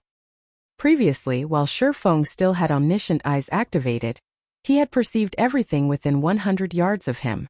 Roughly 70 yards away, there was a hole that led to a large hall. Inside the hall, there were 2 level 30 great lords guarding a tightly sealed stone door. However, as the path was dimly lit, players could only see around 40 to 50 yards ahead of them, so neither of them had noticed the hall before 2 level 30 great lords. One of such monsters could easily annihilate a team of several thousand level 30 elite players. With their team of 500, they would only die if they forged ahead. They wouldn't even be enough to fill in the gaps of the teeth of those 2 great lords initially. Fire Dance had not believed Shifeng and had chosen to advance. After walking for some distance, she suddenly froze. She had not stopped because she did not wish to continue forward. Rather, it was because she could faintly see the hole. However, Fire Dance could feel power and killing intent that gave her goosebumps radiating from the hole. She felt as if she would plunge into an abyss if she took another step. Fire Dance's intuition was undoubtedly correct. If she dared to enter the hall, the great lords inside would slaughter her mercilessly. Thus, Shifeng had told her only to take a peek from outside the hole. Alright, let's head back. We shouldn't make Aqua and the others wait for us too long. Shifeng laughed as he saw the hesitant look on Fire Dance's face. Fire Dance obediently nodded. She then pouted at Shifeng, complaining, Guild leader, you're too evil. If Shifeng had told her there were such powerful monsters ahead, she would not have approached them. Fortunately, she had sensed them and stopped. Had she not, the consequences would have been dire. Relax. Those monsters are only guarding the door. As long as we don't go through the hole, they won't attack us, Shifeng said, laughing. However, after not seeing you for some time, it seems that your senses have grown sharper. You sensed the danger when you were halfway there. Upon hearing Shifeng's praise, a tinge of red appeared on Fire Dance's cheeks. Even so, she was still somewhat frustrated. Shifeng could sense danger from so far away, yet she had to be so close. After rejoining the team, Shifeng led everyone to the path they had come from along the way. They continuously killed the patrolling level 28 earthen puppets. After Shifeng joined the team, the journey that would have originally taken the team the majority of the day was shortened to only a few hours. Everyone's experience bars had soared as they traveled. Shifeng had also risen to level 23 as a result. However, everyone was more shocked by the loot that dropped than they were by their EXP gain. Before Shifeng's return, the majority of the loot they had obtained after killing the earthen puppets consisted of level 25 bronze equipment. Very rarely did they obtain level 25 mysterious iron equipment. Now, however, more than half of the drops were mysterious iron equipment. Guild leader, we've tried fighting the flame guards outside. Unfortunately, we don't have any defense against their flame domain, Aqua Rose said, feeling a slight headache coming over her as she watched the flame guards outside the cave entrance. The flame domain is indeed a problem. However, we are not without solutions, Shifeng said. Smiling as he looked at the surrounding environment. Originally, he had planned to lure the flame guards away from the cave. However, upon recalling that the Icarus's heart required him to kill 100 lords to evolve it, he was sorely tempted to take on the flame guards. Chapter 427, Raiding the Flame Guards. There's a way to deal with them. Although she did not voice it, Aqua Rose doubted her guild leader's declaration when she saw his confident smile. With Shifeng's frightening damage and support, it would be a breeze to deal with an ordinary lord-ranked monster. Aqua Rose had also witnessed this before personally. However, the level 28 flame guards were somewhat different. Due to White Fog Canyon's unique environment, they were constantly in a berserk state. Their attack power and attack speed were far superior to Lord-ranked monsters of the same level elsewhere. Their combat power could rival high lords of the same level outside the canyon if they only had to kill one flame guard. They had a chance. However, there was a total of 16 flame guards waiting outside the entrance. In other words, they had to face 16 high lords simultaneously. On average, they could only send 31 players to deal with each level 28 high lord in God's domain. An ordinary high lord in the fields required a team of over 100 players to defeat. If it were a powerful high lord, then a team of over 500 players might be necessary. Furthermore, the flame guards outside the cave possessed a flame domain that covered a radius of 50 yards. Players who entered the flame domain would lose 400 HP every 3 seconds. Even with the healers going all out, it was impossible to keep everyone's HP from plummeting. If a team did not have high fire resistance, they would not survive in the flame domain. Aqua Rose really could not think of any solutions to their predicament. Without hesitation, Shurfeng ventured roughly 30 yards from the cave entrance. He then wandered around, adjusting his position. However, the flame guards standing outside the entrance had long since discovered Shurfeng. They all had squeezed against the cave opening, attempting to charge in and tear Shurfeng apart. Fortunately, the hole was just too narrow, and none of the flame guards could fit through. Although these flame guards were unable to enter, the lords were no fools. Immediately, they materialized flame spears and threw them at Shurfeng. The scorching spears released a blazing white glow, causing even the air to tremble. Shio! A series of 6 flame spears flew in from the cave entrance, heading straight for Shurfeng. The spears were so fast that their flight sounded like explosions. The ground that the spears passed over also erupted in flames. However, although the flame spears were fast, Shurfeng wasn't slow. Either. As the flame spears entered the cave, Shurfeng moved. By the time the spears arrived at Shurfeng's position, the man had long since moved 2 yards away. As a result, all 6 flame spears struck empty air. This spot should be good. Shurfeng ignored the flame guard's attacks. He focused on calculating the lord's attack range and angle, leisurely appearing as if the flame guards had never attacked him. Guild leader's dodge is so fast. He even avoided those supersonic attacks. If it were me, I would have no choice but to endure the attacks. Cola sighed with admiration as he watched Shurfeng effortlessly dodge the flame guard's spears. It would be awesome if I had just half of guild leader's dodging speed. If he had such a dodging speed, he might even become the #1 tank in Star Moon Kingdom, or at least in the top 10. Cola, you have many things you need to learn. Then, Fire Dance chuckled. Guild leader didn't just rely on his speed when he dodged the flame spears, but many other techniques such as his insight and judgment. Even if guild leader was just as fast as you are, he could still dodge those attacks easily. Linear attacks are monotonous. As long as one possesses sufficient insight, they can counter them easily. However, the flame guard's attacks are too fast, and we are definitely not fast enough. Hence, we will also need to rely on accurate judgment to defend ourselves. The moment the flame guards launch their attacks, we need to make the most appropriate decision immediately, and use the smallest of movements to achieve the best results, but that is still not enough. Look at guild leader's position. As a precaution, he is standing precisely 40 yards away from the flame guards, a player's maximum range. With this distance, even if the flame spears were 20 times faster than our guild leader, the spears would still have to cover a distance of 40 yards to reach him. As they do, guild leader has enough time to move 2 yards away. However, one must also have an accurate grasp of the flame guard's attack timing. If one dodges too early, the flame spears will hit them. Although it looked like a simple dodging maneuver, it turned out that there were so many other techniques involved. The top 7 range damage dealers come to my position and give it a try. See if you can dodge the flame spears. Healers, focus on healing them. Guardian Knights, activate your fire resistance auras, and give the 7 of them protection blessings. Don't let them die, Shurfeng said in the team chat after confirming the positions. The flame domain of the flame guards was indeed a powerful team wipe skill. However, they were not without a fighting chance. Shurfeng had already experimented with the cave's size and distance. With a distance of 40 yards, they could fit 8 players, with each having 3 to 4 yards to dodge, allowing them to attack flame guards outside the entrance. The flame guard was a lord-ranked monster that focused mainly on melee attacks, so its ranged attacks were limited and simple. It was certainly possible to avoid them. However, such a feat had a high requirement of a player's insight and judgment. As for speed, even if the fire spears were faster, they were not 20 times faster than Zero Wing's core members. This was even the case for the magical class. Shurfeng had even purposefully slowed down when dodging the flame spears. Yet he still dodged the attacks effortlessly also, as the effects of the flame domain did not stack.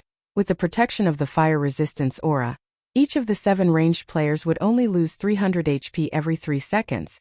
There were over 60 healers in the team, more than enough to keep the 7 of them alive. The healers could also take turns healing. They could afford to fight a battle of attrition, following which, the top 7 ranged damage dealers took turns attempting to dodge the spears. The 7 included Aqua Rose, Blackie, one of the 5 demon generals, the Ice Queen Su Qianlu, another 5 demon general, the Ranger Minor Wind, Violet Cloud, and 2 others.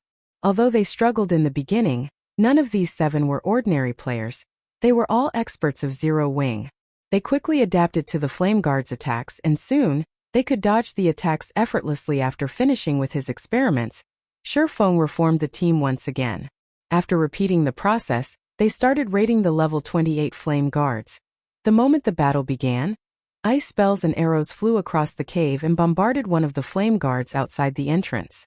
However, the Flame Guard's magma armor possessed a frightening defense, and a majority of the team's attacks only dealt around -300 damage.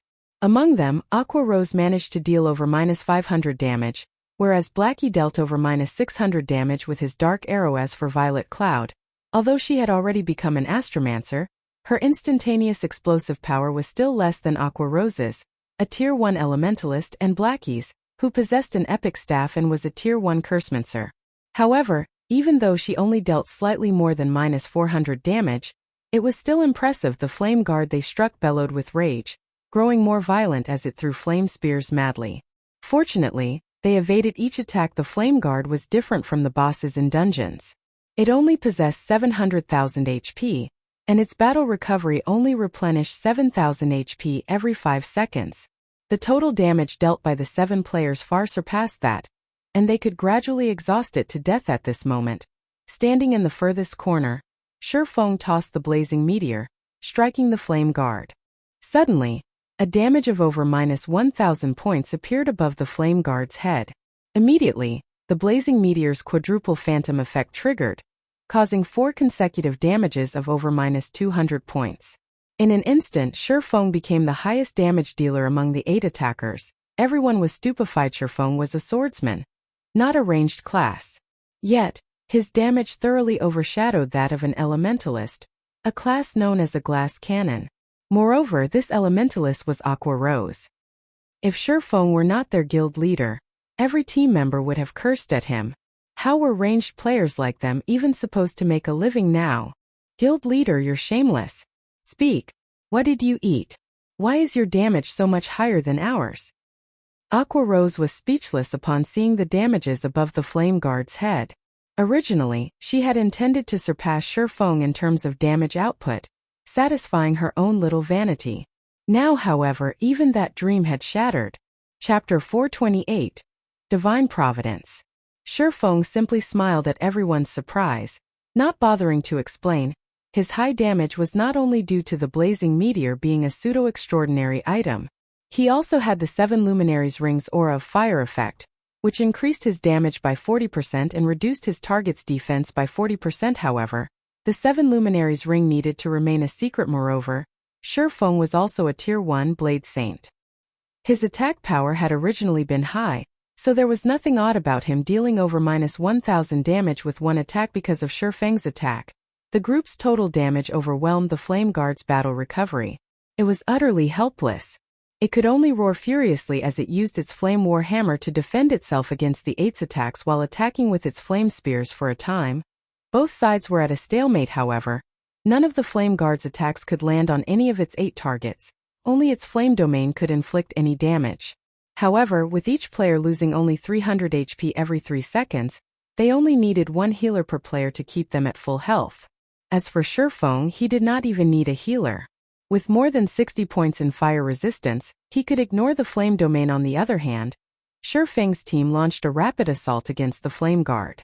Although the Lord had fended off many of the attacks with its Flame War Hammer, it had still received a significant amount of damage, its HP constantly decreasing 95%, 94%, 93%.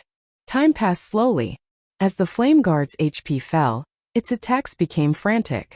The team began to feel the strain of dodging so many flame spears. Everyone's attack rate also started decreasing, slowing their enemy's HP descent in the end. The fight that should have concluded after a dozen minutes or so had lasted over half an hour, although everyone was bored from repeatedly dodging the flame spears. When they thought about how they could kill a flame guard just by repeating these actions, they began to feel reinvigorated. Moreover, they could also train their evasive techniques, killing 2 birds with 1 stone. The members watching from 50 yards away were envious. After more than half an hour, the Flame Guard's HP finally fell to 15%. Suddenly, the Flame Guard's eyes glowed a brilliant red. The flames covering its body writhed and expanded as the monster grew several times its original size. The scorching flames vaporized the moisture in the air, causing a shimmering heat haze inside the final cave. Aside from Shifeng, everyone was stunned by the Flame Guard's intimidating aura. In the next moment, the Flame Guard opened its mouth, gathering berserk fire-type mana inside it. Shifeng exploded into motion, dashing between his teammates and his enemy. All of you, stand behind me. Healers, increase your healing. Shifeng hurriedly shouted. He then switched the 7 luminaries' rings aura of fire to aura of illusion. Suddenly, all of his attributes increased by 30%. Simultaneously, Shifeng also activated Fantasy World, gaining immunity to all magic damage for 20 seconds as a Lord-ranked monster. The Flame Guard was far more powerful than other monsters, and this was its sure kill skill, Ragefire Roar.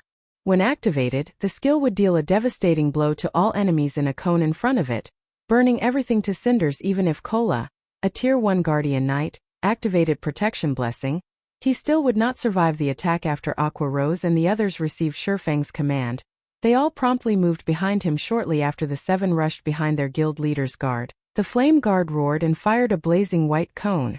In the blink of an eye, the attack devoured everything 50 yards in front of Flame Guard. White light filled the once dimly lit cave, and the temperature inside the cave skyrocketed. Everyone's hearts pounded as they watched the attack. This was practically Armageddon. Even the healers who stood 70 yards from the Flame Guard watched their HPs rapidly decrease. They lost over 400 HP every second, needing the assistance of their fellow healers, who stood further back to keep them alive. One could just imagine what kind of damage those within 50 yards had received. They might have been instantly obliterated.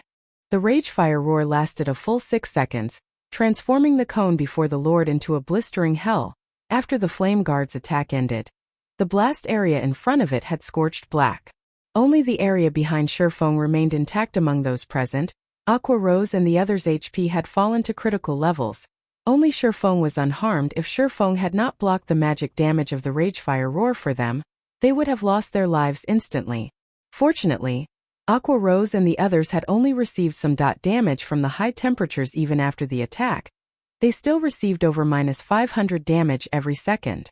If not for the healers working frantically to restore their HP, they would have fallen, their roasted husks decorating the ground. The Flame Guard has entered a weakened state. Hit it with everything you've got, Shifeng shouted as he glared at the shrunken Flame Guard. Immediately, everyone scattered and returned to their respective positions, resuming their bombardment on their target once again.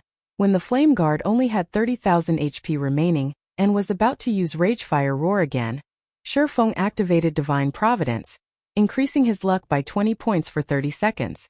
Shifeng also gave off a faint golden glow, becoming a dazzling sight to behold. Shifeng then used Flame Burst, gathering power into the blazing meteor.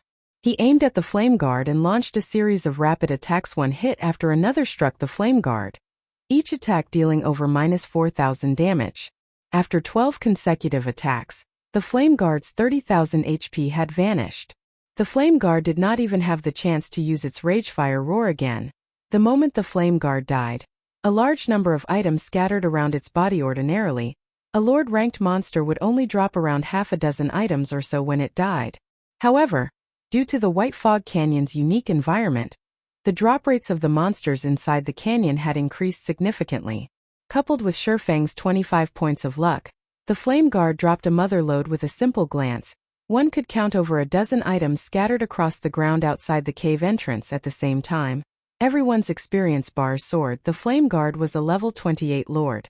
The amount of EXP gained from killing monsters inside White Fog Canyon was already high, 3 to 4 times that in the outside world. As the Flame Guard was level 28, there was also the bonus EXP from the level difference. Hence, everyone received an abundance of EXP as a Blade Saint. Shurfeng required double the EXP needed by other classes to level up. Yet, even so, his experience bar still rose by 7% as long as they killed the remaining 15 Flame Guards outside the cave. Shurfeng would definitely reach level 24. Let's take a break. We'll start another round after we rest. Shurfeng examined everyone's statuses. Whether it was the magic damage dealers or healers, their mana was nearly exhausted. Hence, Shurfeng decided it was best if they rested before challenging the other Flame Guards. Moreover, they had spent the past hour dodging and attacking frantically. This had definitely strained everyone mentally. Hence, it would be beneficial to rest and prepare themselves for the next assault. There was also another important reason why Shurfeng chose to take a break. Divine Providence had a cooldown of 1 hour. Now that they had such an amazing opportunity that allowed them to slaughter the Flame Guards, how could they waste it? Shurfeng had to wait until Divine Providence was ready before taking down the next Flame Guard guild leader. What should we do about the drops at the entrance? Aqua Rose asked as she gazed at the pile of loot outside the cave covetously. There were still 15 Flame Guards guarding their exit, so it was impossible to collect the loot right now. Relax. No one else can enter this place. Also, loot dropped by monsters won't disappear for 48 hours. We have plenty of time to take care of the rest of the Flame Guards. Although Shurfeng also wanted to dash over and pick up the loot, the 15 Flame Guards were not there just for show. After taking a short break, everyone resumed another round of attrition. Now that everyone had experience fighting a Flame Guard, it was much easier to deal with. The rest time passed quickly, and one Flame Guard after another fell. Unknowingly, nearly 18 hours had passed in game. At this moment, the final Flame Guard died under Shurfeng's hands. It too fell to the ground and scattered a ton of loot outside the cave. The loot of the 16 Flame Guards had grown into a small mountain, and the team struggled to contain their drool over the sight. Meanwhile, Shurfeng had finally reached level 24. After allotting all of his free attribute points into intelligence, he was only 9 points away from reaching the Heavenly Dragon's Breath's requirement of 120 intelligence. Chapter 429. Overflowing Luck. I'm only 9 points away now. Shurfeng smiled at his attribute panel. Knowing that he was only 1 level away from equipping the Heavenly Dragon's Breath, his anticipation grew when he could equip the fragmented legendary item. His combat power would soar once again in God's domain. Fragmented legendary items were as rare as a phoenix's feather. It was an item that countless players dreamed of obtaining. Even during his previous 10 years of professional gaming experience, Shurfeng had never owned one. Legendary items allowed players to overcome the gap between tiers. Although fragmented legendary items were not as powerful as legendary items, they were still far more powerful than epic items. If Shurfeng could equip the Heavenly Dragon's Breath, his combat power could reach the same playing field as a Tier 2 class. A Tier 2 class was in a whole different league compared to Tier 1. It was like the difference between a chieftain and a lord against a chieftain of the same level. A direct confrontation required at least a party of elite players. Against a lord, however, a direct confrontation required a team. Shurfeng, as a Tier 1 Blade Saint, could solo a chieftain of the same level. However, he stood no chance against a lord of the same level, unless he used some particular technique or advantage. After equipping the Heavenly Dragon's Breath, however, Shurfeng could contend with the 5 guilds controlled by Underworld by himself. He would not need to involve Zero Wing, allowing his core team to develop safely. After killing the 16 Flame Guards, everyone's levels had similarly risen. At this moment, the lowest leveled player among the 500 team members was level 24. They had far surpassed the average level of elite players in White River City, and were on par with most of the expert players among the members of Zero Wing. Aqua Rose, Fire Dance, Flying Shadow, Cola and the others had reached level 26. Their levels were already on par with the top-tier experts of White River City. Hence, instead of wasting time and fighting a war of attrition with overwhelming smile, they should take the opportunity to widen the gap between Zero Wing and the other guilds further. After all, if a newly established guild like Zero Wing wished to become the overlord of Star Moon Kingdom, they first needed sufficient combat power to strike fear into the other guilds' hearts. However, the loot the Flame Guards had dropped was the most valuable gain from the slaughter. While the crowd was taking a break, Shifeng tidied up all of the loot. He also appraised every single drop, although Shifeng had expected the drops to be impressive. After he finished appraising the items, he could not contain his shock. Icarus's heart was truly a godly tool. With divine providence, they had obtained a total of 286 items from the 16 flame guards.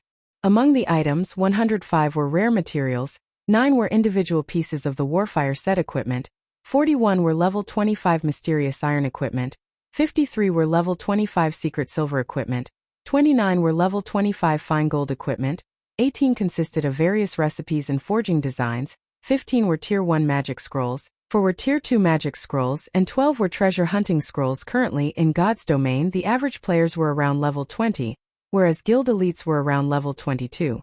The dungeons they could raid were all level 20 dungeons. Hence, the equipment they could obtain was limited to level 20. It was extremely rare to come across level 25 weapons and equipment in God's domain. Weapons and equipment would significantly impact a player's performance every 5 levels. The attributes of a level 20 fine gold equipment were slightly inferior to a level 25 secret silver equipment. In other words, a player wearing level 25 fine gold equipment was stronger than a player wearing level 20 dark gold equipment. How rare was level 20 dark gold equipment? There were only very few items throughout Star Moon Kingdom yet. Now they had actually obtained 29 pieces of level 25 fine gold equipment, which was the equivalent of obtaining 29 level 20 dark gold equipment. Furthermore, they had obtained the Warfire set equipment and treasure hunting scrolls, 2 of the rarest items available in White Fog Canyon. Currently, although players were familiar with the Warfire set equipment, almost nobody knew about the treasure hunting scroll. Although the scroll was not as valuable as a tier 2 magic scroll, it was extremely useful inside the White Fog Canyon. The scroll's greatest function was searching for starfire ore. It was extremely difficult to locate starfire ore in White Fog Canyon. Originally, Shifeng had intended to rely on his memories. With the treasure hunting scroll, however, he could locate the ore with the system map. The scroll had a search radius of 1,000 yards and lasted for 30 minutes. When searching for valuable ores, it was the best tool one could have. Luckily, even this dropped. Shifeng chuckled lightly upon seeing the treasure hunting scrolls in his bag. However, when he swept a gaze over the individual pieces of the Warfire set equipment, he lamented as he muttered, "It would be awesome if I could complete the Warfire set equipment." Warfire set equipment. Bronze rank can be evolved. Level 20, level 30. Can be equipped by any class. A set consists of 7 parts. Head, chest, belt, hands, wrists, legs and feet. Set effect, bronze rank. 2-piece effect. All attributes plus 10. 4-piece effect. Ignore levels plus 10. Obtain free will skill. Able to remove all control effects for 5 seconds. Cooldown. 1 minute. 7-piece effect. Main attribute increased by 10%. Skill cooldown decreased by 30%. Obtain Warfire Berserk skill. Damage increased by 50%. Attack speed increased by 50%. And movement speed increased by 30% for 20 seconds. Cooldown. 5 minutes. The basic attributes of the Warfire set equipment were average at best. It was referred to as a level 30 peak fine gold set equipment was because of its set effects. In particular, the Free Will skill and Warfire Berserk skill were the main reason it ranked as peak fine gold set equipment. Although Shifeng now had 9 individual pieces, there were duplicates for the head, hands, and legs slots.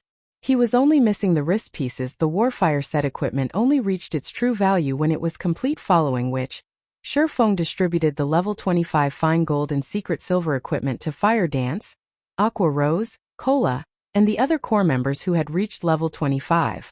As for everyone else, they had yet to meet the level requirements and could not use any of the level 25 equipment. However, they had obtained the corresponding guild points. When they returned, they could exchange these guild points items in the guild's warehouse. Nobody argued Shifeng's arrangements. After all, those who had contributed the most to the Flame Guard's deaths were Aqua Rose, the core members, and the healers. Everyone else had simply watched from the side, doing nothing at all. They were satisfied with receiving guild points. Moreover, even if Shifeng had given some of the equipment to them, they could not equip it. Guild points were far more practical. Guild leader, where are we heading next? Aqua Rose had just replaced a few pieces of her equipment with the level 25 fine gold ranked cloth armor they had obtained, increasing her attributes significantly. Right now she was itching to test her newfound strength. Are we going to look for more lords? No, we're going to the inner region to mine ores. Shifeng smiled faintly as he took out a treasure hunting scroll. He then unfurled the gray scroll and chanted an incantation suddenly. Several red dots appeared on Shifeng's system map. Mine ores? Aqua Rose could not help but ask. Their team consisted of 500 elite players. Yet they had not come here to grind and level up, but to mine ores? She was utterly speechless. You'll understand when the time comes, Shifeng laughed. He then sent parties to the highlighted locations on the map. If he had a large stock of Starfire ore, he could mass-produce the fine gold rank Dragonscale set equipment for the guild. At that time, how could Overwhelming Smile compete with them? Chapter 430 Frantic beginning. The inner region of White Fog Canyon was complex and densely covered by stone forests. After the meteorite shower, the fog inside the canyon had also grown thicker, lowering visibility to less than 30 yards. In addition, elite and special elite monsters would show up every now and then. If players entered the canyon without sufficient strength, they would easily lose their lives. However, danger and opportunity coexisted with each other, such as the precious Starfire ore could be found within the White Fog. Shifeng separated the team of 500 into multiple smaller teams, with each team consisting of 2 parties. That way, even if a team encountered a special elite, they could safely deal with it themselves. As the assassins possessed high survivability, Shifeng allowed them to take independent action. Meanwhile, Shifeng himself ran around the map, quickly recording the red dots that appeared in his system map and sending the coordinates to the various teams, having those closest mine the ore there within the inner region of White Fog Canyon. Not all red dots represented the Starfire ore. There were actually many different types of ore. Hence, if Shifeng wanted to harvest a large amount of Starfire ore, he needed a large amount of manpower as expected of the undeveloped White Fog Canyon. There really are a lot of ore deposits. Shifeng looked at the many red dots on his system map, joy blossoming in his heart. In the past, he had to spend over half an hour just to locate a single ore deposit. Even if he had discovered one, he would still have had to contest over it with other players. As for discovering a hidden ore deposit, one needed to be significantly lucky. He would have been fortunate if he had located 8 or 9 Starfire ore deposits in a day. Now, he was able to locate over 100 Starfire ore deposits in just half an hour. Players could excavate Starfire ore from Starfire ore deposits. As for how many pieces of ore one could acquire, it relied on the player's own luck and mining level. 1 or 2 pieces if the number was low, and 3 or 4 pieces if it was high. After several hours of hard work, Shifeng's team of 500 managed to secure over 1,000 Starfire ore deposits and had amassed over 3,000 pieces of Starfire ore, which was equivalent to over 30 gold to Shifeng. However, the value of these 3,000 plus pieces of Starfire ore far exceeded 30 gold. After using up the 12 treasure hunting scrolls, the team's speed at locating the Starfire ore deposits gradually slowed. Even with 500 players continuously searching for the deposits, after an hour's worth of effort, they had only managed to harvest around 200 pieces of Starfire ore. However, Shifeng was still satisfied. The Philosopher's Stone he possessed allowed him to refine the Starfire ore into Starfire essence free of charge. At that time, with so many Starfire essences, his certainty of producing the level 20 Dragonscale set equipment would greatly increase. Level 20 fine gold set equipment was precisely what the current players of God's Domain needed and lacked the most. Currently, the majority of the player population were around level 20. If it were a level 25 set equipment, very few people would be able to equip it. Hence, the demand for it would also be low. If Shifeng produced a Dragonscale set equipment, he could sell it for over 100 gold. Right now, at the very least, people were only offering 80 gold to purchase the complete Warfire set because currently no one knew its true value. Moreover, even if someone managed to gather the full Warfire set equipment, it would initially start at bronze rank. They would have to sacrifice a lot of their EXP in order to raise it up to fine gold rank, hence why it was so cheap in the past. The price of the Warfire set equipment had once soared up to 500 gold. Yet, even with such an astronomical price, supply failed to meet demand. Time passed quickly. Unknowingly, the members of Zero Wing had mined ore deposits in White Fog Canyon for 2 whole days, obtaining an abundant cache of ores. They had practically dug up every deposit in White Fog Canyon at least once, and the amount of Starfire ore they gathered had exceeded 15,000 pieces. In addition, they had also obtained over 7,000 pieces of various other kinds of ore. During these 2 days, aside from mining or deposits, everyone from Zero Wing had also killed plenty of Lord-ranked monsters. As long as one of the search parties encountered a solitary Lord, they would immediately notify Shifeng of it, and then kill it together after 2 days. Zero Wing's team had managed to kill 22 Lords. With Shifeng's divine providence, they managed to obtain a large number of level 25 equipment. Among them, most were secret silver and fine gold equipment. They had also obtained many Warfire set pieces. By now they had enough to complete close to 3 sets. Unfortunately, none of the set pieces they obtained were meant for the wrist slot, which greatly depressed Shifeng. Shifeng had placed all the weapons and equipment they were unable to use in the guild's warehouse, instantly enriching its stores. When the other members of Zero Wing saw the large stock of level 25 equipment, they all grew excited. Enthusiasm filled every one of them as they actively completed guild quests and made contributions to the guild. Level 25 equipment was currently the pinnacle of equipment to God's Domain players. Even before everyone had reached level 25, the guild had already prepared a large number of high-end level 25 equipment for themselves. This had extinguished the guild members' worries about obtaining level 25 equipment. Now, the only thing they needed to do was frantically accumulate guild points. By the time they reached level 25, they could simply exchange for the level 25 equipment. This point alone made Zero Wing superior to every other guild. The appearance of level 25 equipment in Zero Wing's warehouse had undoubtedly punched a big hole into Overwhelming Smile's poaching plan. Now those who originally planned to defect from Zero Wing started hesitating. Although the benefits offered by Overwhelming Smile were very high, the equipment it possessed was unable to keep up with the times. Meanwhile, if their equipment fell behind, how would they hunt for even better equipment?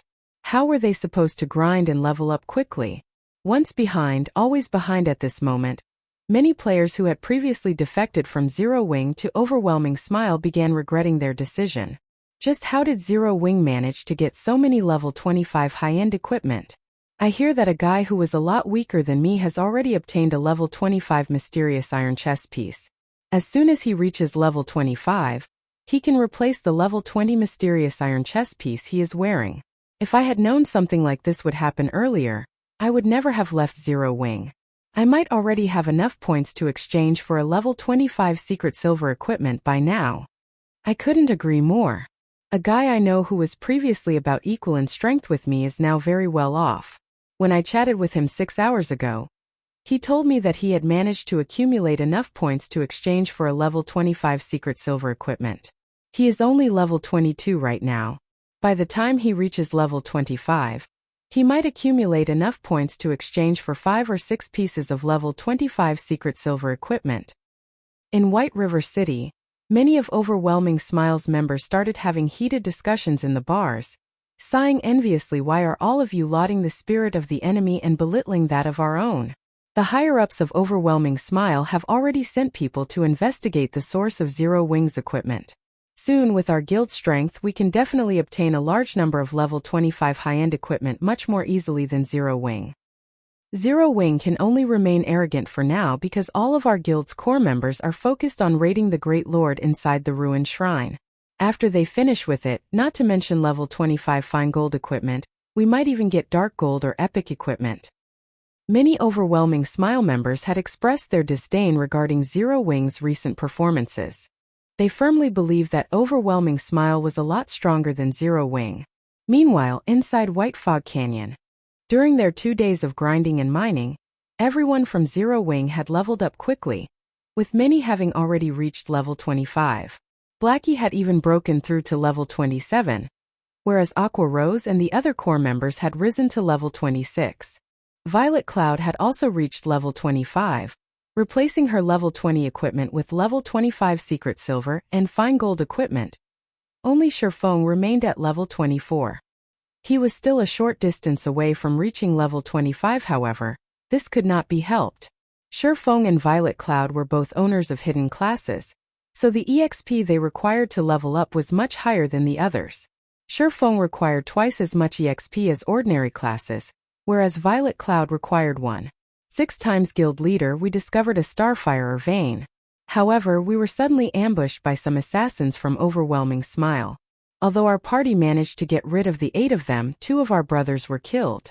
Seeing that we are interested in the starfire or Those bastards from Overwhelming Smile have sent 3 teams to guard the Starfire vein. They are currently clearing out the surrounding monsters and are planning to mine the deposit, Flying Shadow reported, wrathful flames burning in his eyes.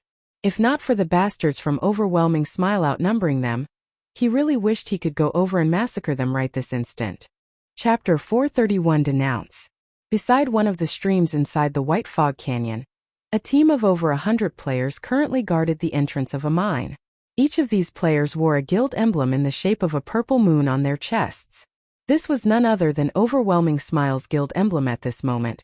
These players faced off against the 8 level 27 Special Elite, ranked Flame Furbolgs that had emerged from within the mine. Flame Furbolg, Special Elite. Level 27. HP 70,000/70,000. Although the massive Flame Furbolgs were very powerful, the members of Overwhelming Smile fought with organization, continuously draining their enemy's HP. Boss Oriental, Zero Wings party killed Monkey and the others. A level 23 gray-clothed ranger reported as he walked up to the level 24 swordsman, who currently commanded the team. This level 24 swordsman was fully geared with level 20 secret silver equipment. The snakebone sword that hung on his back was even a level 20 fine gold weapon. Currently, in God's domain, his items were definitely top tier. That was 2 parties of elite assassins. A single party from Zero Wing actually wiped them out? Did Zero Wing receive help from someone else? The level 24 swordsman, Oriental Sword, asked. Although the assassin named Monkey was not an expert, he was a PvP veteran. He sported a promising battle record, and even experts would find him difficult to take down in a short amount of time. If he focused solely on his escape, it would be even more difficult to kill him. Oriental Sword had not expected that not even one assassin would return. The only possibility he could think of was that Monkey and the others had been outnumbered and surrounded. No, there was only a single party from Zero Wing. However, the assassin leading the team was a level 26 expert, the ranger said, shaking his head. Was it that fire dance from Zero Wing? Oriental Sword grinned. Before I reached White River City, I had heard rumors of Fire Dance's prowess. Some are even calling her the Flaming Rose. Originally, I thought she was merely one of Black Flame's decorations. I expected as much from the team leader of Zero Wing's core team. Not bad. She isn't the one who killed Monkey. That assassin was a man called Flying Shadow. Monkey had only lasted 5 moves against him. Of the 12 players in the 2 parties, 8 had died at that man's hands. There was no mention of a person named Flying Shadow in any of the reports we had received. The ranger was very familiar with Oriental Sword's personality. Oriental Sword was absolutely confident of his own strength, and he would never consider anyone a worthy opponent. He loved PvPing more than anything, especially against experts. He was a complete battle maniac. However, he was also one of Overwhelming Smile's top experts, which was why he had been sent to White River City. If not for the higher-ups prohibiting anyone from challenging Zero Wing, Oriental Sword might have been the first to launch an assault against the guild Flying Shadow. This seems intriguing. Oriental Sword's interest grew. Ignore Zero Wing's party. Since Monkey and the others had failed to kill them, they would definitely report back to their superiors. There is only one thing we need to focus on, and that is mining the ores inside this cave. Boss Oriental, will our skirmish with Zero Wing cause an all-out war between our guilds? Haven't the higher-ups warned us not to create any friction with them? The ranger asked strangely. Recently, Zero Wing has been mining ores in White Fog Canyon. Their movements are unusual. In addition, they have somehow managed to obtain a lot of level 25 equipment. There might be a relation between these incidents. Our superiors agree. It doesn't matter if a small conflict occurs. So what if we ambush those cowards from Zero Wing? What will they do to us? Do you think they will start a war? Don't be a fool. Since Zero Wing had not declared war on us when Overwhelming Smile started investing in White River City, they missed their best chance. If they start a war now, they will only gamble their lives. However, I, on the other hand, hope that Zero Wing takes action. Unfortunately, they don't have the guts. Oriental Sword laughed as he resumed commanding his team, wiping out the Flame Furbolgs inside the mine. Before anyone noticed, however, a party of 6 had appeared in the misty forest a short distance from the mine. This party disregarded the team of over 100 elite players under Oriental Sword's leadership, walking leisurely towards the mine guild leader. I've discovered the mine after using a treasure hunting scroll. I've even used stealth and scouted its interior. It is full of starfire or deposits. If we excavate them all, we can get at least 300 to 400 starfire ore. Flying Shadow said as he pointed towards the cave that Oriental Sword and his men guarded. However, after I left, we were ambushed by assassins from Overwhelming Smile. Although I tried to rescue them, I was too late, resulting in 2 of my party members dying. Overwhelming Smile has since occupied the cave. Shifeng nodded before commanding, Violet, go and revive the 2 who died. Everyone else, let's take a look. Following which, Violet Cloud ran over to where the 2 players had died as Shifeng led Aqua Rose, Blackie, Fire Dance, and Flying Shadow towards Oriental Sword. Shifeng's movements had undoubtedly attracted the attention of Overwhelming Smile's team. The fellows from Zero Wing are kind of interesting. Oriental Sword grinned upon seeing Shifeng and the others' boss Oriental. That level 24 swordsman is Black Flame. The 2 beauties by his side are the Elementalist Aqua Rose and the Assassin Fire Dance. The Cursemancer is Zero Wing's famous expert, Blackie, and that male assassin is the person who killed Monkey and the others, Flying Shadow. The ranger beside Oriental Sword briefly introduced the members of Shifeng's group. Black Flame's arrival surprised every member of Overwhelming Smile. Black Flame's fame was truly too immense. He was the publicly acknowledged #1 expert of Star Moon Kingdom. There was nobody in White River City who had not witnessed Black Flame's battle videos. Killing every player with a single hit, he had massacred over 100 Dark Star members. He suppressed more than 10,000 players with his aura alone, causing all of them to freeze. In the end, he even escaped unharmed. Guild leader Black Flame, what brings you here today, I wonder? Oriental Sword asked playfully as he smirked at Shifeng. A straightforward person does not resort to insinuations. Today you sent your men to ambush members of our guild. Now you've occupied the mine that we found after much difficulty. Don't you think that you've gone a little overboard? Shifeng asked calmly. Although Shifeng's voice had been soft, his overbearing tone intimidated the crowd from Overwhelming Smile. Overboard? Oriental Sword laughed madly. 12 of my men died. I have not even asked for compensation, yet you come here to denounce me. Since you're here, we can use this opportunity to discuss compensation. I don't want much. Just pay me 100 gold per person for a total of 1,200 gold. How about it? Mockery filled Oriental Sword's expression. He believed that Shifeng was a complete fool. With just 5 players, Shifeng had dared come into his territory looking for trouble. At this stage of the game, players' levels were no longer insignificantly low. Their equipment was decent quality, and they had learned many skills. It was not possible to kill a player with a single hit anymore currently. He had close to 150 players on his side, and they were all elite members of the guild. They were also level 22 or higher, and they possessed impressive combat power. They could easily take out 50 players, much less 5. Chapter 432 One-Hit Extermination. Upon listening to Oriental Sword's words, a cold glint flashed across Shifeng's eyes suddenly. The surrounding atmosphere froze. What? Want to fight? Although Oriental Sword could feel a heavy pressure enveloping him, his confidence did not waver. He then unsheathed the long sword hung on his back, provocatively saying, Come if you can then. Seeing as everyone out there is calling you a god, I really wish to see just what kind of ability you possess.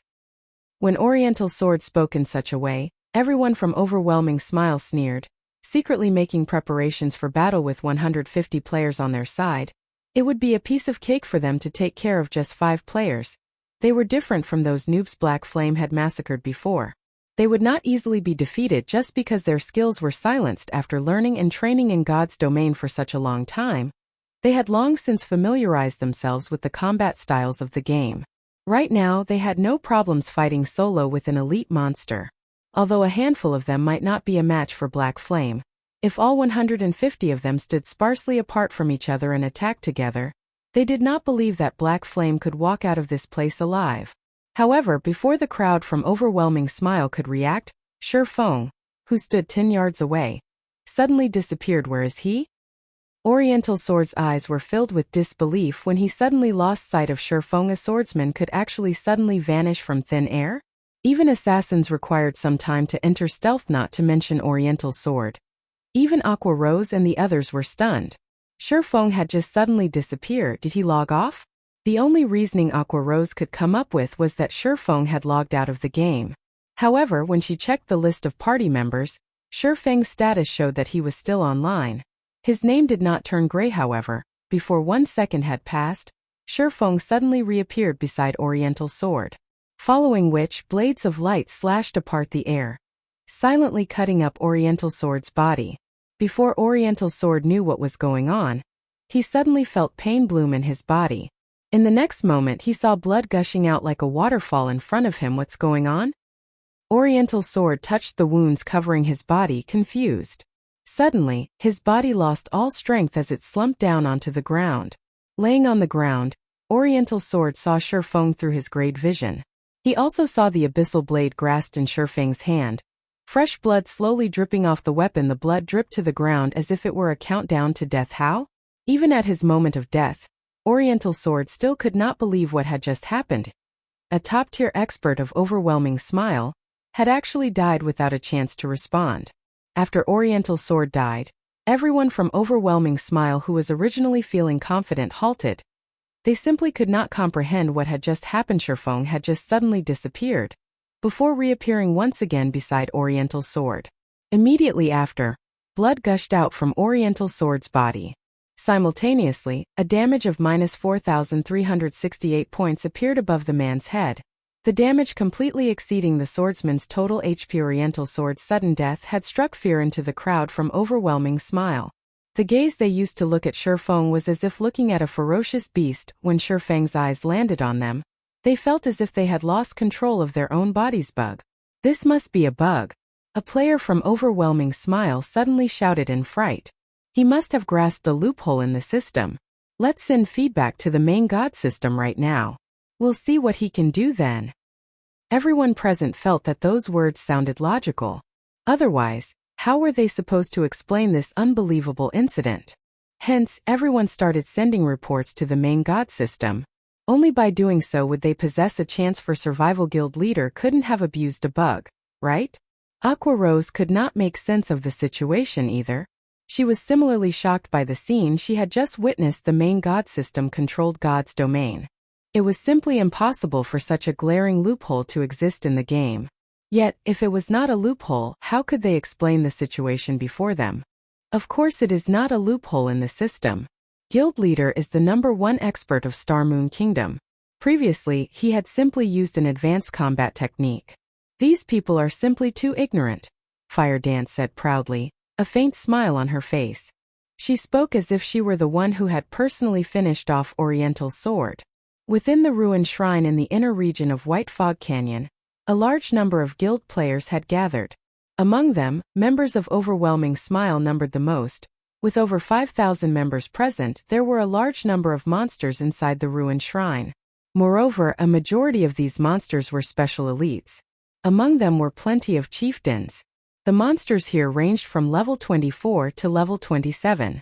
To the current elite members of guilds, it was a level that they could barely handle. If not for the fact that they had the advantage in numbers, they would have long since been wiped out by the monsters inside the ruined shrine dam. The monsters here are endless. They're even more troublesome than the battle monkeys before. Lone Tyrant said, somewhat exhausted.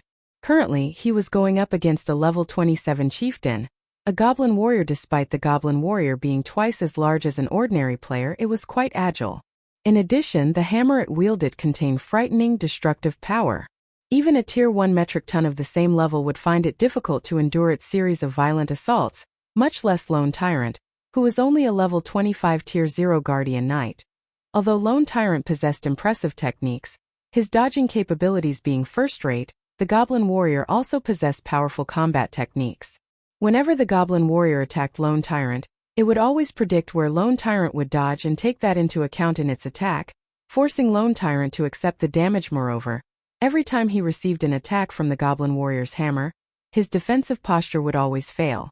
This resulted in him being unable to use his shield to block the next attack, and instead, he received the attack with his body from just a single strike of its hammer. Lone Tyrant received close to -1,300 damage. Lone Tyrant only possessed 4,520 HP. He could endure 4 hits at most if he were only dealing with a single goblin warrior. Lone Tyrant would not end up in such a miserable state, however. Aside from the goblin warrior, there were also many goblin mages at the sides. These goblin mages were all level 26 special elites. They bombarded players with ice and fire, and any player struck by their spells would instantly lose around 1,700 HP. Other than MTs, nobody else could survive 2 hits within the ruined shrine. Aside from the members of Overwhelming Smile having a hard time, the other guilds were similarly facing great difficulties. The monsters inside the ruined shrine were simply endless. No matter how many they killed, the monsters just kept coming. Without sufficient strength, they simply had no way of reaching the level 25 Great Lord in a short amount of time, let alone raiding it before Overwhelming Smile had finished off the monsters at hand. Another wave of goblins charged over suddenly. Everyone from Overwhelming Smile felt a headache overcome them. Cursemancers cripple them. Elementalists use ice walls and separate the incoming monsters. Rangers lure some away and kite them. Do not let the pressure on the MTs increase. Yulan immediately shouted in the team chat. Immediately, the elites of Overwhelming Smile started taking action, luring the goblins away and letting the MTs take a breather. Lone Tyrant could not help but send a glance at the charming and graceful Yulan. Inwardly, he felt displeasure towards the woman. He was actually required to listen to her commands. However, he also had no choice but to admit that Yulan was indeed amazing. They were only able to reach their current location thanks to Yulan. Otherwise, they would not have been able to pass through the battle monkeys. Even if they could, they would have had to suffer immense losses. Take Emperor's Light and the Assassin's Alliance for example. Since entering White Fog Canyon, their total numbers had already decreased by a quarter. Meanwhile, under Yulan's command, Overwhelming Smile was able to advance through White Fog Canyon easily. Along their way to the ruined shrine, they had only lost a small number of players. Shortly after Overwhelming Smile cleared out all the goblins, Yulan received a message. After reading the message, her expression turned grim. Lone Tyrant could feel Yulan's mood suddenly changing, and he could not help but ask, "What happened?" After spending some time together, Lone Tyrant had a general grasp on this woman. She was always calm and collected. Even in the face of several Lord-ranked monsters, she would remain unfazed. Yet now, after seeing a single message, her expression had turned solemn. How could Lone Tyrant not grow curious at this situation? Chapter 433 Evil Rakshasa. Hearing Lone Tyrant's question, Yulan, who had originally planned to explain, suddenly received another message notification. When she read the contents of the message, her frown deepened. Oriental Sword, that fool. I told him to investigate the secret Zero Wing had used to obtain their stock of level 25 high-end equipment. Yet, he brazenly killed Zero Wing's members. He has even provoked Black Flame. Yulan was furious after reading the message. Yulan had previously investigated Black Flame. However, the more she looked into the man, the more creeped out she felt. Black Flame had appeared silently, and like a rising comet, he shocked everyone with every action in White River City. Not only had he massacred so many players, but he had also been able to move about freely. This strength alone was sufficient to strike fear into others. After all, if such a powerful person ambushed someone out in the field, and the victim was not strong enough to survive, they would still meet tragedy. If they were dealing with an ordinary expert, they could simply form larger teams when leaving the city. That way, those experts would not dare attack them. However, Black Flame was different. He was too powerful. Even if they formed teams, Black Flame could still slaughter them with little effort, and they could only helplessly watch as he did so. The only real solution was to form a team of several hundred players. However, they could not do that every time they left the city. Not only would this be detrimental to the guild's development, but it would also make them the laughingstock of God's domain. However, if Black Flame constantly hunted and ambushed their members, his growth would stagnate. Moreover, such ambushes would not significantly impact the guild if they only occurred 1 or 2 days. Black Flame needed to ambush them over a long period of time to wound Overwhelming Smile. Meanwhile, it would be detrimental if Black Flame neither leveled up nor upgraded his equipment for a long time. There were countless experts in God's domain. If one did not continuously improve their strength, others would quickly surpass them. Zero Wing's success today was largely due to Black Flame's strength. If Black Flame let himself go, it would damage Zero Wing. Hence, Yulan had prohibited the members of Overwhelming Smile from crossing any lines. maintaining the balance between both parties. She was worried that, if angered, Black Flame would disregard all consequences and act so roguishly now. However, Oriental Sword had broken the balance that they had maintained. At this point, Yulan wanted to hunt Oriental Sword down personally and strangle him. After Yulan received the message, Shifeng began to annihilate Overwhelming Smiles members with Aqua Rose, and the others by his side. Shifeng's void steps had long since petrified his opponents. Later, they even reported to the main god system, stating that Shifeng had abused a loophole in the system to kill players. They all hoped that the main god system would bring them justice, giving Shifeng his deserved punishment. Yet, the reply they had received stated that there were no issues. Shifeng's every action had been within the rules of the system. Overwhelming Smiles members had been even more shocked upon receiving this reply, that ghost-like method Shifeng had used to kill Oriental Sword wasn't actually a bug. For a time, the crowd from Overwhelming Smile despaired. In the face of Shifeng's merciless slaughter, their previous confidence was nothing but a joke. The only thing they could do was escape. As for battling Shifeng, that was a fool's errand. Just how were they supposed to fight an enemy that they could not see? Moreover, said enemy could kill them instantly upon reappearing. You guys wish to escape? Try it. Without hesitation, Shifeng activated Skywheel Sword previously to kill Oriental Sword in one hit. Shifeng had specially activated Aura of Fire and Purgatory power, holding nothing back. Now, after activating Skywheel Sword, countless swords of light appeared in the sky above the mine's entrance. When the swords descended, not only did they deal over -2,400 damage to all enemies within an area of 20 by 20 yards, but it also sealed all enemies within range, preventing them from leaving the region for 4 seconds. Instantly, the members of Overwhelming Smile were trapped within the mine. When everyone from Overwhelming Smile saw that there was no longer hope for escape, they tried to resist. Unfortunately, Shifeng did not give them a chance. Shifeng then used the skill of the Aura of Fire Firestorm. Suddenly, flames filled the interior of the mine. A damage of close to -10,000 points appeared above every player and monster within. After Firestorm's duration of 5 seconds, only ash remained since Shifeng began his assault. The whole process only lasted a few seconds. Just like that, over 100 elites from Overwhelming Smile had been exterminated. Moreover, Shifeng had collected the immortal souls of every player that he killed. Within a short time, all of these players had been locked out of God's domain.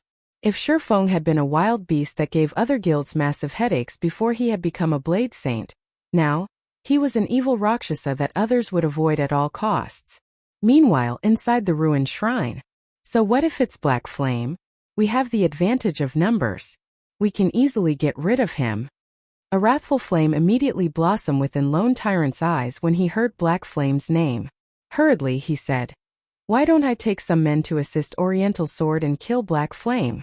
Ever since dying by Shifeng's hands, Lone Tyrant had toughened his heart and trained arduously every night and day.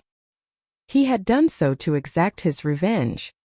He was no longer the same as he had been in the past. If not for Yulan restraining him, he would have long since avenged his deaths. Now that Oriental Sword had provoked Black Flame, it was only natural that he go and help out. Yulan could not possibly sit by and watch as more than 100 elite members fell under Black Flame's swords, right? Ultimately, these elite members were the backbone of the guild. If the guild did nothing as over 100 of these elites were slaughtered, not only would it damage the guild's reputation, but it would also affect the hearts of those within the guild. No need. Black Flame killed Oriental Sword with a single hit. As for the others, they're most likely dead by now, Yulan said. Revealing a bitter smile. Yulan had a clear understanding of Black Flame's strength. None of the titled experts on the God's Domain experts list were for show. Furthermore, Black Flame currently had several experts by his side. Those 100+ elite members had zero chance of surviving. Only a top-tier expert might have a chance of walking away. Upon hearing Yulan's statement, Lone Tyrant was stunned. He said, "I am very familiar with Oriental Sword's strength. Moreover, he has so many people with him. How could Black Flame kill him with one hit? I do not know how exactly he died, but according to the reports sent from above, Oriental Sword had not managed to respond before dying," Yulan said. "It seems that after not encountering Black Flame for a while, he has grown even stronger. We need to hurry and take down this great lord." Are we just going to let this go? Lone Tyrant had yet to give up on the idea of killing Black Flame. Staring at Yulan, he asked, if others find out that, despite Black Flame having killed so many Overwhelming Smiles elites, we are indifferent, we will become a laughingstock. What will we do if our inaction angers those above us? Yulan frowned. Just as Lone Tyrant had said, if they did not take any sort of action now, they would become a joke to the public. Yulan, what's going on with you? You shouldn't wear such an ugly expression. Do you need Big Brother's help? Just as Yulan struggled with her indecision, a lean man walked over, smiling. This man was a level 26 assassin, his level surpassing everyone in Overwhelming Smile. Yet, despite there being no guild emblem on his person, everyone from Overwhelming Smile treated him with respect and reverence. Even Lone Tyrant was no exception. He was deeply afraid of provoking this young master. The reason they were behaving in such a way was not only this young man's high level. More importantly, this man was the key to their operation of killing the Great Lord back then. Young Master Feng had repeatedly instructed them to treat this youth before them with respect. If they provoked this youth, they would be responsible for their own actions. Chapter 434, Free Combat System. Big Brother Summer, it's great that you are willing to help, but the opponent is very hard to take down. We might even miss out on our chance to kill the Great Lord. I'm worried that it will affect Big Brother Summer's task. Yulan was familiar with the lean man's strength, and she appreciated his assistance. The lean man was Summer Sunshine. Not only was he unrelated to Underworld, but he was also an independent player. However, due to his backing and his overwhelming strength, even Feng Xianyang attempted to build a strong relationship with him. Yulan had once witnessed a fraction of Summer Sunshine's strength before entering White Fog Canyon.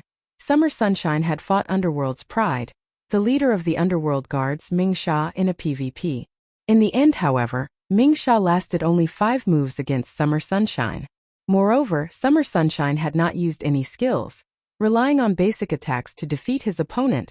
The results of that fight had surprised everyone. As a member of Underworld, Yulan knew full well how strong Ming Sha was. He was one of the few great experts in Underworld. Gentle Snow of Ouroboros was only slightly stronger than him, however. Such an expert was nothing more than a child to Summer Sunshine. One could just imagine how powerful the assassin was. If Summer Sunshine was willing to lend a hand, they had a fairly good chance of defeating one-hit Azura Black Flame. It won't take long to deal with the Great Lord. I don't mind delaying our attack for a little bit. In any case, I am bored. If you need help with something, just ask. Summer Sunshine laughed. Zero Wings Guild leader Black Flame has killed many of our elite members. We want to return the favor and kill him. Would you be interested in helping us with this, I wonder? Yulan asked softly as she stared at Summer Sunshine Black Flame. Summer Sunshine nodded, saying, all right. I've heard many rumors about him when I was in White River City. I hear that he's pretty amazing and has the title of One-Hit Azura. He is even Star Moon Kingdom's #1 expert. I'd love to exchange a few moves with him. If I kill him, won't I become Star Moon Kingdom's #1 expert? Of course. If you kill Black Flame, you will officially become Star Moon Kingdom's #1 expert. However, don't underestimate him. He once killed Ming Sha with 1 hit. We need to plan carefully to avoid Black Flame escaping. When Yulan received Summer Sunshine's answer, the tension between her brows loosened, a few ideas of how to deal with Black Flame already brewing. He killed Ming Sha with 1 hit. Not bad. My last fight with Ming Sha wasn't even a warm-up. I wonder if Black Flame is strong enough to take seriously? Summer Sunshine licked his lips, a hint of excitement flashing in his eyes. As for your plans, forget about them. As long as we find him, I have my own ways to prevent him from escaping. Big Brother Summer, Black Flame has a large-scale silencing skill. If he discovers us and activates the skill, trapping him will be very difficult.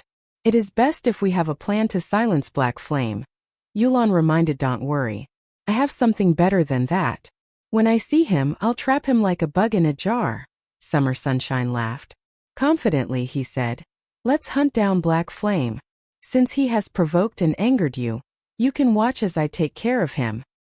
Following which, Yulan immediately sent a large number of players to search for Black Flame. Meanwhile, Overwhelming Smile's army also slowly withdrew from the ruined shrine. At the entrance of the Starfire mine, Shifeng and the others tidied up the loot scattered across the ground, When Shifeng had activated Firestorm, not only had he wiped out the players, but he had also dealt with all of the level 27 special elite ranked flame furbolgs that had emerged from the mine, with the flame furbolgs drops accompanying the items from players, weapons, equipment, and materials littered the area in front of the mine. The elite members of Overwhelming Smile sure are poor. The majority of their weapons and equipment are level 20 bronze and mysterious iron ranked. There are only 2 pieces of secret silver equipment. The flame furbolgs dropped more secret silver equipment than those elites, Blackie commented after they had finished collecting the items. He could not help but sympathize with the elites of Overwhelming Smile. The loot from the players versus the flame furbolgs was easy to differentiate, as one group had only dropped level 20 items, while the other had only dropped level 25 items. The flame furbolgs had dropped 4 pieces of level 25 secret silver equipment alone, which was the equivalent of 4 pieces of level 20 fine gold equipment. To God's Domains players currently, fine gold equipment was top-tier equipment, whereas dark gold equipment was the cream of the crop. As for epic items, they were the stuff of legends. Meanwhile, if an ordinary player joined Zero Wing around level 10 and completed their guild quests each day, they could trade their guild points in for a piece of mysterious iron equipment by the time they reached level 20. If they were lucky and managed to join a party to complete advanced guild quests, they might even have enough points for 3 or 4 pieces of secret silver equipment. More than half an elite's equipment would be secret silver rank at the very least. On the other hand, the equipment Overwhelming Smile's elite members wore was mostly a mix of bronze and mysterious iron rank. Practically none of them had any secret silver equipment. They could not compare with Zero Wing's members. Furthermore, level 25 weapons and equipment were now available for Zero Wing members. This was unheard of in any other guild. Any level 25 equipment obtained by the other guilds would be prioritized to their core members. These items would never be available for their ordinary members compared to level 25 secret silver and fine gold equipment. The benefits that Overwhelming Smile offered were a joke. After organizing the loot, Shifeng had the 2 recently resurrected members take the dropped weapons and equipment back to the guild. As for Aqua Rose and the others, they all entered the Starfire mine and started mining. The Starfire mine was a naturally occurring maze. Moreover, when wandering inside the mine, the players were often ambushed by groups of 3 to 5 flame furbolgs. As a result, Shifeng's team progressed slowly. The flame furbolgs were level 27 special elites. Their strength was frighteningly high, and they could send a berserker of the same level flying with a single hit. Although they were somewhat slow, the flame furbolgs also had an AoE control skill called War Stomp. When activated, all enemies within a radius of 8 yards would be placed in a fainted state for 4 seconds. In this narrow cave, avoiding this skill was not easy. Normally, a party had no chance against these flame furbolgs. At the very least, they needed a larger team and the willingness to make sacrifices to get rid of these special elites. Unfortunately for the flame furbolgs, the opponent was Shifeng. Moreover, there were also the Tier 1 assassins, Fire Dance and Flying Shadow, and the unpredictable Astromancer, Violet Cloud. Before Shifeng and the others, the flame furbolg's 70,000 HP was only decoration. Shifeng and the others were Tier 1 classes. They were only slightly inferior to the special elites. After activating the Aura of Fire, Shifeng could easily deal over -1,000 damage with every attack. When he used the Tier 1 Chop, he could deal over -6,000 damage, over -10,000 damage if he achieved a critical hit. As for the flame furbolg's War Stomp, the skill was child's play to an expert. Faced with groups of 3 to 5 flame furbolgs, Shifeng's party of 6 could either incapacitate the monsters throughout the altercation or kill them swiftly with brute force, preventing them from activating War Stomp. Either way, Shifeng's group continued to delve into the mine, their experience bars rising quickly. The EXP earned from killing a level 27 special elite was already abundant. There was also the bonus EXP due to the level difference and the fact that there were only 6 players in the party to share the EXP. Most importantly, there were a lot of flame furbolgs, and no matter how many the party killed, more awaited them further in the mine. They leveled faster here than when they had killed Lord-ranked monsters in a team of 500 players.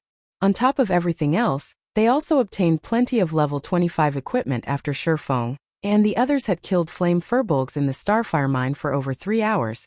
The group arrived at a wide and beautiful crystal cavern.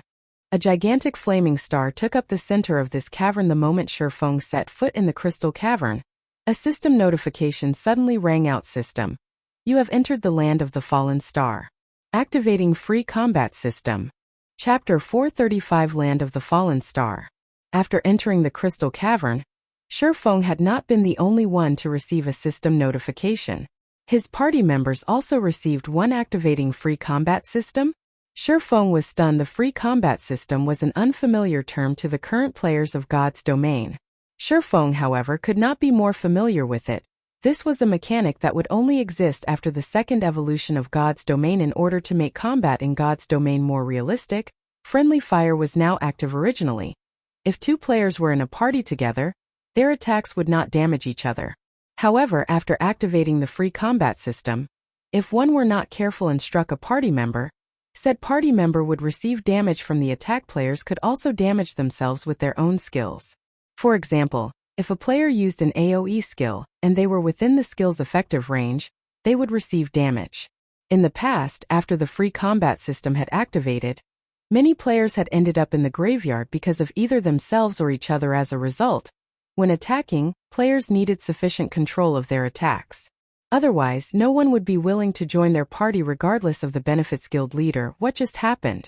Aqua Rose could not contain her curiosity when she saw Shifeng's surprise have activated the free combat system. From now on, our attacks will not differentiate from friend and foe, so we need to be careful in the battle. Don't mistakenly injure yourselves or your teammates. Shifeng explained. However, before the others could respond, a deep purple barrier sealed off the cavern's entrance. When Blackie accidentally touched the barrier, he suddenly lost 1000 HP. Frightened, Blackie hurriedly backed away from the barrier. With a fallen into a trap. Be careful of your surroundings and don't take action casually. Shifeng considered the purple barrier at the cavern's entrance before observing his surroundings. Suddenly, a large group of Wolfman warriors appeared in the land of the Fallen Star, which had originally been void of any monsters. The Wolfman warriors each carried a shield and a weapon, and they stared at Shifeng's group with fangs bared and smelly drool leaking from their mouths. They treated Shifeng and the others like a meal. Wolfman warrior. Elite rank. Level 27.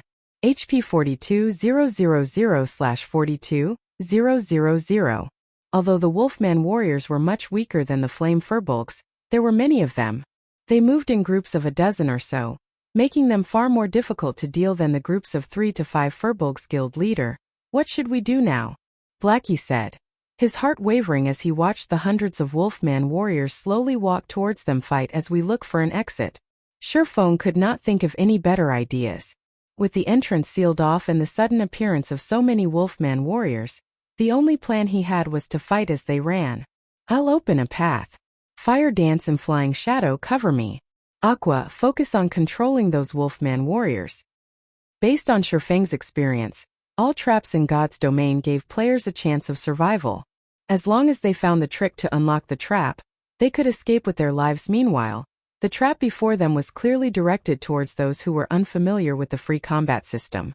If everyone randomly used their skills, they would kill themselves before laying a scratch on the monsters before them. Hence, it was safer if only he took action, following which, Shifeng led the party and charged towards the area with the least number of Wolfman warriors. Even so, there were still over a dozen elites ahead of him. Seeing Shifeng's group barreling towards them, these Wolfman warriors opened their mouths and howled. They raised their weapons and charged at Shifeng. At this moment, the other Wolfman warriors had similarly started to surround Shifeng, and the others don't fight. Just lure them to a single location and then kill them. With that order, Shifeng took the fight to these Wolfman warriors, leading his own band of elites. He then unsheathed the Abyssal Blade and the Purgatory's Shadow, brandishing his swords and sending over a dozen swords of light to strike the Wolfman warriors' vital points. Shifeng's attack speed was extremely fast. Although the Wolfman warriors tried to defend themselves, Shifeng's swords of light reached the monsters first. A single sword strike sent a Wolfman warrior that was over 2 meters tall flying backward, a damage of over -1000 points appearing above its head. Shifeng had no desire to continue fighting. After having sent the dozen or so Wolfman warriors flying, he led the party and moved past the Wolfman warriors if possible. Shifeng wanted to finish off these Wolfmen. If he did, however, they would end up surrounded by more of these elite monsters. If that happened, they wouldn't escape despite their efforts. In such a way, Shifeng, Fire Dance, and Flying Shadow opened a path for the party, the six continuously advancing regarding the Wolfman warriors chasing them relentlessly. Aqua Rose continuously cast ice walls and ice spheres behind her, using the spells to reduce the monster's speed. Although the Wolfman warriors could not catch up, the number of monsters chasing after Shifeng's party had increased past 1,000. If Shifeng and the others made a single mistake, they would most likely lose their lives. We can use the terrain ahead. Fire Dance, Flying Shadow, and I will block the Wolfman warriors behind us. Blackie, use Stars of Light.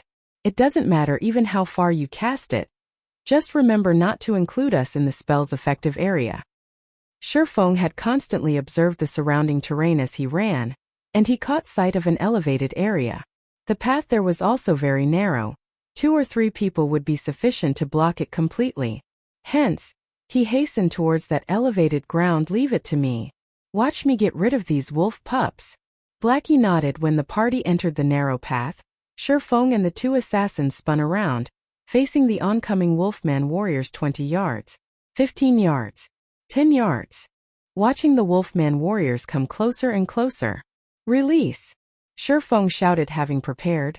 Blackie waved his staff, and in the next moment, a star of light descended from the sky. One after another, the stars of light bombarded the 1,000+ of Wolfman warriors.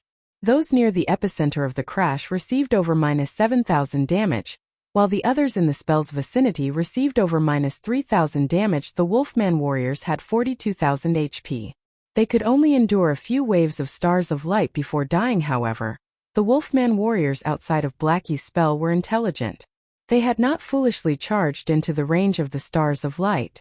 Instead, they stood in place, waiting for the spell to end. Although the effect of stars of light was frightening, the spell only took the lives of slightly over 200 Wolfman warriors.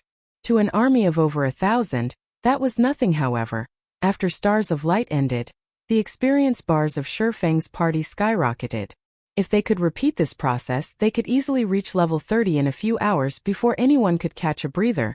Dozens of Wolfman warriors charged into the small path, howling as they brandished their weapons. Due to the free combat system, Blackie had not had a perfect grasp of his skill's coverage area.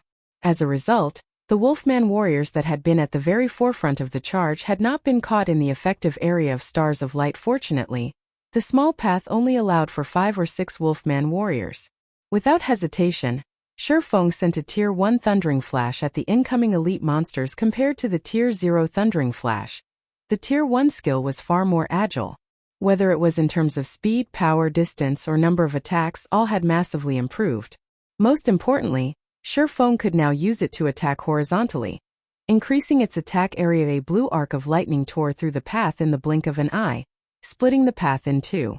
Following which, another arc of blue lightning streaked towards its target. After 5 consecutive arcs of lightning, astonishing damages appeared above the dozens of Wolfman warriors. 1,624, -2,240, -3,136, -4,394, -6, 152. Thundering Flash's effect stacked, and each consecutive hit would have its damage increased by 40%.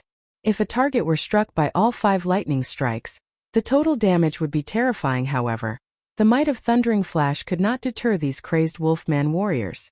They still threw themselves forward with little regard for their lives. Aqua Rose waved her staff, and suddenly 3 ice walls appearing on the small path, reducing the Wolfman warriors' speed. Blackie also cast Hellflame, dark green flames emerging from the ground. Immediately after, Shifeng used the Tier 1 Earth Splitter before these Wolfman warriors could reach Shifeng. They all died with the perfect combination of the 6 and the advantageous terrain. They had only spent a short amount of time finishing off the 1,000+ Wolfman warriors. After decimating the last wave of warriors, a golden glow illuminated Shifeng's body. He was finally level 25. Chapter 436, Combat Power Soars. Guild Leader, you're finally level 25. Blackie sighed with relief when he saw the golden brilliance illuminate Shifeng's body. That's right. Shifeng laughed bitterly. After choosing this Blade Saint class, I'm doomed to level up slowly. Guild Leader, here's the level 25 swordsman fine gold and secret silver equipment we saved for you, Fire Dance said, retrieving a few pieces of equipment from her bag. She had deliberately held on to these items for Shifeng. As for the other level 25 equipment, she had sent them to the guild's warehouse. Shifeng's hidden class was no secret among the core members of Zero Wing. This included Violet Cloud's Astromancer class as well.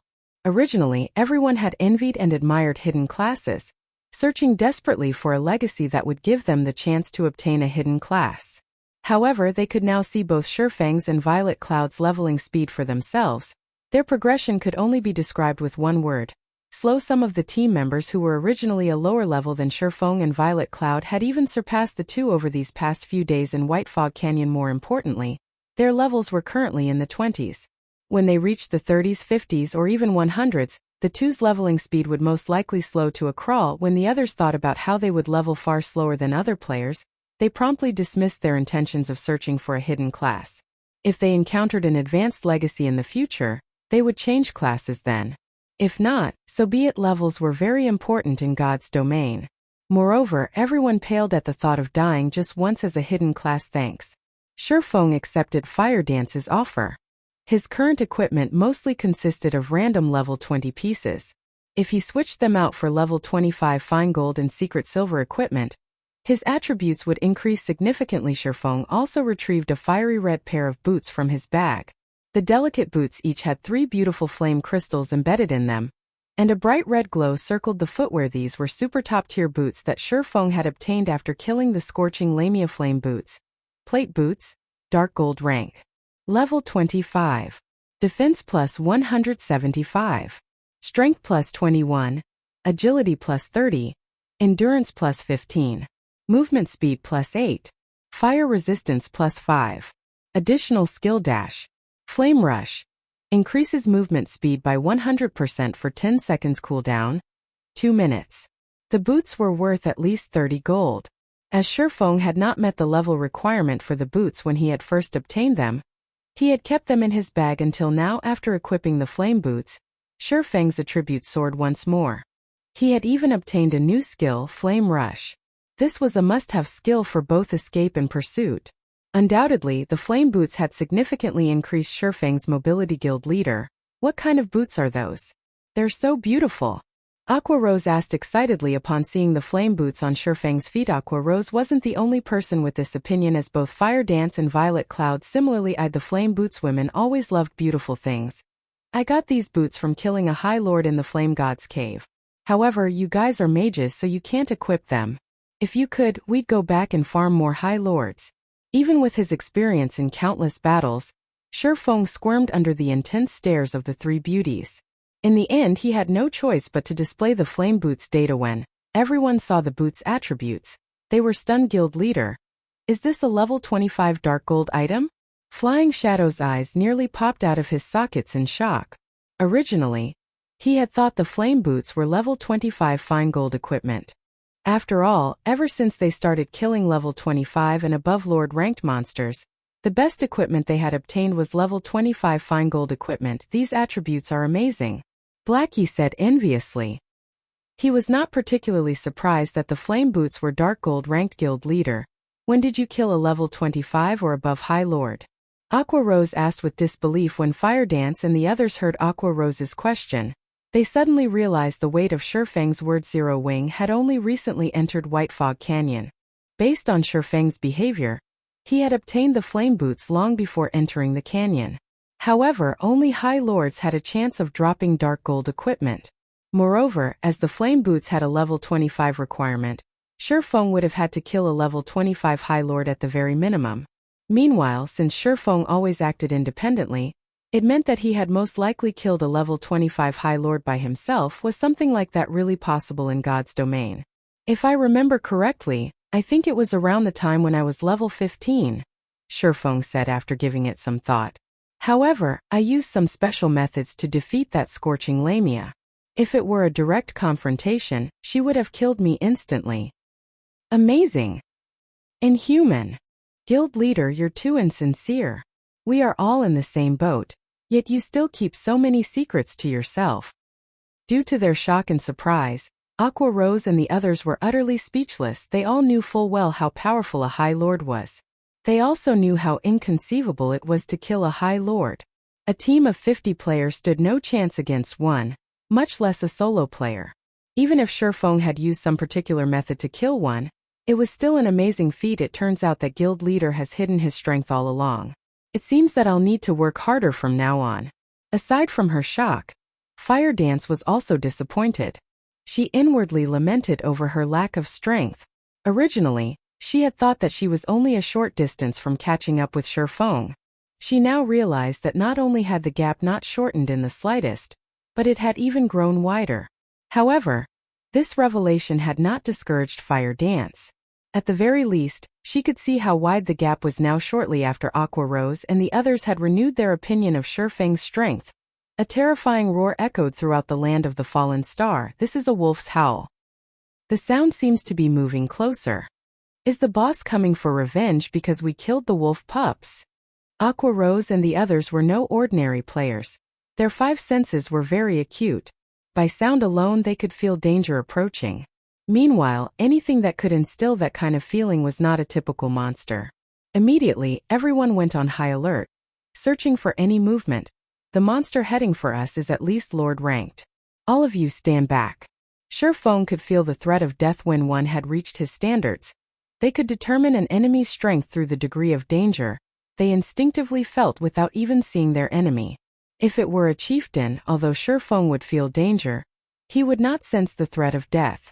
For him to feel such a threat meant that the approaching monster was at least a lord. While everyone waited quietly for the enemy's arrival, Shurfeng retrieved the fragmented legendary ranked Heavenly Dragon's Breath from his bag. Previously, Shurfeng's intelligence had been below the required 120 points, so he had not been able to equip the fragmented legendary item. Now, however, he finally possessed enough points in his intelligence as he had a Tier 1 class. He received 8 free attribute points each time he leveled up. In addition, the Abyssal Blade also gave him 2 points for each level. The Golden Stigmata also gave him 10 free attribute points and raised all attributes by 5 points every 5 levels. When Shurfeng reached level 25, he had received a total of 20 free attribute points.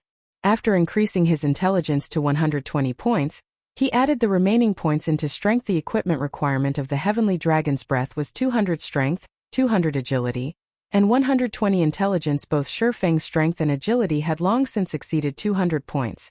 They had even exceeded 300. Now that his intelligence had reached the minimum requirement, he could equip the Heavenly Dragon's Breath. Such power. After equipping the Heavenly Dragon's Breath, Shurfeng could feel an immeasurable strength flow into him from the fragmented legendary ring. Although this was not his first time equipping the item, the ring still gave his mind a clarity that he had never had before. He also felt warm and fuzzy, power leaking from his body. It felt as if he was capable of destroying anything and everything in his path. Chapter 437 Tier 2 Combat Power. As the howls approached, everyone became more focused. They kept their eyes glued on the numerous stone pillars in front of the small path. None of them spared even a glance for the loot that the 1,000+ Wolfman warriors had dropped.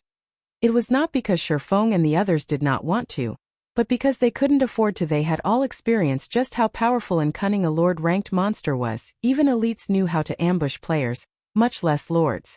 The frightening aspect of lords was that they knew how to strike a player's blind spots, landing a fatal blow. Previously, Zero Wings Chief MT Kola had very nearly died several times in a lord's ambush.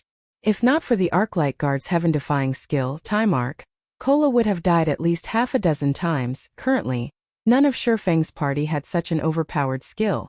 They would only taunt death if they moved forward to pick up the loot. After a short moment, the howling stopped. Instantly, an aura of death washed over the party, and the air surrounding them seemed to freeze. Where's the monster? Blackie asked, confused. When nothing appeared, it has probably hidden itself.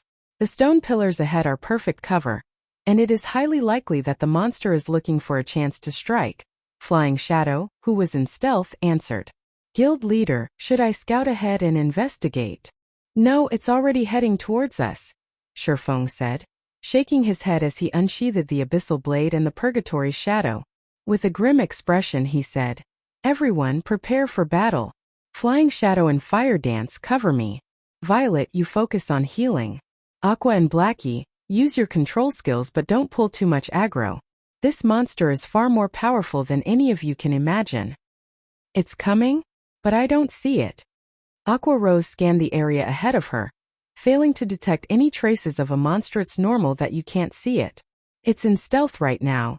Even I can barely see its blurred figure. Due to the Heavenly Dragon's Breath, Shifeng had massively improved in all areas. Even so, he had almost missed his opponent's present stealth. Can't be possible, right? When the others heard Shifeng's words and saw his solemn expression, they immediately grew anxious as they examined their surroundings. Lord that could use stealth. It was a player's worst nightmare. A single careless moment could result in their deaths. Not daring to take any risks, Shifeng immediately activated Omniscient Eyes. He immediately discovered a small-sized, red-furred wolfman. This red wolfman wielded 2 pitch-black sawtooth daggers in each hand. The Lord had already reached the small path and was less than 30 yards away, slowly approaching the party. Crimson Shadow Wolf, Rare Lord. Level 28.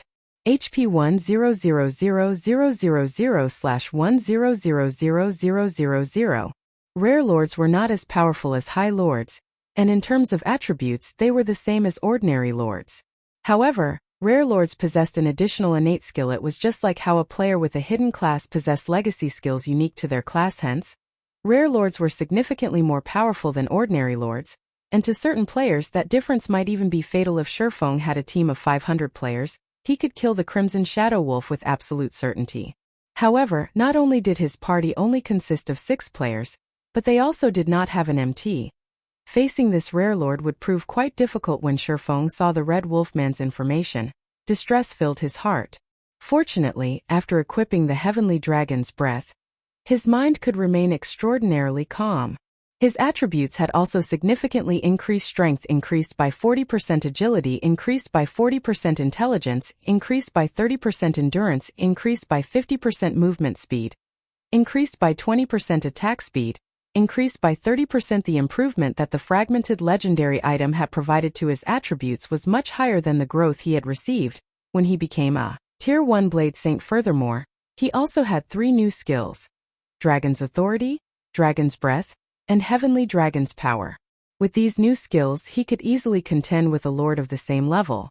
If Shifeng had not equipped the Heavenly Dragon's Breath, he would most likely have given a single command escape.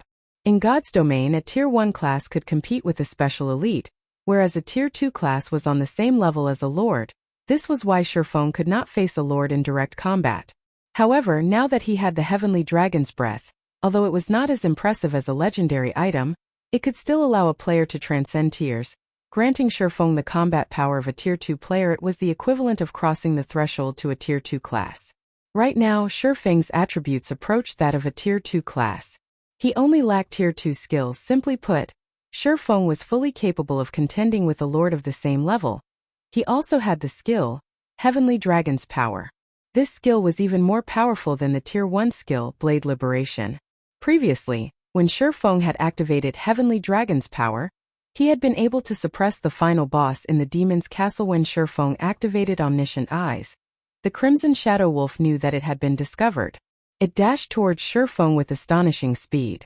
Before Shifeng could react, the Crimson Shadow Wolf had closed the distance by more than 20 yards and stood before him. Without hesitation, it slashed its sawtooth daggers towards Shifeng's neck. Startled, Shifeng hurriedly activated Defensive Blade. The 2 sawtooth daggers froze just before they struck him, unable to proceed by even an inch so fast. Shifeng was shocked. If anyone else stood in his place right now, they would have been a dead. Shifeng had activated Defensive Blade the instant he discovered the Crimson Shadow Wolf. Yet he had nearly been decapitated.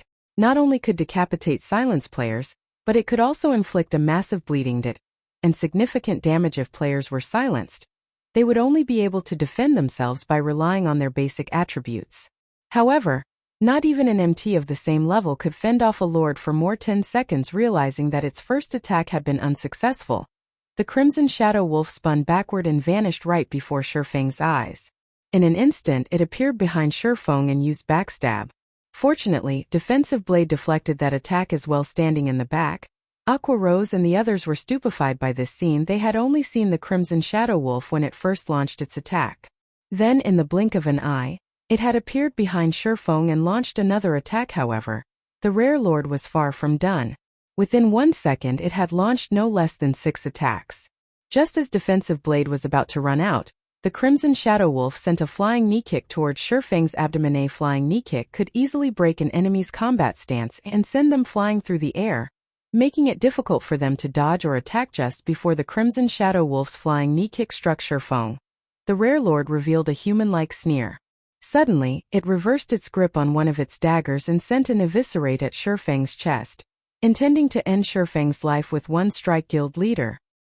Everyone watched anxiously, however, they were helpless. The Crimson Shadow Wolf was simply too fast. This was the first time they had witnessed such speed since they started playing God's Domain. However, just as the sawtooth daggers were about to slide into Shifeng's heart, the screech of metal against metal reached the team's ears. The Crimson Shadow Wolf was confused when it heard this sound. Looking at his adversary carefully, the Wolfman's cold smile suddenly vanished. Now, it wore a grim expression as it bared its fangs and growled. Chapter 438, Twofold Liberation. Aqua Rose and the others noticed the Crimson Shadow Wolf's sudden change immediately. However, the Zero Wing team was more focused on Shifeng than they were on the Rare Lord's reaction despite having been struck by the Crimson Shadow Wolf's flying knee kick.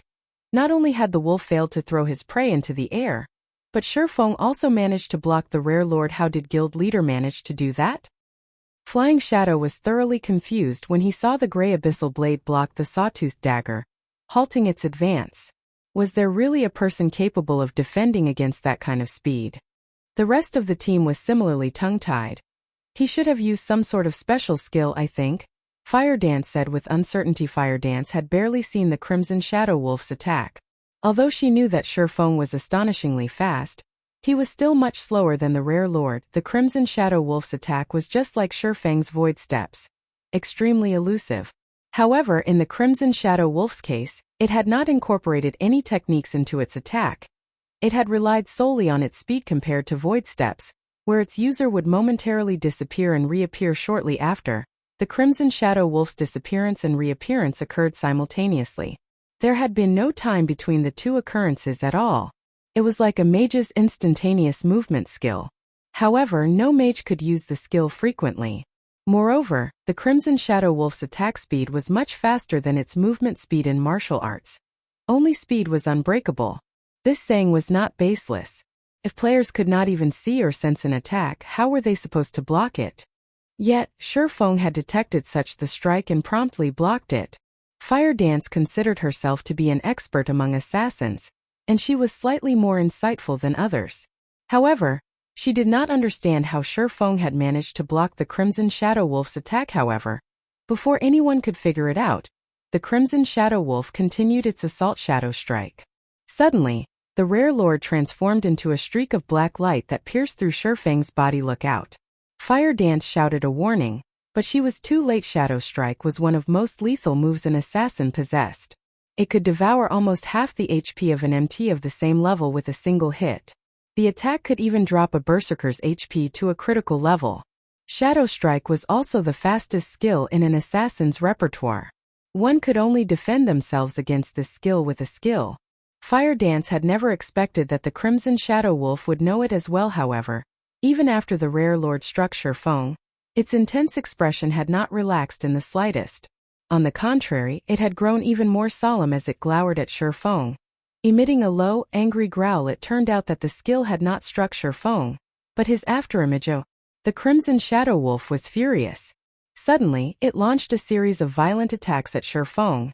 Disappearing in one moment and appearing in the next, the pitch-black daggers transformed into countless streaks of light that bombarded the formidable blade saint. However, Shifeng also vanished and reappeared repeatedly, and the abyssal blade and the purgatory shadow responded with their own streaks of light, blocking every attack sent at their owner. The one-sided situation had suddenly become a stalemate as both sides clashed. Sparks flew into the air around them. The storm that rolled in with every collision frightened Aqua Rose and the other spectators. Just what is this? Fire Dance's eyes widened, her mind unable to keep up with the battle before her. Since when had Shifeng become so fast? Blackie, you know our guild leader better than any of us. Speak. Just how much of his strength is he hiding? Aqua Rose demanded, frustration filling the gaze that pinned Blackie originally. When Shifeng had said he had used special methods to solo a High Lord, Aqua Rose could still understand. Even so, she already considered Shifeng inhuman for being capable of achieving such a feat. Now, however, they watched as he contended with the terrifyingly fast lord. By this point, she had even begun to suspect that Shifeng was not a player at all. But the main god system's son or the system itself, how else could they explain his speed? Not even a High Lord could compete with the Crimson Shadow Wolf's speed. Yet, Shifeng matched it. Moreover, the player and monster were also matched in terms of strength. Even after exchanging so many attacks, Shifeng had not lost any HP. How was it possible for a player to become so powerful? Even if it were possible, it could not happen at this stage of the game. Very innocently, Blackie said. I really don't know. If he had not known Shifeng as a brother no less, he might not believe that Shifeng was human at all. But a monster wearing Shifeng's skin as both parties fought on, Shifeng's HP began to decrease rapidly. Even though Shifeng currently had 8,460 HP, far surpassing Zero Wings number 1 MT Cola, he could not outlast the Crimson Shadow Wolf. Against the Rare Lord's 1 million HP, Shifeng would grossly overestimate himself if he tried to do so. After roughly 20 seconds, Shifeng's HP fell to around 3000. Violet, why aren't you healing me yet? Shifeng asked, concerned through the team chat. Violet Cloud was so mesmerized by Shifeng and the Crimson Shadow Wolf's battle that she had forgotten her responsibilities. She immediately began to wave her staff, sending one heal after another at Shifeng. She also cast a sacred shield on him, granting him some damage mitigation. Violet Cloud's heals were very powerful.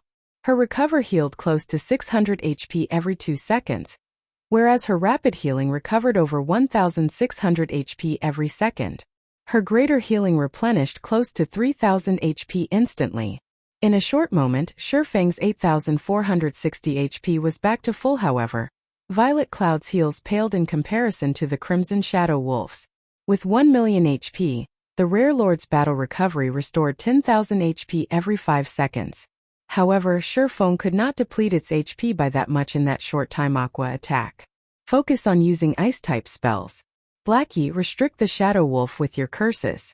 Fire Dance and Flying Shadow, stand at a distance and use your flying daggers. Shifeng commanded as he fought. There was a limit to Violet Cloud's mana. If they dragged this battle on, the Crimson Shadow Wolf would slaughter them all. Hence, they needed to increase their damage output. However, the Rare Lord was simply too fast. With Fire Dance and Flying Shadow's melee attacks, they would only be easy targets for the Crimson Shadow Wolf. The team leaped into action as they received their orders, casting one skill after another at the Rare Lord and continuously depleting its HP. Compared to lords like the Flame Guards, the Crimson Shadow Wolf had a weaker defense. Hence, although the Crimson Shadow Wolf dodged most of the attacks effortlessly, those that landed still inflicted significant bursts of damage. Aqua Rose's Frost Arrow dealt over -1,000 damage, and her Flame Barrage dealt around -3,000 damage. As for Blackie, his Dark Arrow achieved over -1,300 damage. Over -2,000 damage if it was a critical hit. His Unstable Affliction also dealt close to -1,000 damage every 2 seconds. Fire Dance and Flying Shadow could deal around -300 damage with each of their throwing attacks. In addition, Shifeng would occasionally deal over -2,000 damage with his attacks. As a result, everyone's total damage within 5 seconds easily exceeded 10,000 points. After an hour or so, the Crimson Shadow Wolf only had 43% of its HP remaining. As long as they continued to wear it down for another few hours, they would kill the Rare Lord with the hope of killing the Crimson War Wolf in sight. Everyone sighed relief. Previously, the Rare Lord had been terrifying, causing everyone to despair. They had been certain that they would die. Guild leader, why are you so good at hiding yourself? You must have been lying when you said you defeated the level 25 High Lord using special methods before, right? In reality, you must have relied on your own strength to kill it. Aqua Rose grumbled. You guys misunderstand me. Shifeng suddenly said while he continued to face off against the Rare Lord. Misunderstand? Everyone was confused. I don't have the ability to defend against such a astonishing speed. Shifeng explained. Previously, I too was afraid of the Shadow Wolf. Against its speed, I'm not a match for it even if I go all out. However, while the Shadow Wolf was attacking me, I took a look at the system time afterward. I realized why the Shadow Wolf was so fast. It's not because the Shadow Wolf is fast. It's because the Shadow Wolf's innate skill slows our reaction time, altering our perception to think that it's fast and unstoppable. Upon hearing Shifeng's explanation, everyone did what Shifeng had said. Sure enough, they understood at the beginning of the fight. Shifeng was similarly frightened. However, when he had glanced at the time displayed by the system, he realized that something was off. Originally, Shifeng believed that the Crimson Shadow Wolf's attack had happened instantaneously. Yet, the system had indicated that a short moment had passed. In particular, when the Crimson Shadow Wolf had charged at him, Shifeng saw the Rare Lord cross the 20-yard distance in an instant, but according to the system clock, 2 seconds had passed as Crimson Shadow Wolf was about to land the finishing blow. Shifeng activated the Aura of Space, becoming immune to all control effects. Since the Crimson Shadow Wolf's innate skill no longer had an impact, he had no problems defending against the Rare Lord's normal attack speed. After all, he too possessed the combat power of a Tier 2 class. If anyone else had stood in his place, they would have fallen to the Crimson Shadow Wolf's innate skill. However, after engaging in the battle for such a long time, Violet Cloud's mana was almost depleted. Although she used mana recovery potions constantly, with her current consumption rate, she would last another 10 minutes or so at most. Unfortunately, the Crimson Shadow Wolf still had 43% of its HP remaining. I can only give it a shot. Shifeng gritted his teeth as he glared at the Crimson Shadow Wolf's HP Purgatory power. Activate. Heavenly Dragon's power. Activate. Suddenly, Shifeng's body released a dazzling golden glow. The glow this time was far more impressive than it had been in the demon's castle. His aura was more intense, forming the faint figure of a gigantic dragon. In the next moment, the dragon released a roar that made one's eardrums tremble simultaneously. Shifeng's attributes underwent a massive transformation. Shifeng's HP instantly rose to 25,380, and his strength slammed past the 800-point threshold. His defense had also improved with a wave of his sword. Shifeng forced the Rare Lord back, dealing over -400 damage with the strike. He then took a step forward and used a Tier 1 chop. Due to the attack speed and damage buffs of Purgatory power, critical double damages of -4,920, -7,312, and -7,324 appeared above the wolf's head before it could react. The Crimson Shadow Wolf was sent crashing into a stone pillar by the side of the small path. The Rare Lord and Swordsman's strengths were no longer on the same level. Suddenly, Shifeng's furious roar echoed throughout the cavern. Dragon's authority. Dragon's authority. Suppress all enemies in the surroundings with the might of the Heavenly Dragon, inflicting the fear status onto enemies within a 30-yard distance, reducing their attack power by 20%, attack speed by 20%, and movement speed by 20% for 1 minute. After the Crimson Shadow Wolf's speed fell, the Rare Lord was even less of a match for Shifeng. Within seconds, the Crimson Shadow Wolf's HP plummeted to 30% as it reached this threshold. The Crimson Shadow Wolf began to change, growing larger. It also tossed its daggers to the side. It was now 4 times larger than it had been, as tall as a 2-story building. The ground trembled as it took a step. By appearances alone, the Zero-Wing team understood how terrifying this monster had just become. However, Shifeng couldn't care less. Gritting his teeth, he activated Blade Liberation. Suddenly, the Abyssal Blade released a dazzling silver light, its power flowing into Shifeng. Chapter 439. Overpowered Strength. The angry roar of the berserk Crimson Shadow Wolf shook the very space around them. The pressure it emitted was far heavier and more powerful than before. With a light step, cracks formed on the solid ground beneath its feet, and its claws gouged deep furrows into the solid ground. The strength and sharpness of its claws shocked all who saw them without a doubt. An attack from the wolf's claws could even destroy a secret silver weapon. Even a fine gold weapon would only last a few hits. Only dark gold weapons might endure a long beating. The Crimson Shadow Wolf abruptly leaped forward and brandished its sharp claws at Shifeng guild leader.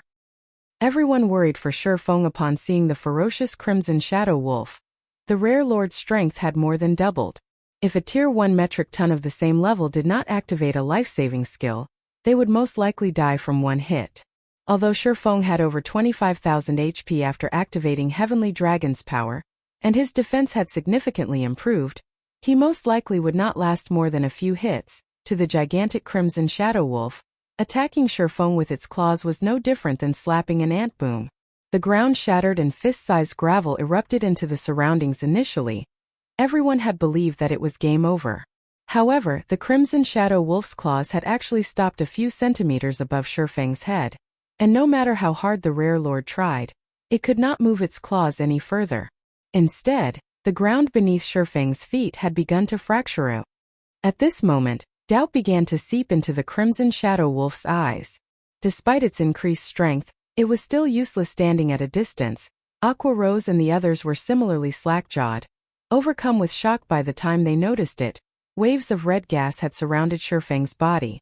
Meanwhile, the silvery gray abyssal blade in his hand had actually stopped the claws that had contained frightening power.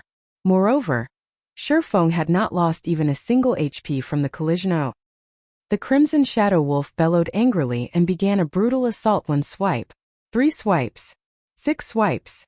However, each successive attack only caused the ground beneath Shifeng to fracture further, filling the air with dust and debris. Seeing this, the Crimson Shadow Wolf's eyes nearly popped out of their sockets.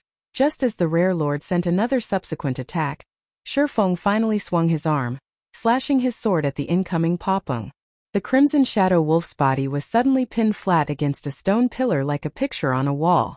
In addition, a damage of over -1,000 points appeared above the Rare Lord's headcrab. Blackie shouted in surprise. A monster as tall as a 2-story building had been thrown into the stone pillar with just 1 hit. The watching team was stupefied. However, Shifeng was not done. Moving his feet, he instantly appeared before the Crimson Shadow Wolf. Although the Rare Lord tried to retaliate, Shifeng immediately launched a series of attacks striking at its 4 limbs, breaking them. Unsatisfied, Shifeng continued to wield his 2 swords, sending a storm of blades at the Crimson Shadow Wolf. Shifeng's every attack inflicted over -2,800 damage on the Crimson Shadow Wolf, whereas a double critical hit dealt over -5,700 damage, and a triple critical hit dealt over -8,500 damage, rapidly obliterating the Rare Lord's HP. Shifeng's strength had suppressed the Crimson Shadow Wolf, rendering it helpless. From beginning to end, the Rare Lord remained pinned to the stone pillar, never falling from its high position. However, this was only the beginning. Shifeng then began to use his skills chop. 3 swords of light converged at a single point, striking the Crimson Shadow Wolf for 310, -6,440, -6, 460. Although Shifeng's damage was lower than his previous use of chop, this attack had not achieved a critical hit after chop. Shifeng followed up with Phantom Kill. Shifeng's doppelganger possessed 70% of his attributes. Even so, it was still extremely powerful, and each of his attacks dealt close to -2,000 damage, following which, Shifeng activated 9 Dragon Slash. 12 Abyssal Blade Phantoms devoured the Crimson Shadow Wolf, each phantom dealing over -1,000 damage. However, Shifeng was still not satisfied. Both Shifeng and his doppelganger then used Thundering Flash, Earth Splitter, Wind Blade, Thunder Flame Explosion, and every other damaging skill they possessed. Watching the battle unfold from a distance, Aqua Rose and the others were dumbfounded. They had even forgotten to help Shifeng attack. How was this still a battle against a level 28 Rare Lord? Shifeng was practically bullying a weak little monster. The pitiful Crimson Shadow Wolf could do nothing but howl with pain. It could not even move its 4 limbs, as Shifeng would immediately follow up with a slash the moment it tried. The Crimson Shadow Wolf's remaining 300,000 HP could not withstand Shifeng's brutal assault. Shifeng only needed 10 seconds to eliminate the Rare Lord's remaining 300,000 HP. Soon, Shifeng abruptly stopped his frenzied assault. The Crimson Shadow Wolf also stopped its tragic howling. At this moment, its blood-red eyes revealed its fear and shock as it stared at Shifeng as the Crimson Shadow Wolf slowly tumbled from the cracked stone pillar. Shifeng revealed a calm smile as he activated Divine Providence, his luck instantly increasing by 20 points.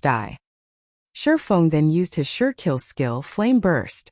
Both the Abyssal Blade and Purgatory's shadow suddenly released a blazing white glow, transforming into streaks of light that struck the Crimson Shadow Wolf's body. 21, 415, -43,024, -21,389, -21, 425. Instantly, the Crimson Shadow Wolf's remaining HP fell to 0. Meanwhile, Shifeng's attacks had left multiple scorch marks on the stone pillar behind the Rare Lord when the Crimson Shadow Wolf died.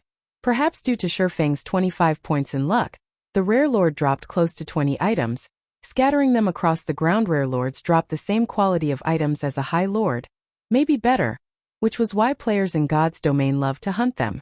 However, as the name suggested, Rare Lords were extremely difficult to find. Upon seeing the dropped items of the Crimson Shadow Wolf, Shifeng heaved a deep sigh of relief as he sheathed the Abyssal Blade and the Purgatory's Shadow originally. Shifeng had not intended to use Blade Liberation. The first reason was that the skill possessed a detrimental side effect and a long cooldown. The second reason was that the skill duration was too short, lasting only 20 seconds. If Shifeng could not finish off his enemy within that time, it would be game over. The third reason was that, after killing the Crimson Shadow Wolf, he did not know if another enemy would appear. If he saved Blade Liberation, he could still use the skill should the need arise. However, after seeing the Crimson Shadow Wolf's transformation, Shifeng knew that he had no chance against it if he relied on Heavenly Dragon's power. If he could not defeat the Crimson Shadow Wolf, he wouldn't have to worry about monsters appearing after it.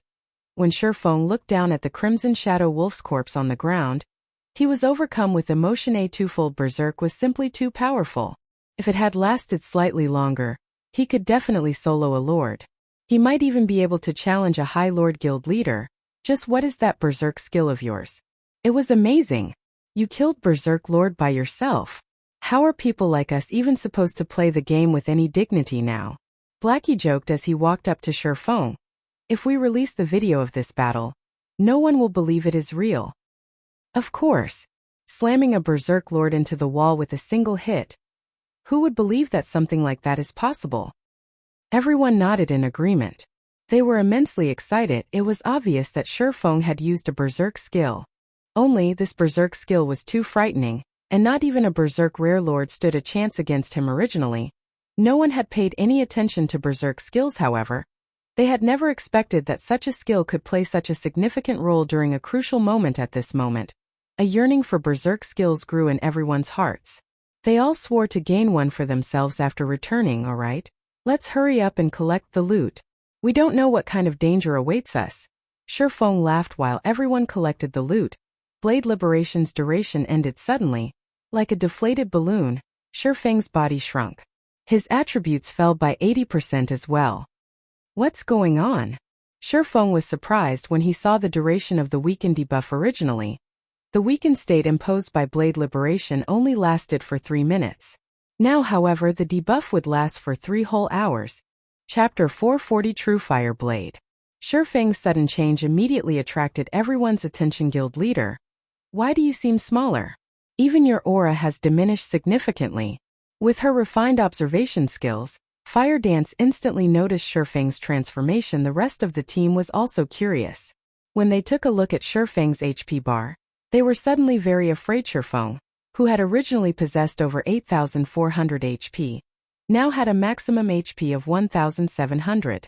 He could not even compare to a level 20 ordinary player. Right? No, it's nothing. Just the weakened debuff I got after going berserk. Many Lord-ranked monsters deal with the same thing. I'll be fine after some time has passed. Shifeng laughed, giving it some thought. Everyone understood the logic behind the mechanics. A skill that could render a rare lord helpless. If there were no side effects to it, it would be far too overpowered. Following which, everyone finished collecting the loot scattered across the ground. The 1,000+ Wolfman warriors before had dropped a ton of items.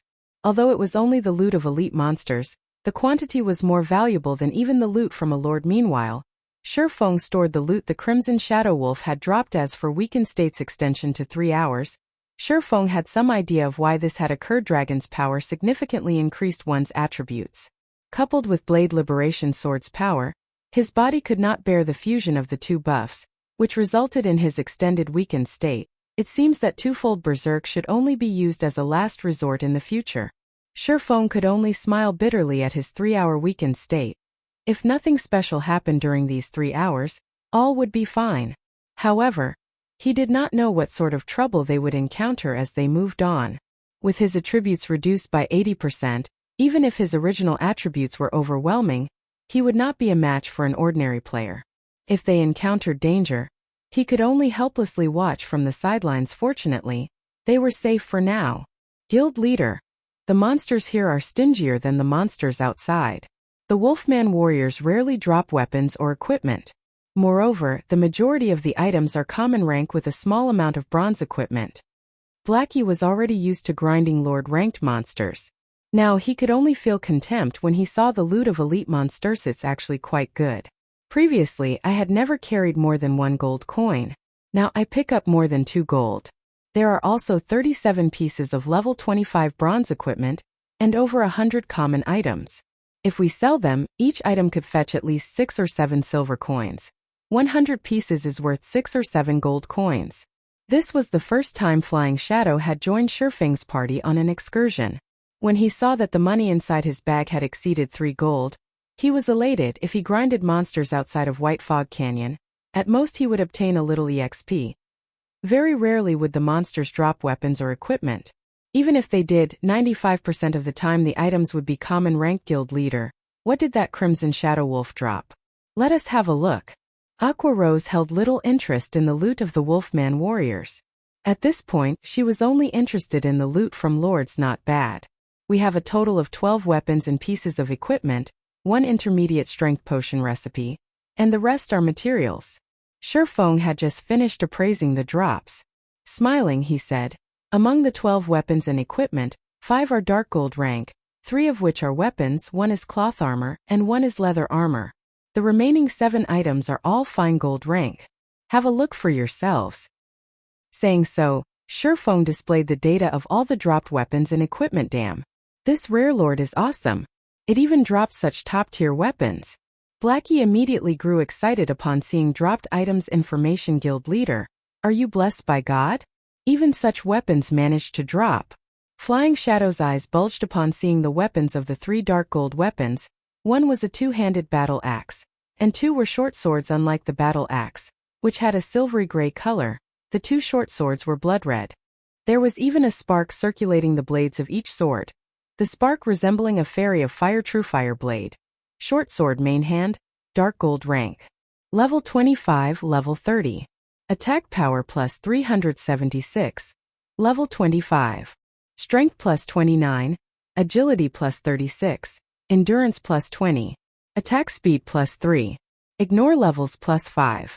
25% chance to deal double damage, 15% chance to awaken flame state, ignoring all defensive and block skills, causing 220% damage set effect.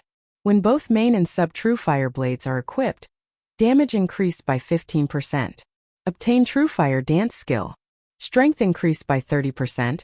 Agility increased by 40%. Attack speed increased by 60%. And damage received increased by 20% for 20 seconds. Cooldown, 5 minutes. Truefire blade. Short sword subhand. Dark gold rank. Level 25, level 30. Attack power plus 352. Level 25. Strength plus 25. Agility plus 40. Endurance plus 21. Attack speed plus 3. Ignore levels plus 5. When attacking, 20% chance to activate Swift State, increasing user's attack speed by 30% for 6 seconds. 10% chance to activate Flame Guard, absorbing 1000 damage set effect.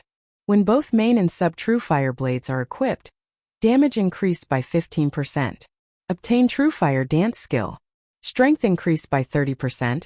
Agility increased by 40%. Attack speed increased by 60%. And damage received increased by 20% for 20 seconds. Cooldown, 5 minutes. Level 25 weapons were extremely rare in God's domain currently. Equipping a level 25 fine gold weapon was already incredibly impressive. Meanwhile, the Truefire blades were both dark gold rank, and they were a set in God's domain. Sets of weapons or equipment were usually half a rank higher than their stated rank. As a dark gold set weapon, the Truefire blades were the best quality weapons below epic rank. Moreover, the set effect of the Truefire blades is intensely powerful. They did not seem the slightest bit inferior to epic weapons. The short swords only had somewhat weaker basic attributes, although swordsmen, rangers, and assassins can use the Truefire blades. These short swords are most suited for assassins. Fire Dance and Flying Shadow, the two of you will roll for them then. In truth, even Shurfeng was surprised that the Crimson Shadow Wolf had dropped such top-tier short swords. One was lucky if even one Truefire blade dropped. Now the rare lord had dropped both of the set weapons. Sure enough, the 25 points of luck was incredible. After Shurfeng said so, Flying Shadow shook his head, saying, "Guild leader, forget about me. Let Sister Fire Dance have the Truefire blades." Although the Truefire blades were very attractive, he knew that he was not worthy of them.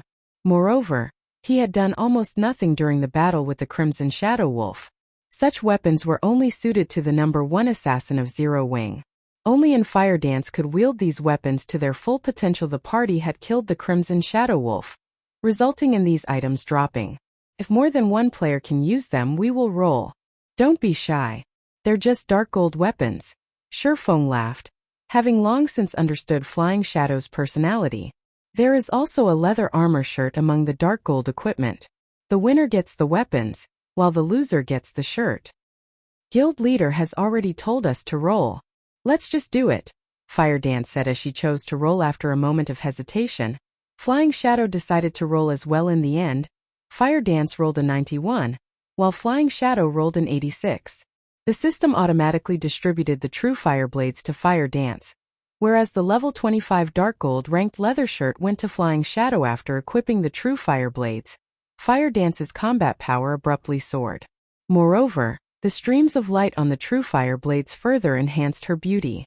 At this moment, Fire Dance looked like an elf standing in fire. Blackie successfully rolled for the level 25 Dark Gold cloth armor, while Aqua Rose and Violet Cloud both obtained a piece of level 25 fine gold equipment. Shurfeng gained 2 pieces of level 25 fine gold plate armor. One was a pair of gauntlets, while the other was a set of leg guards. Now, the majority of his equipment consisted of level 25 fine gold equipment. After happily distributing the equipment, everyone returned to their search for the exit. Time passed quickly, and unknowingly, Shurfeng's party had made a full circle around the land of the fallen star. Although they had not encountered a single monster, they had mined plenty of starfire ore, over 1,000 pieces in total. Just as Shurfeng began to grumble about the exit's mysterious location, the system suddenly announced an emergency notification. Before Shurfeng could react, he was thrown out of God's domain. Moreover, Shurfeng had not been the only one. Aqua Rose and the others had also been expelled from the game. Chapter 441 Second Evolution. When the system had expelled the Zero Wing party from God's domain, Shurfeng had been automatically sent into his sleep space. He had not completely logged out and could still browse the internet. He could also communicate with his friends. Calling out his system friends list, Shurfeng discovered that every one of his friends was in a leave state, not in God's domain. They were all in their respective sleep spaces. Nobody's on God's domain. What's going on here? Shurfeng was puzzled, as this was the first time he had encountered something like this. He had been kicked out of the game before he had a chance to read the emergency notification. Now he couldn't log into God's domain and could not contact anyone to ask about the previous notification, following which, Shurfeng contacted Aqua Rose and the others, hoping to gather some information. Unfortunately, Aqua Rose and the others were in a similar situation. The system had logged them out of the game upon receiving the notification as well. I guess I can only check the official forums. Shurfeng sighed. Normally, crucial information was not available on the official forums. However, something big must have happened in God's domain if they had been forcefully expelled from the game. Sure enough, after logging into the official forums, he discovered that everyone was having a heated discussion over their expulsion. For some reason, however, everyone else had received their notification 2 hours ago, whereas Shurfeng's party had only received theirs a few seconds before the main God system started logging players out of the game 2 hours ago. Wasn't that around the time I killed the Crimson Shadow Wolf? Shurfeng calculated the time, and it matched almost perfectly. Did killing the Shadow Wolf cause the main God system to start the second evolution of God's domain? Giving it some thought, Shurfeng felt that it was highly possible. Previously, when his party had entered into the land of the fallen star, they just happened to activate the free combat system. It was likely that the main God system had used their party as an experiment. After seeing that they had easily defeated the rare Lord-ranked Crimson Shadow Wolf, the main God system must have decided to initiate the second evolution of God's domain. Considering the situation, Shurfeng really did not know how to express the emotions running through his heart. Now that God's domain began the process of the second system upgrade, players would have to wait until the next day to log in. Many players on the forums had expressed their frustration with the new system upgrade. After the system underwent its first upgrade, the system gave its players a true taste of combat. The overall difficulty of the game had made a massive leap, affecting adventuring, grinding, and leveling for those in God's domain. Yet, just a short time after the first upgrade, the second system upgrade had already begun. After this upgrade, the difficulty of the game might shock most players. This upgrade also gave Shurfeng a headache. The second evolution of God's domain had occurred too quickly. Based on the original timeline, It shouldn't have happened for another several months.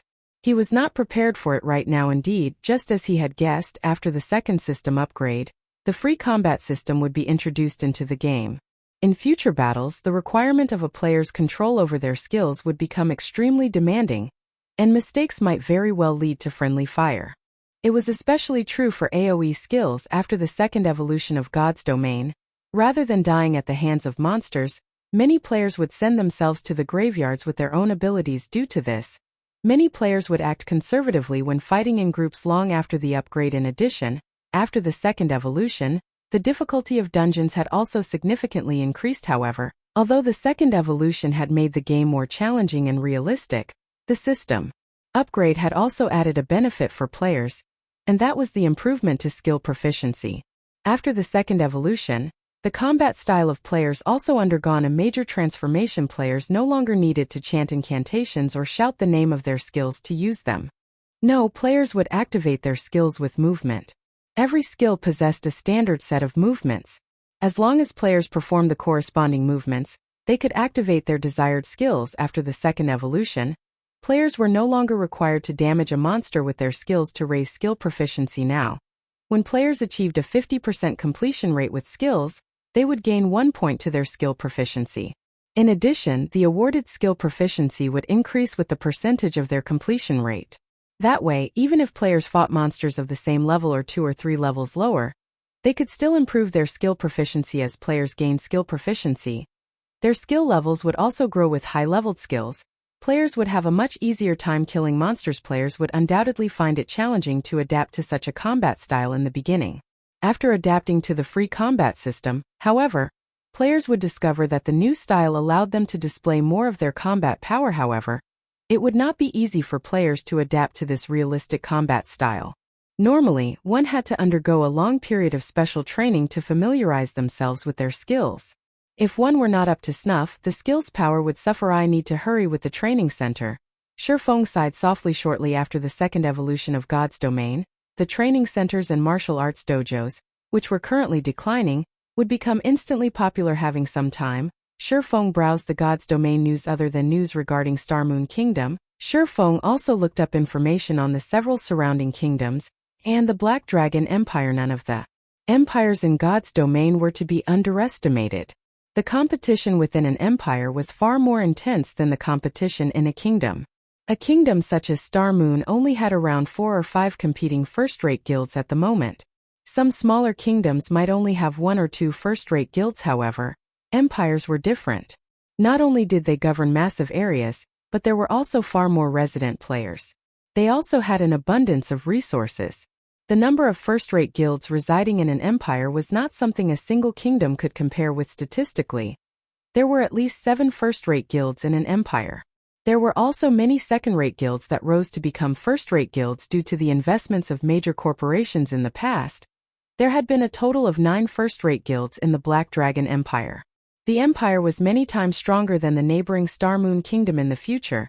If Shifeng wanted to carve a place for himself in God's Domain, dominating Star Moon Kingdom would not be nearly good enough. After a casual glance at today's God's Domain news, Shifeng felt an immense weight on his shoulders. Zero Wing had only obtained its guild residence after much difficulty, yet several first-rate guilds in the Black Dragon Empire had already established their own guild residences. In terms of development speed, these guilds were not far behind Zero Wing. Aside from these guilds establishing their own guild residences, the various large guilds had also begun purchasing prime real estate in multiple cities. These purchases included auction houses, virtual trading centers, banks, high-class restaurants, and the like. In the future, they would become a guild's main source of income. After God's Domain had spent a few years developing, the world had considered it a second home for mankind. Most people around the world spent close to half their days in God's Domain. Moreover, time passed slower inside God's Domain than in the real world. 1 hour in reality equaled 2 hours in God's Domain. Based on the amount of time one experienced, people's lives in God's Domain might be even longer than their lives in the real world. In the setting of God's Domain, NPC cities and player-established cities were different. If players lived in NPC cities, they would never have to fear becoming embroiled in the struggles between major powers. Player-established cities, on the other hand, could be destroyed. Hence, This had resulted in the real estate in NPC cities becoming extremely valuable. Nothing was more valuable than the real estate in NPC cities. The more Shifeng read this information, the more he realized the necessity of earning a large number of gold coins. Otherwise, how could he compete with these well-funded first-rate guilds? Inadvertently, Shifeng had spent over half a day researching the various large guilds in God's domain. Suddenly, as he exited the virtual gaming cabin, his doorbell rang. Chapter 442 New Style of Combat. Shifeng was somewhat surprised when he heard his doorbell ring. He had only recently moved into this new apartment, so not many people knew where he lived. Normally, Blackie and the others would only contact him by calling, not hunting him down so early in the morning. Who is it? Shifeng wondered as he tapped his quantum watch to display the view outside his door. Taking a close look, Shifeng jumped with fright when he saw who it was. The person currently standing outside his door was none other than the female class monitor, Zhao Ruoshi. She currently wore sportswear, and her hair was pulled back in a ponytail.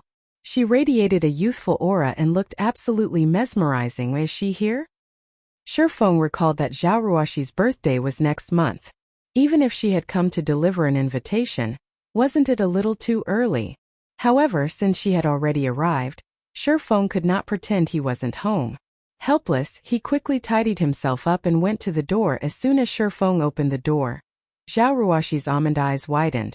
With a concerned gaze, she asked, "Shifeng, did you really agree with Uncle Xiao to participate in a match?" Hearing Zhao Ruoshi's question, Shifeng understood the gist of the situation. Xiao Yan and Xiao Yu were strongly connected to the Zhao family. How could the Zhaos not have heard of such a dramatic incident at the Big Dipper training center? "Yeah, I agreed to an exhibition match." Shifeng nodded. "You really are laid back. Do you even know who your opponent is?" Zhao Ruoshi sighed helplessly as she examined Shifeng's leisurely appearance. "No, I don't. However, Big Dipper will contact me about it ahead of time," Shifeng said, shaking his head. "Do you even know how to be nervous?" Zhao Ruoshi grumbled. Shifeng's behavior left her speechless. A fighting competition was not a small matter. It was especially true for this match. To recover from its decline, Big Dipper has attempted to invite many well-known fighters to participate in this match. There are even martial arts masters among them. Even though Big Dipper has offered an impressive appearance fee, they all have their own itinerary. None of them have the time. That's especially the case for the high-ranked martial arts experts. Originally, your opponent was supposed to be last year's champion of Jinhai City's fighting competition. But what's wrong? Shifeng asked. Suddenly curious, Shifeng had some memory of Fang Qinghua, last year's champion of Jinhai City's fighting tournament. The man had participated in a provincial-level competition and earned a relatively impressive rank. He had become famous throughout Jinhai City. However, Shifeng doubted that he would lose to Fang Qinghua. After all, there was a fundamental difference between those who knew internal force and those who did not. Furthermore, Shifeng's current physique was better than ever, but your opponent was suddenly changed because someone had defeated Fang Qinghua. That someone is now your opponent. I heard that when he fought Fang Qinghua was defeated with a single punch. If it had been a normal defeat, that would not have mattered. However, when that person sent out his final punch, he had used internal force. He has even expressed great interest in becoming the head instructor at the Big Dipper Training Center, hence why he wanted to replace Fang Qinghua in this match with you. Although Zhao Ruoshi knew Shifeng was proficient with internal force, the opponent was similarly an internal force expert. Moreover, the other party was very powerful. If the two really fought each other, no one knew what kind of result to expect. An internal force expert, huh? Interest suddenly sparked within Shifeng. Internal force experts were not cabbages easily found in the streets. Even after a decade, such experts were extremely hard to find. Shifeng had only mastered internal force due to luck, and he had never fought another internal force expert in the real world. However, before this, Shifeng had never heard of there being an internal force expert in Jinhai City, let alone an internal force expert at the Big Dipper Training Center. In the past, there was no head instructor at Big Dipper. However, such a person had suddenly appeared. It was truly unexpected. Is history changing because of my reincarnation? Shifeng pondered slightly. When he thought about the changes in God's domain, his certainty grew. After Zhao Ruoshi lectured Shifeng for some time, she had noticed that her classmate did not seem particularly concerned about his opponent. Hence, she intensified her lecturing. Hoping to dissuade Shifeng from participating in the competition, a match between internal force experts was no laughing matter. One mistake could lead to serious injuries, and could possibly have future repercussions. Shifeng was an internal force expert. His future prospects were boundless. There was no need to risk his life for the position of Big Dipper's head instructor. In the end, however, Shifeng refused Zhao Ruoshi's kind suggestions. He wasn't just doing it to become Big Dipper's head instructor. For the most part, he was doing this for Zero Wing's future development. The 5 virtual gaming cabins and the 15 bottles of S-rank nutrient fluids were too important to Zero Wing. If Zero Wing could nurture more experts, Shifeng would not have to exhaust himself running left and right for the guild. He could focus on his own desires, following which, Shifeng chatted with Zhao Ruoshi for some time. After Zhao Ruoshi left, Shifeng started his daily training. Since he came into possession of a virtual gaming cabin, Shifeng's training yielded far better results. Moreover, for reasons unknown, his mind had also become more active. If he could pair these effects with S-rank nutrient fluids, he might improve further in these areas without him realizing it. A day had passed. At 8 p.m. The system upgrade of God's Domain was completed. When Shifeng entered God's Domain, his virtual body felt particularly loose. His 5 senses had also grown sharper. Guild leader, I can't use any of my skills, Flying Shadow exclaimed. Initially, he had intended to rush off to investigate what had changed with the system upgrade. However, he suddenly discovered that he could not use any of his skills. Nothing wrong here, Blackie said as he shot a dark arrow at a distant stone pillar, but after his spell struck the stone pillar, Blackie frowned. That's weird. That wasn't where I had aimed for.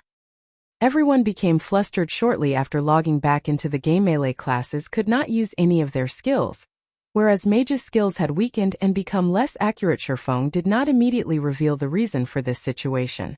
Instead, he conducted a few experiments. Unsheathing the abyssal blade, Shifeng swung the sword, his actions resembling the movements one would use when activating chop, following which, a blade of light shot forward, slicing apart the stone pillar ahead of him. Just as I thought.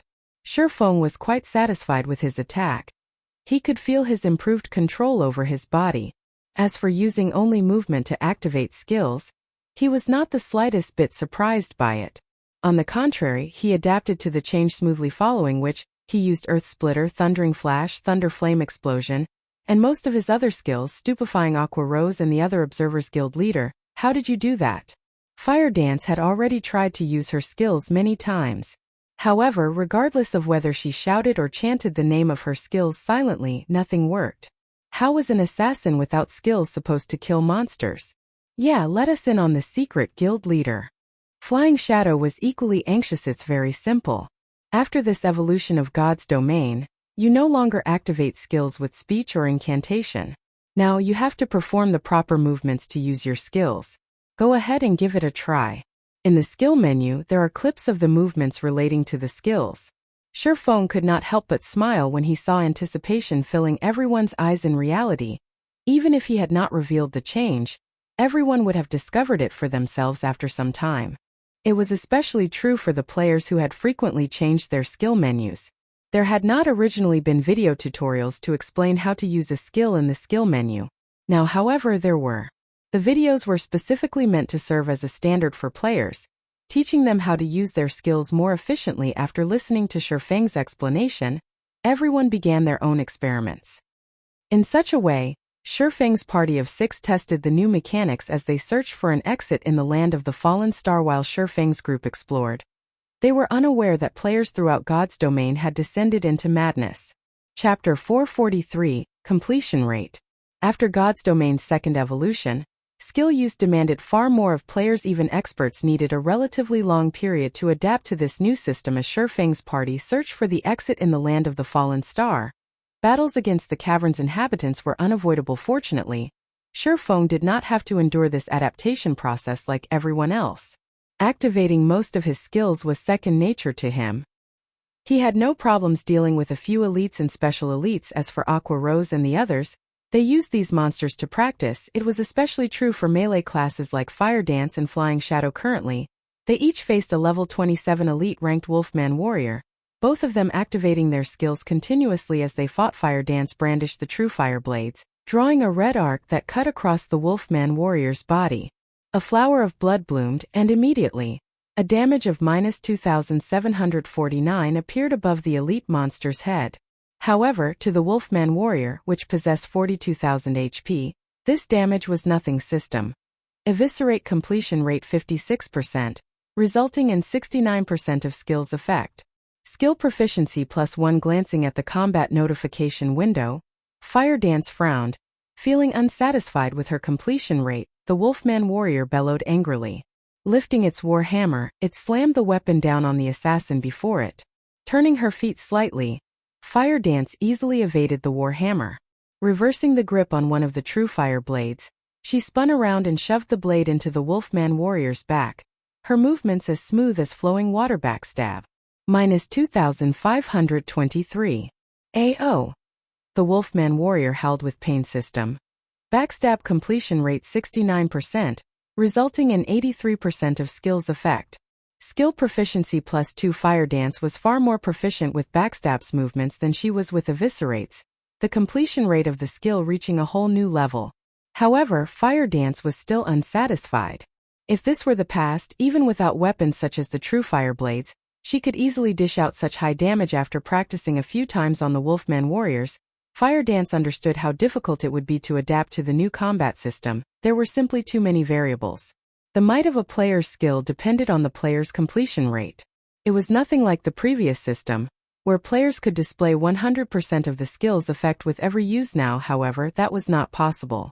If one did not perform the skill's movements appropriately, the damage would be negligible. Moreover, it was even more difficult to move successfully during battle. Overall, combat was now 3 times as difficult as it had been. Fire Dance had previously been able to solo 1 or 2 special elites, and she even considered challenging a chieftain. Now, however, a special elite was too strong for her, much less a chieftain elsewhere. Flying Shadow was also sporting a serious frown. The more he fought, the more frustrated he became. After some effort, Fire Dance had managed to raise her completion rate past 50%. Her backstab had even reached a 70% completion rate. Flying Shadow, on the other hand, could only achieve 50% with backstab, one of the simplest skills he possessed, and he had just barely earned the 1 skill proficiency point for the skill. As for his other skills, their completion rates were all below 50% compared to Fire Dance and Flying Shadow. After spending some time practicing, the mages of the party could achieve relatively high completion rates. They had all reached 60% or higher with their skills. However, this was because the two had different methods of activation. When mages used a skill, they chanted incantations and traced runes. Some skills only needed a few hand gestures and simple incantations, so they were relatively easy to cast. Only their current casting time was much longer than it had been.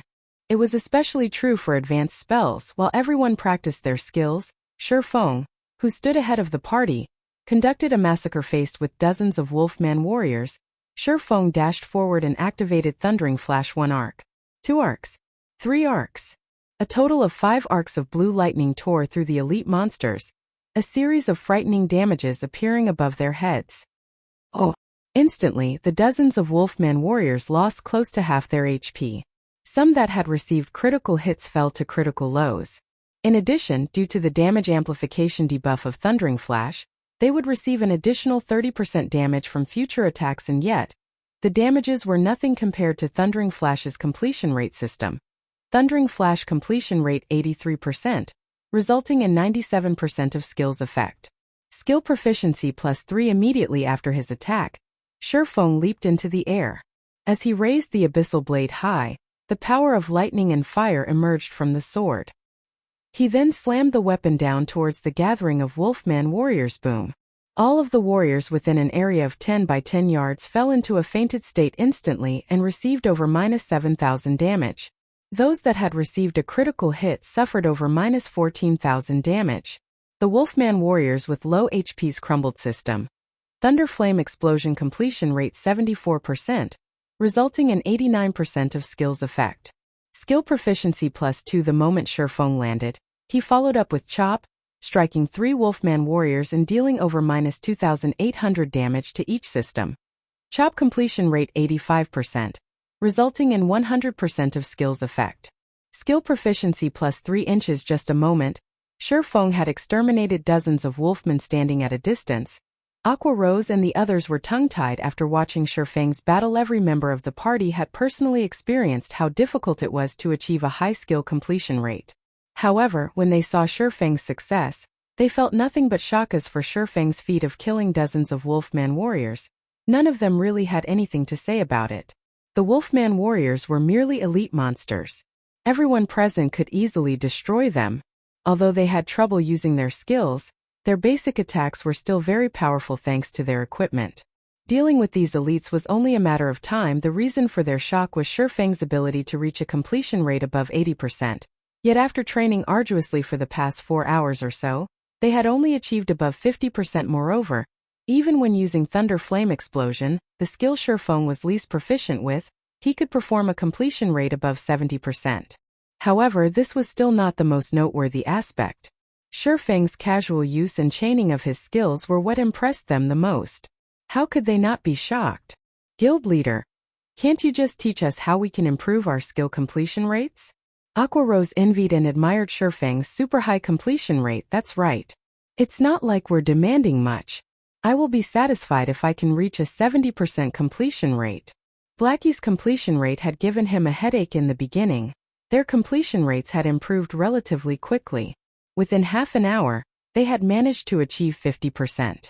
However, it had taken them over 3 hours to rise from 50% to 60%. Moreover, it only became more challenging to raise their completion rates the higher they went. By now, their completion rates had basically plateaued. At around 60%, they could only display roughly 60% to 70% of their skill's potential. If they could stabilize their completion rates at 70%, they could almost display their previous strength. Only when a skill achieved an 85% completion rate could it manifest 100% of its effects. If the completion rate could rise past 85%, then the skill's effect would exceed 100%. If they could raise the completion rate of all of their skills past 85%, the combat power would surpass their previous selves. Everyone eagerly looked forward to such a day. Unfortunately, they had no idea how to overcome the challenge of the new system. Do you guys really wish to know how to improve your completion rates quickly? Shifeng asked after tidying up the loot. He could not help but laugh as he looked towards his party members. Chapter 444 Path of an Expert. Aqua Rose and the rest of the Zero Wing party nodded passionately in response to Shifeng's question. If they could quickly raise their skill completion rates, their strength would also rise to the next level. Naturally, this was the goal. It's really simple, actually. Think more, train more. Shifeng said frankly. Think more, train more? The team rolled their eyes at their guild leader. They had been doing exactly that all this time. However, they had almost reached their limit. That's right. Think more, train more. There's no other way. In God's domain, every skill movement has its own purpose. First, figure out why such movements are required, then carry them out. You guys have been trying to draw a tiger by looking at a cat. You cannot improve if all you're doing is mimicking the tutorial videos. Shifeng was aware of the enthusiasm filling his companions' hearts. However, one could not become more proficient overnight. After the second evolution of God's domain, players would experience a slump for a relatively long period. Experts were no exception. Many players struggled with the sudden weakness, falling from glory. However, it was precisely because of God's domain's second evolution that the difference between ordinary players and experts had become more distinct. Previously, a player's strength relied on their equipment and techniques. After the second evolution, however, a player's strength mainly relied on their skill completion rates. With this new system, one could immediately tell whether a player was a dragon or a worm. Ordinary players' skill completion rates usually ranged between 50% and 60%, and players at this standard were considered beginners. Players with 61% to 70% completion rates were elites. Meanwhile, those who achieved 71% to 80% were experts, and 80% to 90% was the domain of top-tier experts. Players who could reach completion rates above 90% were as rare as a phoenix's feather. In the past, Shifeng's best record had been 87%. Although he was only 3% away from surpassing a top-tier expert, it was the difference between heaven and earth. The fact that Fire Dance and the others could achieve such results with just a few hours of practice was already impressive. After the second evolution of God's domain, many players had not dared to solo monsters. Many players had spent several days practicing their skills just to reach a 50% completion rate. Only players who had achieved a 50% skill completion rate were strong enough to solo. Otherwise, with inadequate completion rates, their damage was negligible. In addition, a majority of the players in God's domain relied on their skills to kill monsters. Hence, without sufficient completion rates, players would only find death if they grinded alone. Contemplate the importance of the required movements? Fire Dance pondered, must I do that to manifest the techniques of the skill? Fire Dance recalled her previous uses of backstab in battle in the past. She would always think of ways to strike her opponent from behind, never considering how she could use backstab more efficiently. However, in the tutorial video of backstab, the player would first dodge the opponent's attack, reverse the grip on his weapon, then circle behind the opponent with a spin and stab his weapon into his opponent's back. The entire process was smooth and efficient, and was much faster, more vicious, and more difficult to dodge than her previous attack method. Thinking up to this point, Fire Dance searched impatiently for another Wolfman warrior to experiment on. This time, however, Fire Dance did not enter stealth. Instead, she waltzed up to the elite monster. When the Wolfman warrior noticed Fire Dance, it howled and slashed its greatsword at the assassin. Fire Dance did not immediately try to dodge the oncoming attack. Instead, she waited until the Wolfman warrior's greatsword reached its maximum speed before moving. Fire Dance took a step forward before sidestepping, dodging the greatsword at the last possible moment. Reversing her grip on the Truefire blade, she then spun and shoved the blade into the Wolfman warrior's back. Due to her body's rotational power, the radiant sword's speed had increased. Even Shurfeng could not avoid such a fast attack, much less the Wolfman warrior Hua. The Truefire blade pierced the Wolfman warrior's back, a damage of -2,736 appearing above its head system. Backstab completion rate 76%, resulting in 90% of skill's effect. Skill proficiency +2. Fire Dance's eyes shone upon seeing this system notification. As if she had found a path through the darkness, her confidence suddenly skyrocketed. Hence, she continued practicing backstab on the Wolfman warrior. When the skill's cooldown finished, she would begin again. In the end, the poor Wolfman warrior died after Fire Dance toyed with it for 5 minutes. Sister Fire Dance is amazing. That last one even reached 78%. Flying Shadow's admiration intensified when he saw the final backstab Fire Dance had used on the Wolfman warrior. After watching Fire Dance's performance, as if realization had dawned upon them, everyone hunted down their own targets to practice with. Meanwhile, Shurfeng continued to search for the exit in silence, not bothering to comment. Excessive guidance would lead to Fire Dance and the others to believe that his way was the only way. However, everyone had their own paths and unique fighting habits. Different habits and body types would lead to different skill techniques. If they followed him blindly, although they could improve massively in a short time, it would be detrimental to their future development. Thus, he wanted them to figure things out for themselves. In the past, Shurfeng had tried mimicking other experts, copying their every move in the hopes of improving his technique. Unfortunately, nobody had warned him about his actions' downsides. Although his strength had soared in a short time, in the end, he had been stuck as a top-tier expert. No matter what he did, he could not overcome that final hurdle. In the past, he had never been able to use void steps. However, after reincarnating, Shurfeng discovered that only the path that suited him most was the best path. He was not other people, so how could he achieve any results if he followed a path meant for someone else? In the end, this revelation had allowed him to master void steps in this life, becoming significantly stronger. However, learning void steps was nothing more than the first step away from mimicry. He still had a long way to go and many aspects to explore before he could forge his own way. For a time, the land of the fallen star became a testing ground for Shurfeng and his party members without realizing it. They had spent over 7 hours in the land of the fallen star, and during this period, they had killed numerous level 27 elite-ranked Wolfman warriors. Everyone's skill completion rates had constantly improved during this time. Although they could not consistently achieve 70%, they could still manage above 60%. The party had also mined over 1,300 pieces of Starfire ore, their mining far more efficient than when they were outside this crystal cavern. Now they had accumulated over 20,000 pieces of Starfire ore. Such a large stock of Starfire ore was worth over 200 gold. Once Shurfeng refined the ore into Starfire essence using the Philosopher's Stone, the total value would be over 800 gold even for first-rate guilds. 800 gold was a massive sum of money. If they obtained several hundred more gold, they could purchase relatively valuable real estate. If used for forging, the value of the starfire essences would rise by several folds. The thought alone excited Shurfeng guild leader. I've discovered a hidden door. Fire Dance suddenly reported. Chapter 445 Golden Stone Tablet. Silver flames engulfed a stone pillar. Everything within 10 yards of this flame had been incinerated, transformed into a field of white ash. Guild leader.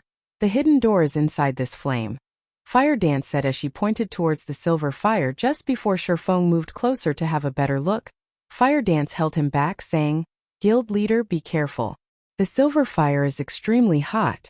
When I stepped into that scorched region, I immediately lost 2000 HP. Such high flame damage? Although Shurfeng could tell that the silver flame was something extraordinary, he had not expected it to be so powerful. If it could deal minus 2000 damage to players every second, he would take significant damage even with his 70 points in fire resistance. Even he would die if he occupied the region too long. Violet, heal me. I'll go in and take a closer look. After giving the order, Shurfeng entered the silver flame's effective area. Suddenly, a damage close to minus 500 points appeared above Shurfeng's head. Hot. Shurfeng felt as if he had dipped his feet into a hot spring the moment his boots touched the gray-white land. He was even wearing the flame boots, which lowered the temperature his feet felt. If he had equipped some other shoes, he would probably have had to skip and hop constantly while inside this scorched region, following which, Shurfeng approached the burning stone pillar. The closer he got to the stone pillar, the higher the temperature became. Similarly, the damage he received also increased. When Shurfeng was roughly 2 yards from the pillar, he lost over 1000 HP every second. Even though Shurfeng had long since recovered from his weakened state, his HP returning to over 8400, he would only last 9 seconds at most. Fortunately, he had a powerful healer, Violet Cloud, supporting him. After Violet Cloud cast a sacred shield on him, he could just barely cope with the high duty. Sure enough, there's a hidden door here. Shurfeng noticed that there was a tightly shut door on the burning stone pillar. There was also a blue chain not far from the door. Shurfeng grabbed the blue chain, searching for a connection with the door. However, the instant he touched the chain, Shurfeng suddenly felt a chill wash over him. The fire damage he received suddenly reduced from over minus 1000 damage to just around minus 600 damage. This chain really is special. I wonder what it is made of. Could be useful if I could find a way to take it. Shurfeng examined the blue chain, sorely tempted if he could claim this chain. Raiding flame-type dungeons or facing fire-type bosses would become much easier. Just holding the chain increased his fire resistance by at least 40 to 50 points. It was even more impressive than an intermediate fire resistance potion. Moreover, the latter only had a duration of 1 hour, whereas one only needed to hold the former to gain the buff. Just how much money could he save on fire resistance potions? As Shurfeng pulled the blue chain, the stone door in the middle of the massive pillar opened slowly. A dark passage with zero visibility lay beyond the threshold. After the stone door opened, the silver flames diminished gradually until they had been extinguished. Shortly after, the scorched earth also began to cool, allowing players to traverse through the region freely. Guild leader, you're amazing. Your fire resistance is so high. No one else could reach and open the door even if they knew about it. Blackie laughed. Although they had obtained a bounty from this land of the fallen star, it would mean nothing if they could not find their way out. Let's go. Shurfeng unsheathed the abyssal blade and the purgatory shadow as he crossed the threshold cautiously. The passage beyond the stone door was cramped, and engravings of ancient texts and drawings decorated the walls on either side.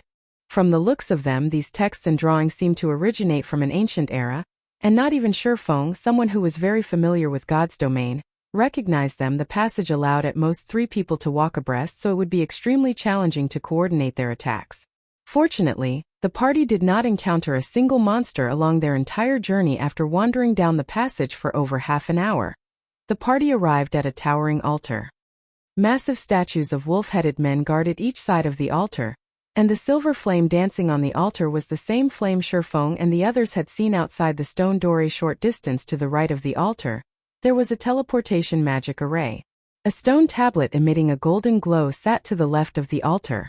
Divine runes and drawings covered the tablet, and one could tell with a glance that the tablet was something extraordinary. As the team walked up to the altar, they suddenly felt an extraordinary pressure weighing down on them. It felt as if someone pummeled them repeatedly with a sledgehammer. Guild leader, look over there, Blackie said as he pointed at the space above the altar, goosebumps covering his skin. Everyone shifted their gaze to where Blackie pointed. A figure hovered above the altar, but due to the poor lighting around the altar, they could not see it clearly. However, they could feel an intense threat of death emanating from this figure. Shurfeng could not get a clear view of that figure either. However, he could feel this figure looking down at them. Shurfeng then activated omniscient eyes and observed the figure. The results were shocking. Anubis's gatekeeper. Great Lord. Level 30. HP 10,000,000/10, 0,000,000. Great Lord. Shurfeng muttered. Others might not realize how powerful a Great Lord was in God's domain, but Shurfeng knew full well what one was capable of. Their party of 6 would not even be enough to fill the gaps between this gatekeeper's teeth. It was especially true for such field Great Lords.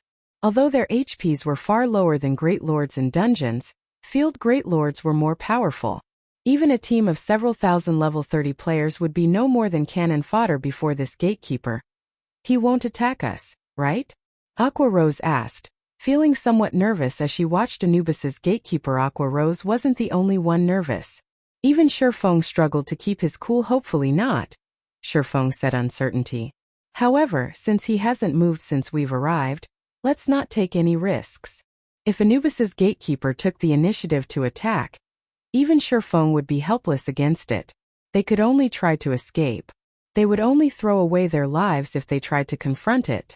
Attempting to find some trick against it would also be suicidal. Powerhouses such as Great Lords wouldn't afford players such a chance. According to the tiers of God's domain, a Great Lord was the equivalent of a Tier 3 class. A Tier 3 class was as powerful as the city lord of an ordinary city. After Shurfeng and the others silently examined the area, they faintly understood their situation. That gatekeeper should be a monster tasked with guarding the golden stone tablet. So long as we don't touch that thing, the gatekeeper won't attack us. Shurfeng had experimented with the gatekeeper. When he approached the golden stone tablet, the gatekeeper's killing intent would intensify. As for the teleportation array on the other side, the gatekeeper had not reacted when he had approached it. Aqua, you guys activate the teleportation array. After some thought, Shurfeng said, I'll grab that tablet. Guild leader, that's a Great Lord. Fire Dance said, horrified. Although none of them had ever seen a Great Lord in action, they could tell that, compared to this Great Lord, the Crimson Shadow Wolf they had previously faced was a joke. If Shurfeng really tried to steal the golden stone tablet, he might die in an instant. Chapter 446 Silver Flame. Everyone promptly agreed with Fire Dance's opposition. They acknowledged that Shurfeng possessed frightening combat power. He was so powerful that he even suppressed the rare Lord-ranked Crimson Shadow Wolf in a direct confrontation. They too had previously thought Shurfeng might be able to oppress even a Great Lord by force, and that by the time they arrived at the ruined shrine in White Fog Canyon's core, they would have a chance of defeating the level 25 Great Lord there. After all, a Great Lord's loot was simply too tempting. It was especially true for a level 25 Great Lord, as the level 25 equipment it dropped was precisely what the core strength of the various guilds needed right now. If they could obtain an epic item, both the guild's strength and morale would improve significantly. However, now that they stood before Anubis's gatekeeper, they suddenly felt very teeny. A Great Lord and a High Lord were from different worlds. Entirely escaping a Great Lord's wrath would be a miracle, much less defeating it. Admittedly, a treasure hidden behind a Great Lord would be precious. However, if Shurfeng tried to snatch the golden stone tablet, there was more than a 99% chance that he would be throwing his life away. This was simply not a worthwhile trade-off. Moreover, heavens knew if the teleportation array would still work after Shurfeng stole the stone tablet. On the off chance that it didn't work, they would all die here. Guild leader, why don't we come back after we've grown stronger? It's not worth risking your life for an unknown treasure. Aqua Rose advised, you guys leave first. I'll try it by myself. If it really isn't possible, then we'll come back in the future, Shurfeng said, shaking his head. Although what Aqua Rose had said was logical, none of them knew the significance of the golden stone tablet under a Great Lord's protection. In his decade of adventuring in God's domain, the treasures he encountered that had been guarded by Great Lords were at least epic rank. Obtaining an epic item was definitely worth dying once. If he came back for it in the future, there was a possibility of someone else claiming the golden stone tablet. After all, the land of the fallen star was not particularly hidden. When everyone heard Shurfeng's determination, They had no choice but to obediently head towards the teleportation array and prepare to leave the land of the fallen star. However, just as Aqua Rose was about to activate the teleportation array, her hands suddenly froze as cold sweat began to drip down her forehead, even the others at the teleportation array with her war-grim expressions.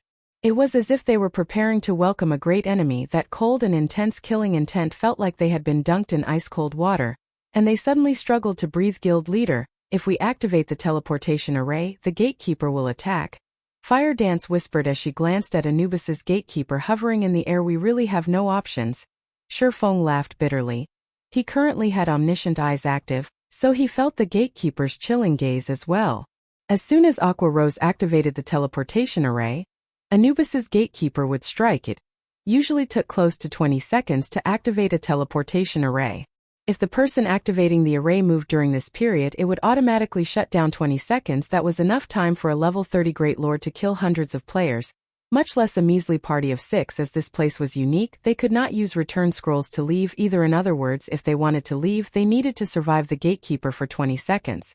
Either that, or they could level here until they died, or simply die now and lose some EXP, skill proficiency, and a piece of equipment. If they did not wish to lose any equipment, they could remove everything they currently wore. That way, none of their equipment would drop. At worst, there was an extremely small chance of an item dropping from their bags. It looks like I can only give it a try. No matter how Shurfeng considered the situation, he could not think of a decent solution. He was also unable to utilize the terrain to his advantage. Although the passage they came from was narrow, Anubis's gatekeeper wasn't so large that it could not follow him. Now the only way the team could leave safely was if he lured the gatekeeper away. Otherwise, with the strength of a Great Lord and his extremely wide splash range, no one would survive. Fire Dance, get ready to activate the teleportation array. If the Great Lord's splash damage affects you, use Vanish or Wind Steps to block it. As long as you do not move, the teleportation array will not shut down. I'll kite the gatekeeper first. Focus on your timing, you guys.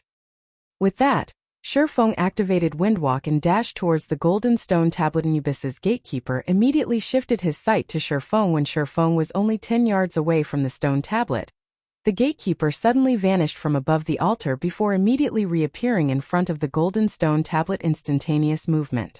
Aqua Rose gaped at the gatekeeper, disbelief filling her gaze. A Great Lord that knew instantaneous movement. Could any player escape its slaughter? Such a powerful aura. Fire Dance's expression turned grim. Anubis's gatekeeper had initially been 90 yards from the party. Now that the gatekeeper was less than 40 yards away from everyone, its ferocity was on full display. Trespassers of the Holy Land, die. The gatekeeper revealed his fury as he glared at Shurfeng. Suddenly, the gatekeeper raised his right hand. In the next moment, a pitch-black spear as tall as Shurfeng appeared in the gatekeeper's hand. The Great Lord then swung the spear towards Shurfeng Xiao. A spear of light sliced through the air and arrived before Shurfeng. Not taking any risks, Shurfeng crossed his swords and used parry to block the attack. The instant the spear of light collided with the two swords, the impact forced Shurfeng's hands apart and sent him flying over 20 yards away. The group standing at the teleportation array was stunned. Every Zero Wing member present was familiar with Shurfeng's strength, even in his normal state. He could contend with a lord of the same level. Yet now, just a touch from the spear of light, which was far weaker than the gatekeeper's black spear, had thrown Shurfeng so far. Just how frightening was the gatekeeper? As expected of a Great Lord. Even though I have the combat power of a Tier 2 class, it is not nearly enough. Shurfeng smirked as he looked at his thoroughly numb hands. If not for the fact that parry could negate the gatekeeper's damage, he would have lost at least 3,000 to 4,000 HP. However, Shurfeng had only received the gatekeeper's attack because he wished to test its strength and evaluate the Great Lord's combat power. Now, Shurfeng had a general grasp of the Anubis's gatekeeper's combat power. Tier 3 intermediate combat power. The Great Lord would then beat a Tier 3 player like a dog. However, even after striking Shurfeng, the gatekeeper showed no signs of stopping as it turned towards Fire Dance and the others. Trespassers of the Holy Land, die. Emitting a low growl, the gatekeeper stretched out its left hand. Suddenly, a silver flame condensed in his palm in the blink of an eye. The originally fist-sized flame grew into a large fire the size of a house, and even Shurfeng, who stood over 20 yards away, felt a stinging pain from the temperature. Chapter 447 Contest of Strength. just as Anubis's gatekeeper was about to unleash its silver fire on Fire Dance and the others. Suddenly a black barrier appeared around the gatekeeper, containing the Great Lord, following which, the flames gradually dispersed. Close 1. Violet Cloud released a sigh of relief as she wiped the cold sweat from her forehead. Every Zero-Wing party member shifted their gaze to Violet Cloud. Fortunately for them, Violet Cloud had managed to interrupt the gatekeeper's attack. However, before everyone could calm their pounding hearts, the Tier 1 spell, Black Coffin, burst like a popped balloon. Impossible, Violet Cloud said, her voice filled with disbelief. Black Coffin was an advanced Tier 1 spell. Moreover, she was a Tier 1 Astromancer. Black Coffin should be able to trap even a High Lord for a few seconds, yet the spell had not lasted half a second against Anubis's gatekeeper. Trespassers of the Holy Land, die.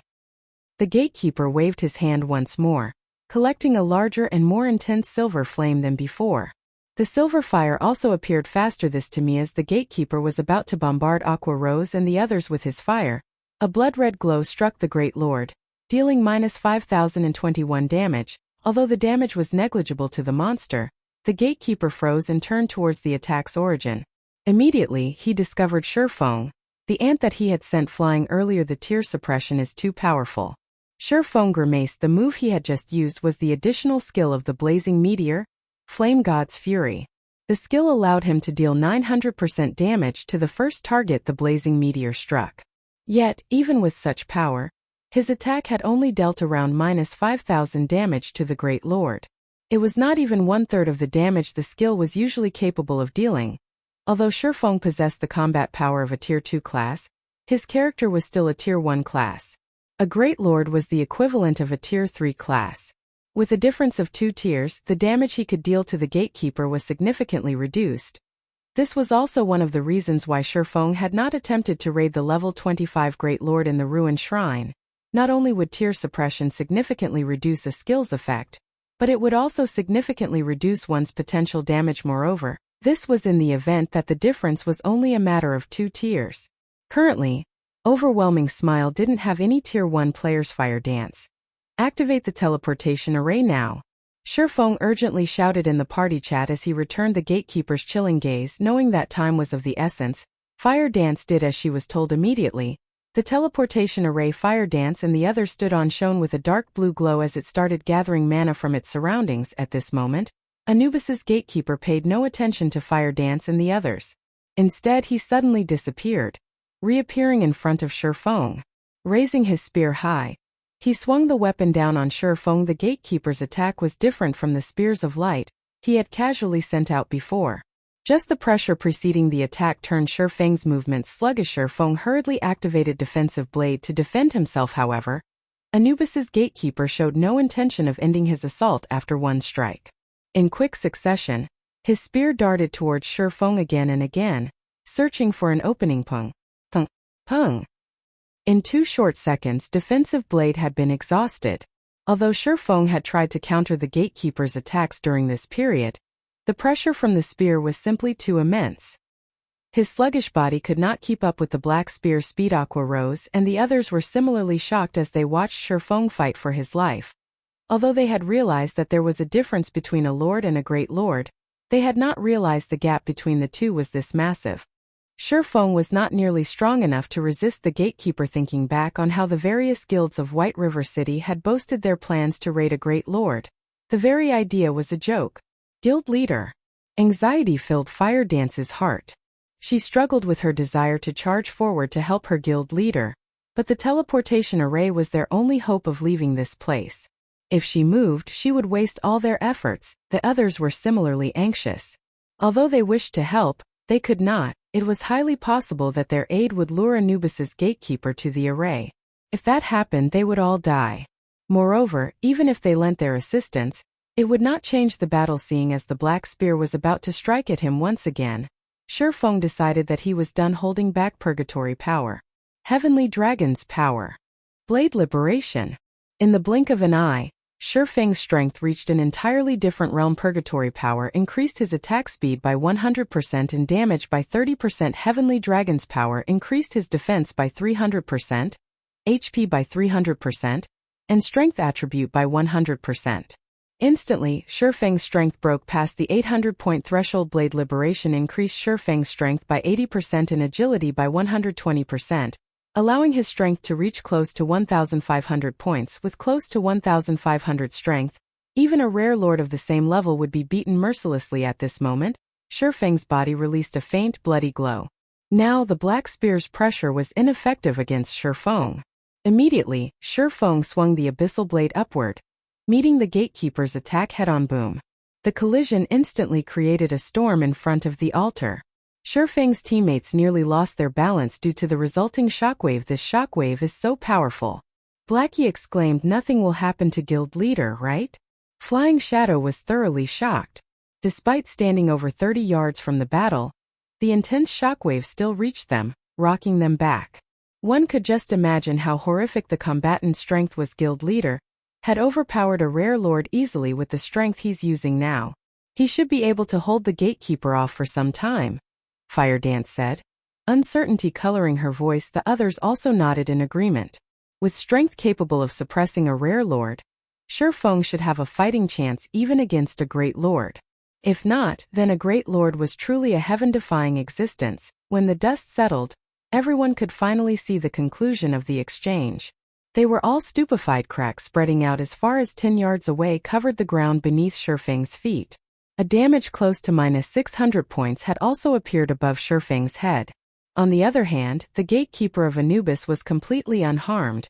The Great Lord had not received a single point of damagites over. The gap between them is just too wide. Fire Dance muttered in despair. Flying Shadow silently agreed with Fire Dance. Shifeng had received nearly -600 damage, doing nothing more than defending himself with his own weapon.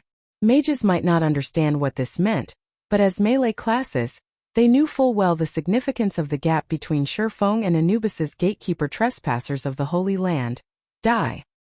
The gatekeeper growled once more as it continued brandishing its black spear.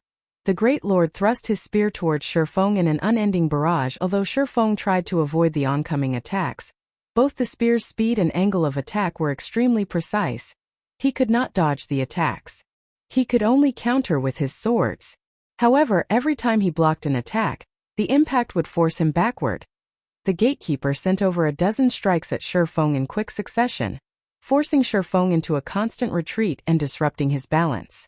Meanwhile, Shifeng had lost close to 10,000 HP during this brief assault. Fortunately, Dragon's power increased his HP by 300%, granting him a total of over 25,000 HP. The 300% increase in defense also allowed him to survive the brutal onslaught. If any other player stood in his place right now, they would have died long ago. Meanwhile, when Anubis's gatekeeper saw that his opponent had yet to fall despite receiving so many attacks, he suddenly flew into a rage. In the next moment, silver flames emerged around the gatekeeper's spear, instantly causing the surrounding temperature to soar. The gatekeeper then jumped into the air, and gripping his spear with both hands, he slammed the weapon down at Shifeng.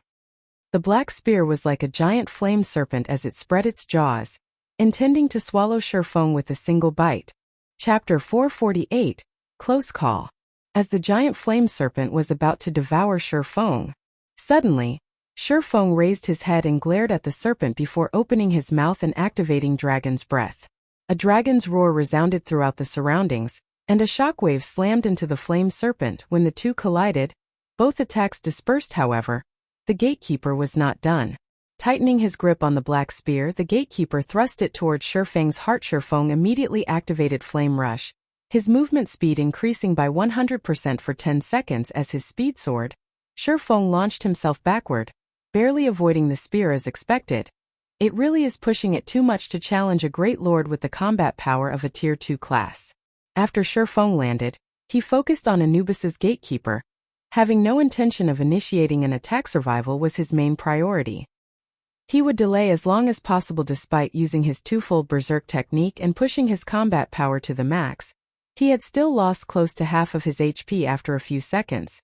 If not for the fact that he was a Blade Saint and that he owned a fragmented legendary item, the gatekeeper's spear would have long since claimed his life. However, Anubis's gatekeeper clearly had no intention of letting Shifeng delay for time as he raised his spear and slammed it into the ground. Suddenly, the Great Lord split into 3 copies of himself, each copy having a maximum HP of 6,000,000 crap. Shifeng could not help but curse, although the gatekeeper had split his strength by 3. With each copy significantly weaker than the original, they still possessed the combat power of a Tier 3 class. Even if Shifeng faced one of the copies one-on-one, he would not find his opponent any easier to deal with. On the other hand, Shifeng now had to deal with 3 gatekeepers simultaneously. The danger he currently faced was far from just 3 times greater. Having no other option, Shifeng used Phantom Kill, his doppelganger appearing by his side. Although his doppelganger only possessed 70% of his attributes, it could still relieve some of the pressure. Trespassers of the Holy Land, die. The 3 gatekeepers charged at Shifeng, launching a barrage of attacks without hesitation. Shifeng used 9 Dragon Slash to pin down the middle copy. Both he and his doppelganger then turned and fled in opposite directions. Even if he were a Tier 3 class, he still could not take on 3 Great Lords at once. When the 2 unrestricted gatekeepers saw the identical Shifengs running off in different directions, they split up from each other to chase both the original and the doppelganger. As for the gatekeeper pinned down by 9 Dragon Slash, he remained where he was for a time. A game of cat and mouse transpired. Although the gatekeeper's ability to split himself into 3 copies had greatly increased the danger Shifeng faced, the situation had also given Shifeng a lifeline. The 3 gatekeepers' attributes could not compare with the original Great Lords. Initially, Shifeng had been far slower than his adversary. Now, however, their speeds were almost equal. Moreover, after Anubis's gatekeeper split himself, his copies could no longer use instantaneous movement. His copies were only capable of chasing Shifeng on foot, and this allowed Shifeng to catch a breather. The seconds ticked by slowly. To Shifeng, the seconds felt like hours. Both Shifeng and his doppelganger lost HP rapidly as time passed. As for Violet Cloud at the teleportation array, she refrained from healing her guild leader even once.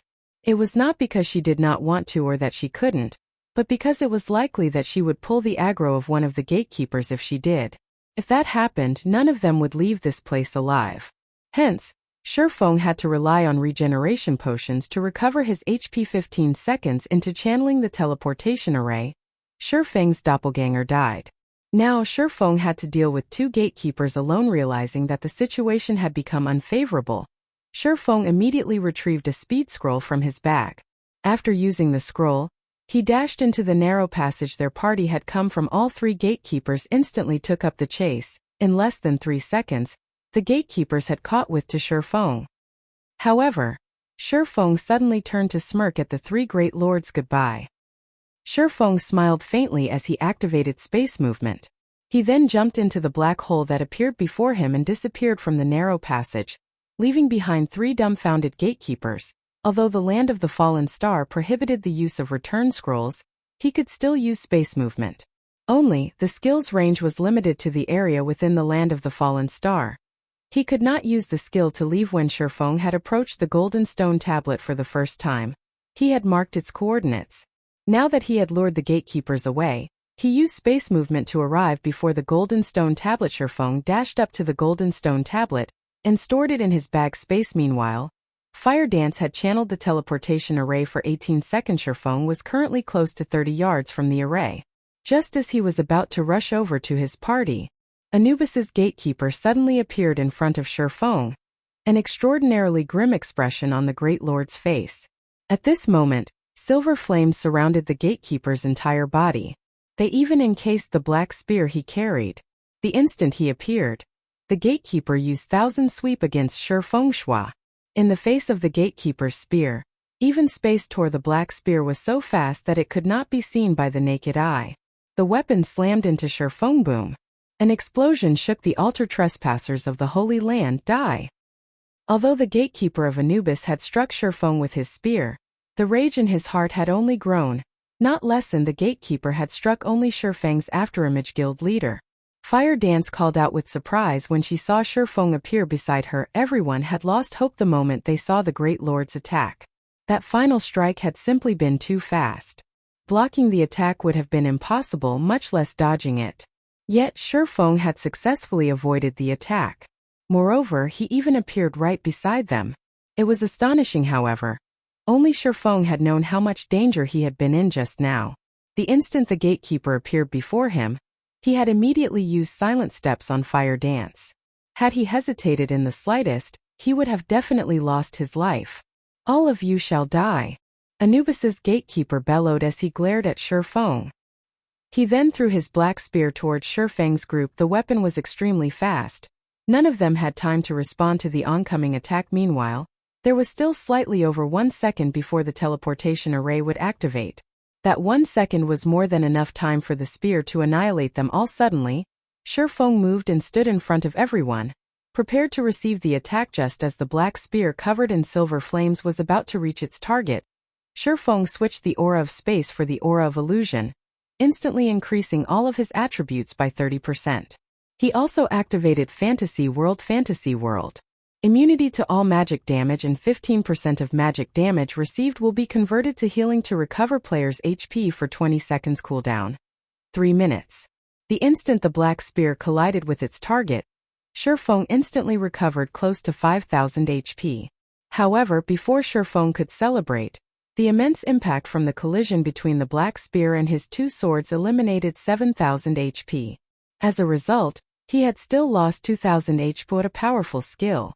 Although Shi Feng had blocked the black spear, both of his hands were completely numb. He couldn't move them at all now. If he had not activated Fantasy World, the flames surrounding the black spear would have extinguished his life in an instant. The might of the spear itself was even more frightening. After switching to the aura of illusion, all his attributes had increased by 30%. His strength had exceeded the 1,900-point threshold. Yet, when defending against the black spear's physical attack, Shi Feng had received -7,000 damage. Despicable trespassers. I will not let you off. You will receive the punishment you deserve. The gatekeeper bellowed as he snarled at Shi Feng. However, no matter how angry the gatekeeper was, he could not change the fact that the teleportation array had activated. The Great Lord did not have enough time to launch another attack, and it could only watch helplessly as Shi Feng and the others transformed into a streak of flowing light, vanishing from the land of the fallen star.